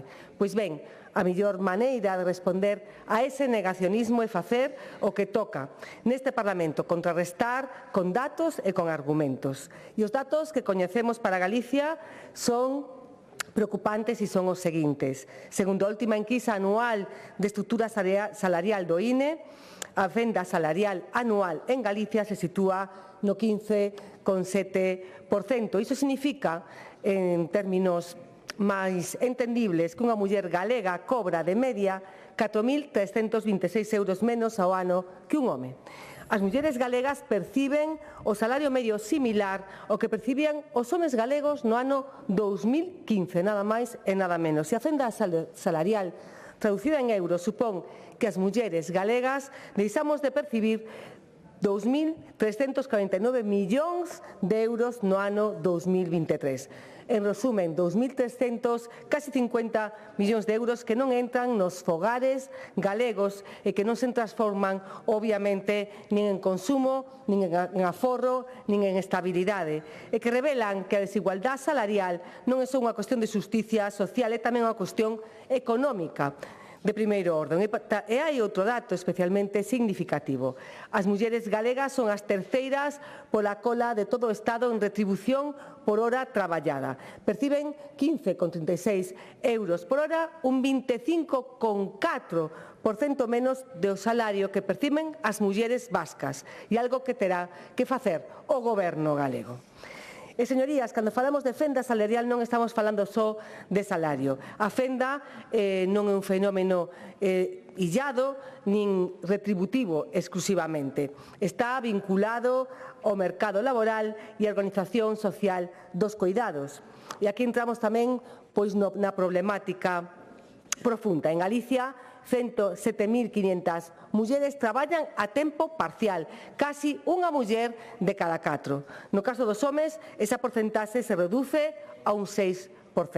E, ademais, isto non é tempo parcial, porque sí, realmente das persoas que teñen contrato a tempo parcial por coidado de menores, maiores ou dependentes, o 91,3% son mulleres galegas. É dicir, cando aparecen necesidades no fogar, son as mulleres as que renuncian á xornada completa. E isto non se pode presentar como unha simple decisión desa muller. É unha resposta condicionada por un mercado laboral galego desigual, por os salarios máis baixos que temos as mulleres galegas e por unha corresponsabilidade insuficiente. E cando a conciliación non se resolve con medidas compatibles co emprego, senón con interrupcións, a realidade volve ser igual de contundente.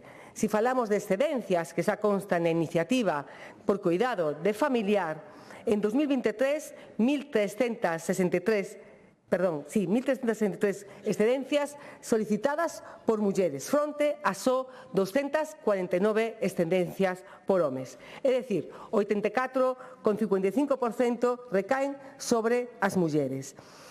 E que significa realmente esas excedencias? Son interrupcións da carreira profesional, son deixar de acumular experiencia, é deixar de participar en proxectos, é perder visibilidade interna e moitas veces quedar fora dos procesos de promoción.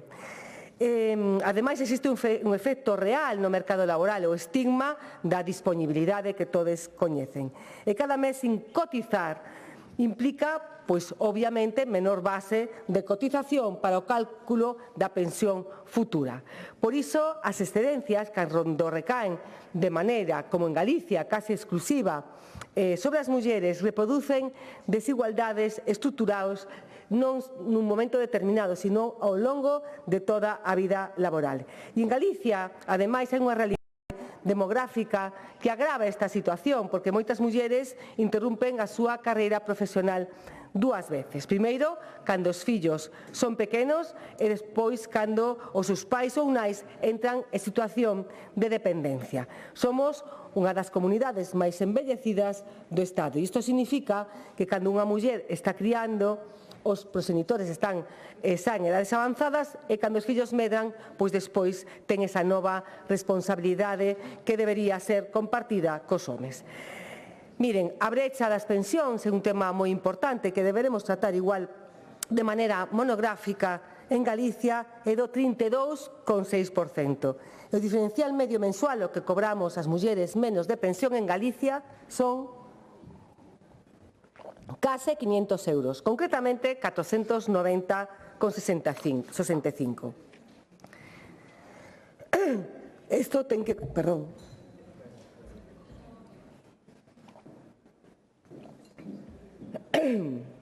E hai outro dato que demostra que a desigualdade non é inevitable, porque a fenda salarial é moito menor no sector público que no privado. Cando hai maior regulación, cando hai maior transparencia e control, as desigualdades se reducen. Por lo tanto, é un problema que se pode correxir con políticas ambiciosas, as que non ten o Partido Popular en Galicia.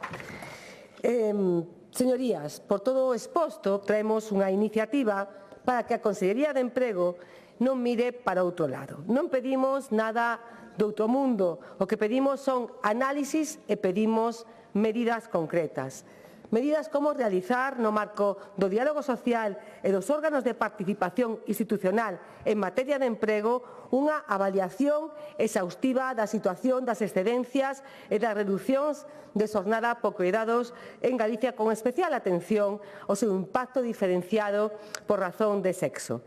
E esta avaliación deberá analizar a distribución por sexo, idade, sector, as causas económicas, laborais, organizativas, os efectos sobre a carreira profesional, a estabilidade no emprego, as cotizacións, o papel das empresas e da negociación colectiva na adopción ou ausencia destas medidas.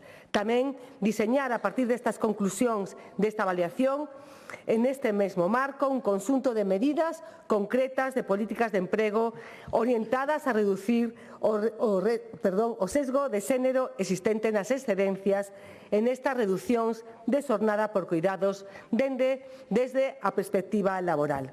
E dar conta, obviamente, ao Parlamento de Galicia dos resultados destas avaliacións e garantir a publicación periódica de datos desagregados por sexo sobre excedencias, reducións de xornada e medidas de conciliación no ámbito laboral na nosa comunidade. E elaborar, antes de que remate o presente período de sesións, a ver se desta vez vai, un plan de choque específico dirixido ás mulleres, destinado a disminuir a fenda salarial existente entre os homes e as mulleres en Galicia, a diseñar medidas que contribúen a establecer un marco laboral de calidade no emprego, combatendo a desigualdade de acceso ás diferentes ocupacións e a incrementar a incorporación das mulleres nas ocupacións altamente masculinizadas. Por esta vez, espero que o Partido Popular atenda a estas reivindicacións e non se escude en que xa estamos facendo, porque os datos están aí e aí vemos a brecha que existe, a parcialidade que soportan as mulleres e tamén a brecha nas pensións. E, por suposto, o que decía na iniciativa, que temos que preocuparnos polo tema das excedencias. E a política pode cambiar as cousas. A ver se desta vez o Partido Popular vota a favor desta iniciativa. Nada máis. Gracias.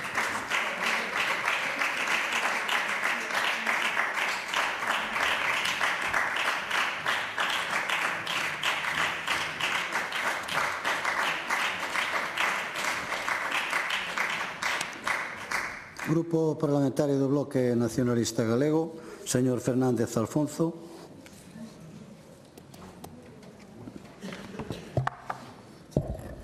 Obrigado, señor presidente. Moi boa tarde a todos e a todas. Se hai temas importantes dos que se fala pouco, con certeza, o da conciliación da vida laboral e a corresponsabilidade é un deles. E o que hai, aínda peor que falar pouco, é non tratar o asunto con seriedade, facelo con timidez, por non decir cobardía, sen querer molestar a ninguén e, por suposto, sen gastar moito. E claro, así é imposible que as mulleres gañen en dereitos, porque diso é do que trata ou debería tratar a conciliación e a corresponsabilidade, de que as mulleres que son as que coidan as crianzas, as persoas maiores, as persoas dependentes, e que son as que asumen as penalizacións vitais destes coidados en todos os ámbitos, deixen de sufrir estas penalizacións. En primeiro lugar, porque poden deixar de asumir eses coidados porque os asumimos os homes ou porque os asumimos socialmente. En segundo lugar, porque eses coidados non penalicen. Pero prescindir dos coidados non é unha opción, niso estaremos de acordo todos e todas, supoño. E quero supoñer que tamén estaremos de acordo, ou deberíamos estar de acordo, en que estes coidados non poden recaer e penalizar as mulleres. E para falar seriamente disto, hai que tratar moitos aspectos e ámbitos. Por exemplo, estes tres: o laboral, os recursos públicos destinados aos coidados e a educación en igualdade. A proposta que trae o PSOE céntrase no ámbito laboral e moi especificamente en dúas cuestións: as excedencias e as reducións de xornada por coidados. A proposta consiste basicamente en facer unha avaliación destas dúas cuestións para despois tomar as medidas que xurdan desta avaliación. Así que eu centrareime tamén no ámbito laboral, máis abrindo o foco. Está máis que constatado, como dicía a portavoz socialista, que máis do 80% das persoas que piden excedencias para coidar son mulleres. Unha porcentaxe absolutamente abrumadora e que xa deixa en evidencia sobre quen recaen os coidados. Pero a reducción de xornada por coidados, o outro eixo da proposta, pode deixar fora do foco todas as xornadas parciais que non son reducións dunha xornada completa previa. Sabemos que as mulleres traballan a xornada parcial 3 veces máis que os homes e sabemos que a cuarta parte das mulleres que traballan a xornada parcial fanno para poder prestar coidados. Do mesmo xeito, quedaría fora do foco a temporalidade, que tamén padecen máis as mulleres que os homes. En que medida os coidados están relacionados con esta situación? Habería que incluílo no estudo. A proposta do PSOE tamén deixaría fora do estudo as mulleres desempregadas, nas súas diferentes versións, as inactivas, por exemplo. E sabemos que a taxa de mulleres inactivas é máis alta que a dos homes. Ou a diferente casuística das mulleres en paro, por exemplo, o paro de longa duración, que tamén sabemos que afecta máis ás mulleres que aos homes. Do mesmo xeito que antes, en que medida os coidados están relacionados con esta situación? Outro exemplo, ausentarse do traballo para atender unha crianza, pedindo permisas e licencias, días soltos de vacacións, compensando tempo por tempo, faltando co coñecemento e o consentimento da persoa empregadora, pedindo favores aos compañeiros, a vida típica dunha familia monoparental. Penaliza igual a unha muller que a un home, na percepción, por exemplo, de complementos retributivos, na promoción profesional ou directamente na continuidade no emprego. Habería que ampliar o estudo que se propón para que abarque todos os impactos negativos que os coidados poden ter na vida laboral das mulleres e que se poden concretar en máis formas alén das excedencias e reducións de xornada por coidados. Nese sentido vai o primeiro punto da nosa emenda, ampliar o foco da avaliación proposta. En segundo lugar, tamén quixemos introducir coa nosa emenda unha cuestión da que todo o mundo fala, pero que ninguén acaba de asumir completamente. Aproveitar a capacidade propia da Xunta como empregadora directa de miles de persoas e como contratista de moitas empresas que teñen, por súa vez, tamén miles de persoas empregadas. Estamos a falar de que directa ou indirectamente a Xunta pode introducir numerosas e variadas medidas a favor da conciliación da vida laboral, familiar e persoal. Pode facelo a partir dos resultados desta avaliación que estamos a debater, pode facelo a partir dos resultados obtidos no segundo plan de conciliación e corresponsabilidade da Xunta 21-25, se é que ten pensado cumprir algunha vez co seu compromiso e obriga de avaliar e presentar estes resultados, pode facelo a partir da negociación colectiva e mesmo da negociación dos plans de igualdade. O importante é que a Xunta podería ser un axente determinante para mellorar as condicións laborais e de conciliación de miles de persoas no noso país. Pero claro, para isto faría falta outro goberno na Xunta de Galiza, un goberno que non desprecie as demandas dos traballadores e especialmente das traballadoras, como ven facendo o Partido Popular durante todos os seus anos de goberno. Por non falar do modelo e dos recursos que o Partido Popular destina á dotación dos servizos públicos sociais implicados nos coidados. Mas isto fai parte de outro debate. En último lugar, quixemos achegar tamén dúas propostas concretas. A primeira, a reducción de xornada de 35 horas semanais. Todo un clásico cando se fala de conciliación, reducción de xornada e racionalización de horarios. Todo o mundo ten claro que é o camiño, mas ninguén se atreve a collelo. E para nós é fundamental facelo canto antes. Obviamente ten as súas dificultades, igual que a racionalización dos horarios, mas as dificultades non poden paralizarnos.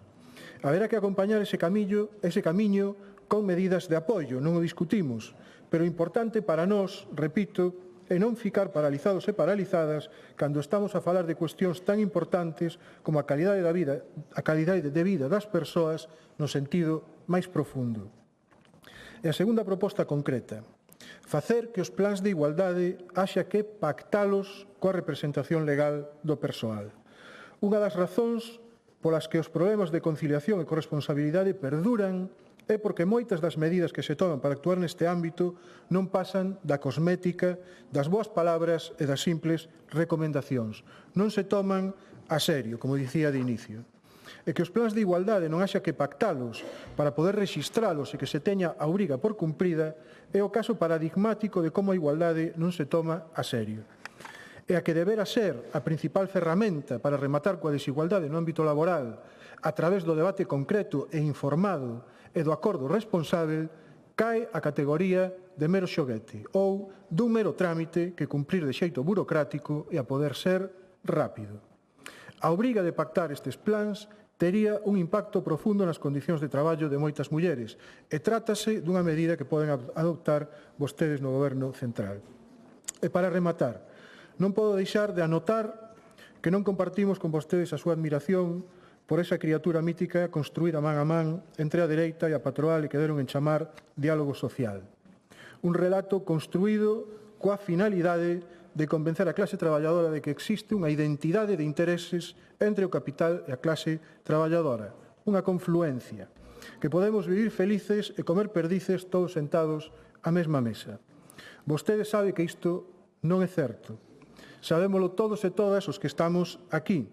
Sábeo tamén o señor Pedro Sánchez, que se atreveu a sinalar aos magnates das tecnolóxicas como malos malísimos que mandan máis que os estados. E ten razón, pero facer caricaturas non axuda a disipar o ruído, a confusión e as mentiras. Eses magnates representan hoxe mellor do que nunca o poder que as grandes corporacións e os lobes empresariais tiveron sempre. Non é un fenómeno novo, apenas a versión digital do conflito de sempre entre capital e forza de traballo. A milonga do diálogo social, pénseo ben, non é outra cousa que unha nova versión do sistema franquista onde estaban a patronal e o sindicato único baixo os rexios principios del movimiento.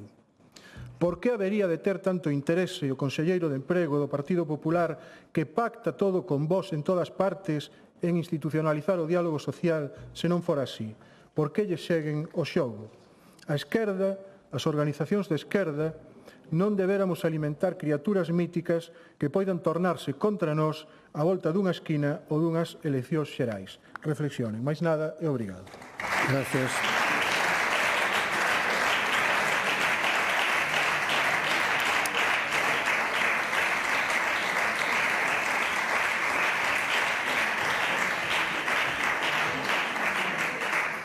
Grupo Parlamentario Popular, señora Pérez López.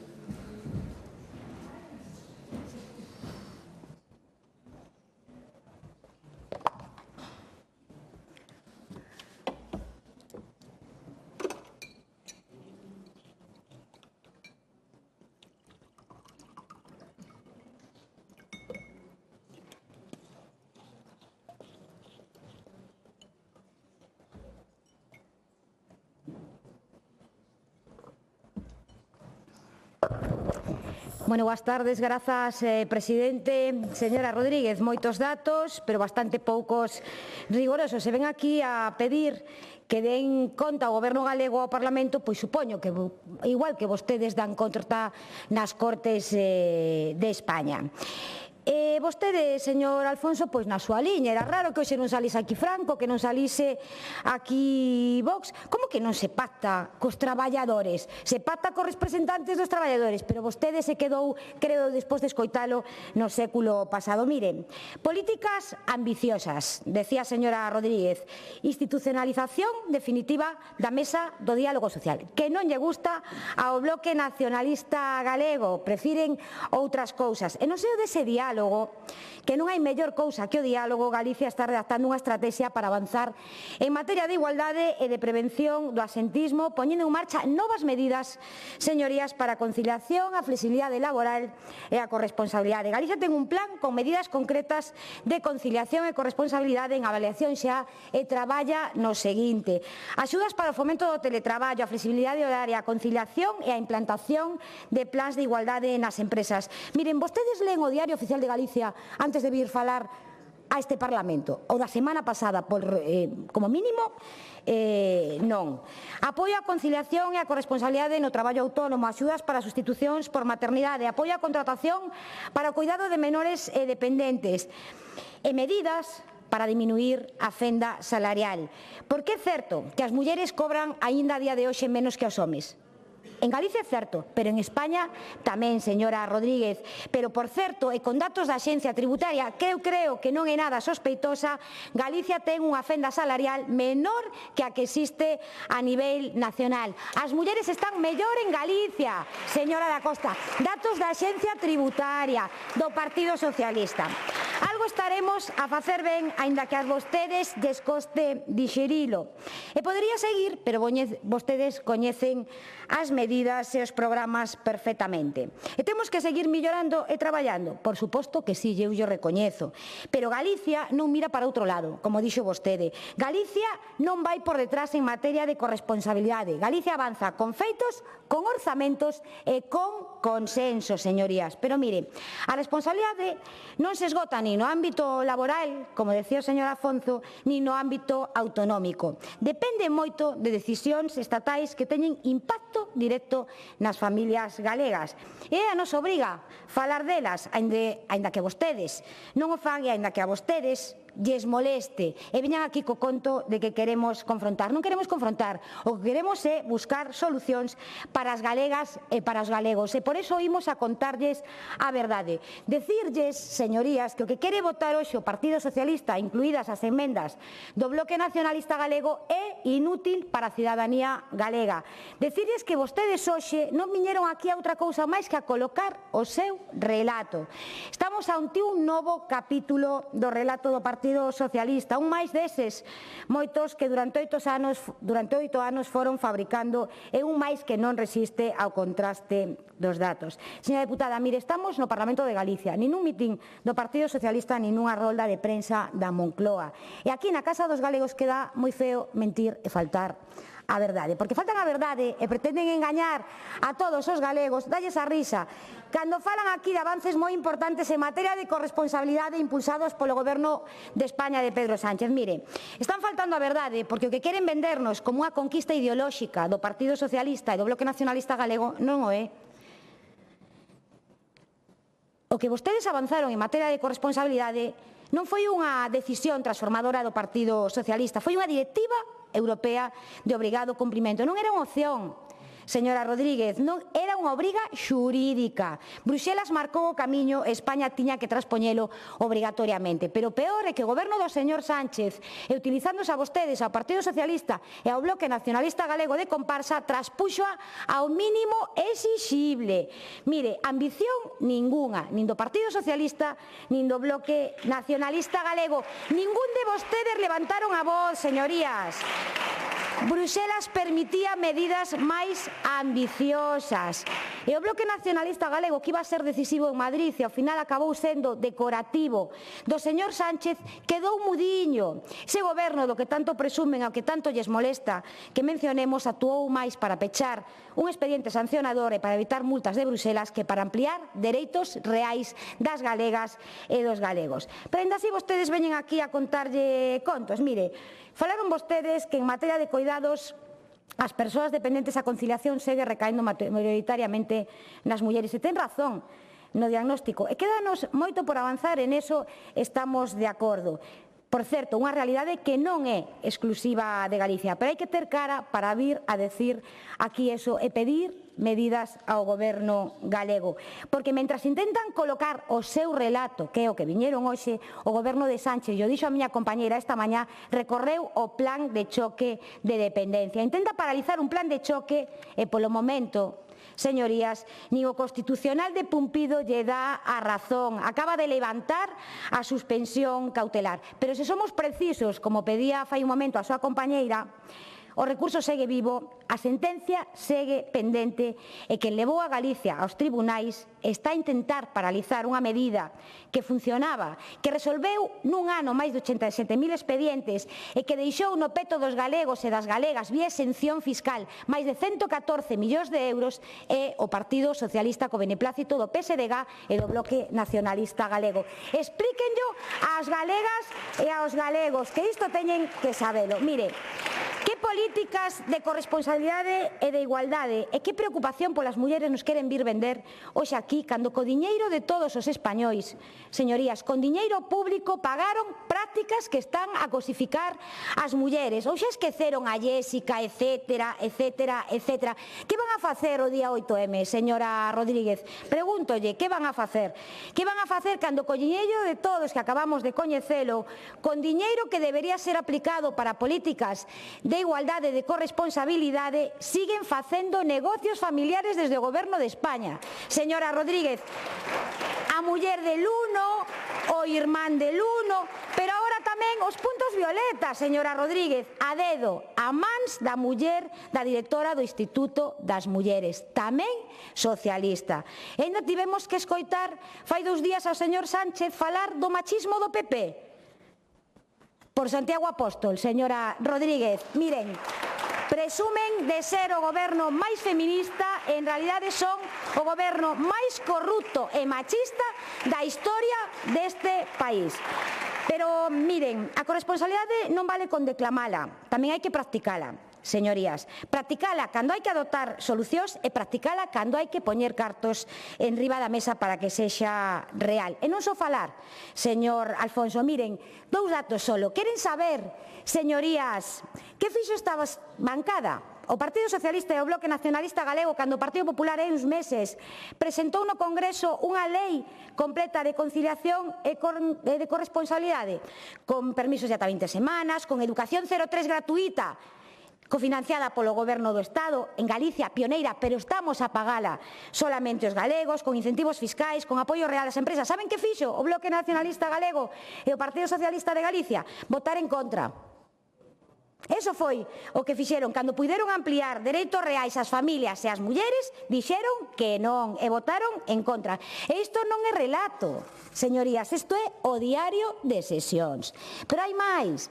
O goberno que presume de ser o máis feminista da historia recortou 50 millóns do plan corresponsables, sen diálogo coas comunidades autónomas. Hai un refrán dos nosos maiores que nunca falla, señores deputados socialistas e do Bloque Nacionalista Galego. Dime de que presumes e te diré de que careces. Iso é o que viñeron a facer hoxe aquí vostedes, proxectar as súas propias carencias. Saben canto lle vai a costar ese recurte ás galegas e aos galegos? 2,3 millóns para os concellos, as AMPAs e miles de familias galegas que vai a ter que costear o goberno galego. Así que, señorías, e vou rematando xa, hai grandes diferencias entre o modelo galego e o modelo estatal en materia de corresponsabilidade, en materia de igualdade. O Partido Popular en Galicia institucionaliza o diálogo social e financia medidas. O Partido Socialista e o Bloque Nacionalista Galego en Madrid deciden unilateralmente e recortan. Miren, se de verdade lle preocupan as mulleres sobre as que en España maioritariamente recae a carga dos coidados e, por ende, maioritariamente piden excedencias e reducións de xornada, empecen por exixirlle a quen hai que exixirlle e onde hai que exixirlle a retirada do recurso contra o plan de choque da dependencia, porque cada mes de espera é un mes máis de cuidados que, como ben decía vostede, na maioría das ocasións recaen nas mulleres, exixan que se repoñan, senón máis eses 50 millóns de euros que recortaron do plan corresponsable, remato xa, señor presidente, exixan ao señor Sánchez que cumpla a lei de dependencia e financie o 50% do sistema. O mesmo 50% que lle decía a señora Arias hoxe a mañá que lle está financiando ao País Vasco. Ten 3 minutos agora. Señora Rodríguez, díganos se o Partido Socialista de Galicia vai reclamar todo isto e poñerse do lado dos galegos ou pola contra, ao igual que o BNG, moi bravos aquí e moi mansos alá. Sexan sinceiros. E mire, esta bancada e este partido, señora Rodríguez, se de algo se lles pode acusar é de berrar menos e de coller menos pancartas. Pero coida e protexe as mulleres moitísimo máis que a vostedes. Máis nada e moitas gracias.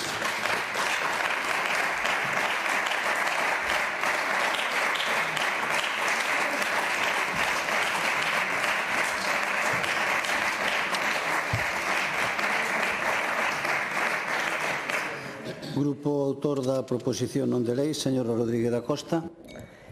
Señora Pérez, eu creo que leva moito tempo neste Parlamento e debe saber como funciona isto. A iniciativa do Partido Socialista, a que ten que contestar é vostede. Eu non teño que contestarlle a vostede as preguntas que me fai sobre todo menos sobre a situación das mulleres en Galicia.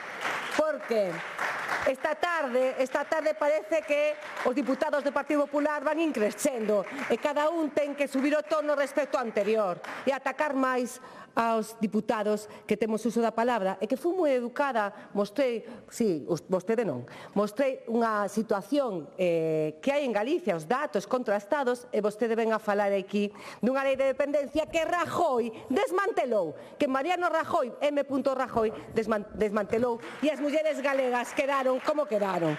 Eso, pero claro, as circunstancias que temos neste Parlamento é que as mulleres, os homes galegos, os diputados e as diputadas estamos a cobrar o mesmo, pero na calle e na rúa coñecerá a moitas mulleres que cobran moito menos que os homes. E sabe por qué? Porque igual o salario base é o mesmo, o salario base, pero resulta que os complementos que lle poñen os empresarios, as mulleres e os homes son completamente distintos. Sabe canto? Mire, escoite, 730 euros de diferencia. 730 euros de diferencia.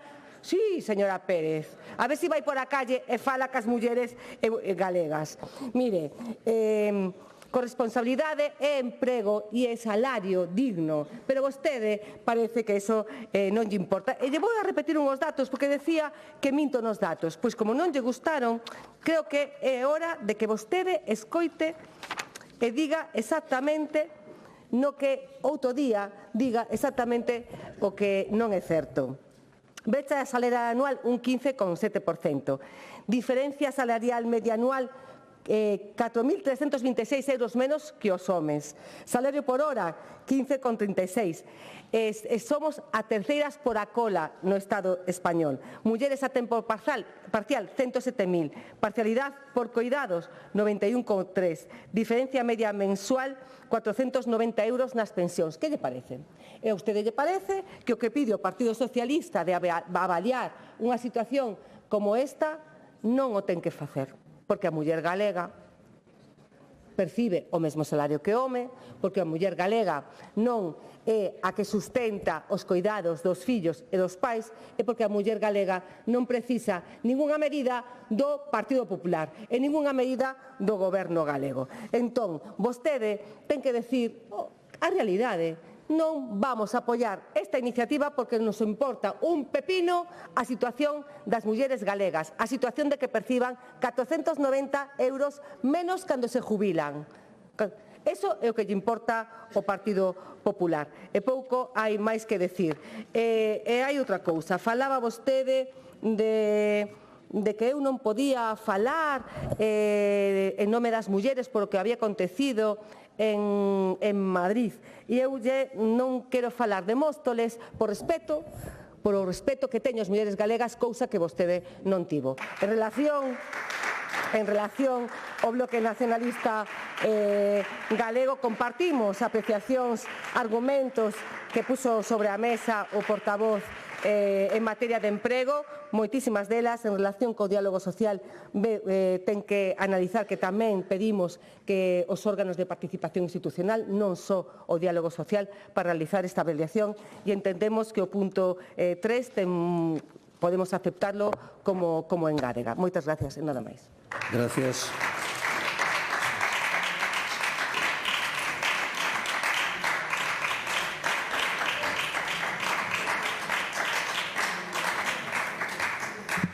Bueno, remata aquí por hoxe e suspendemos o pleno ata mañá ás 10 da mañá. Boa noite.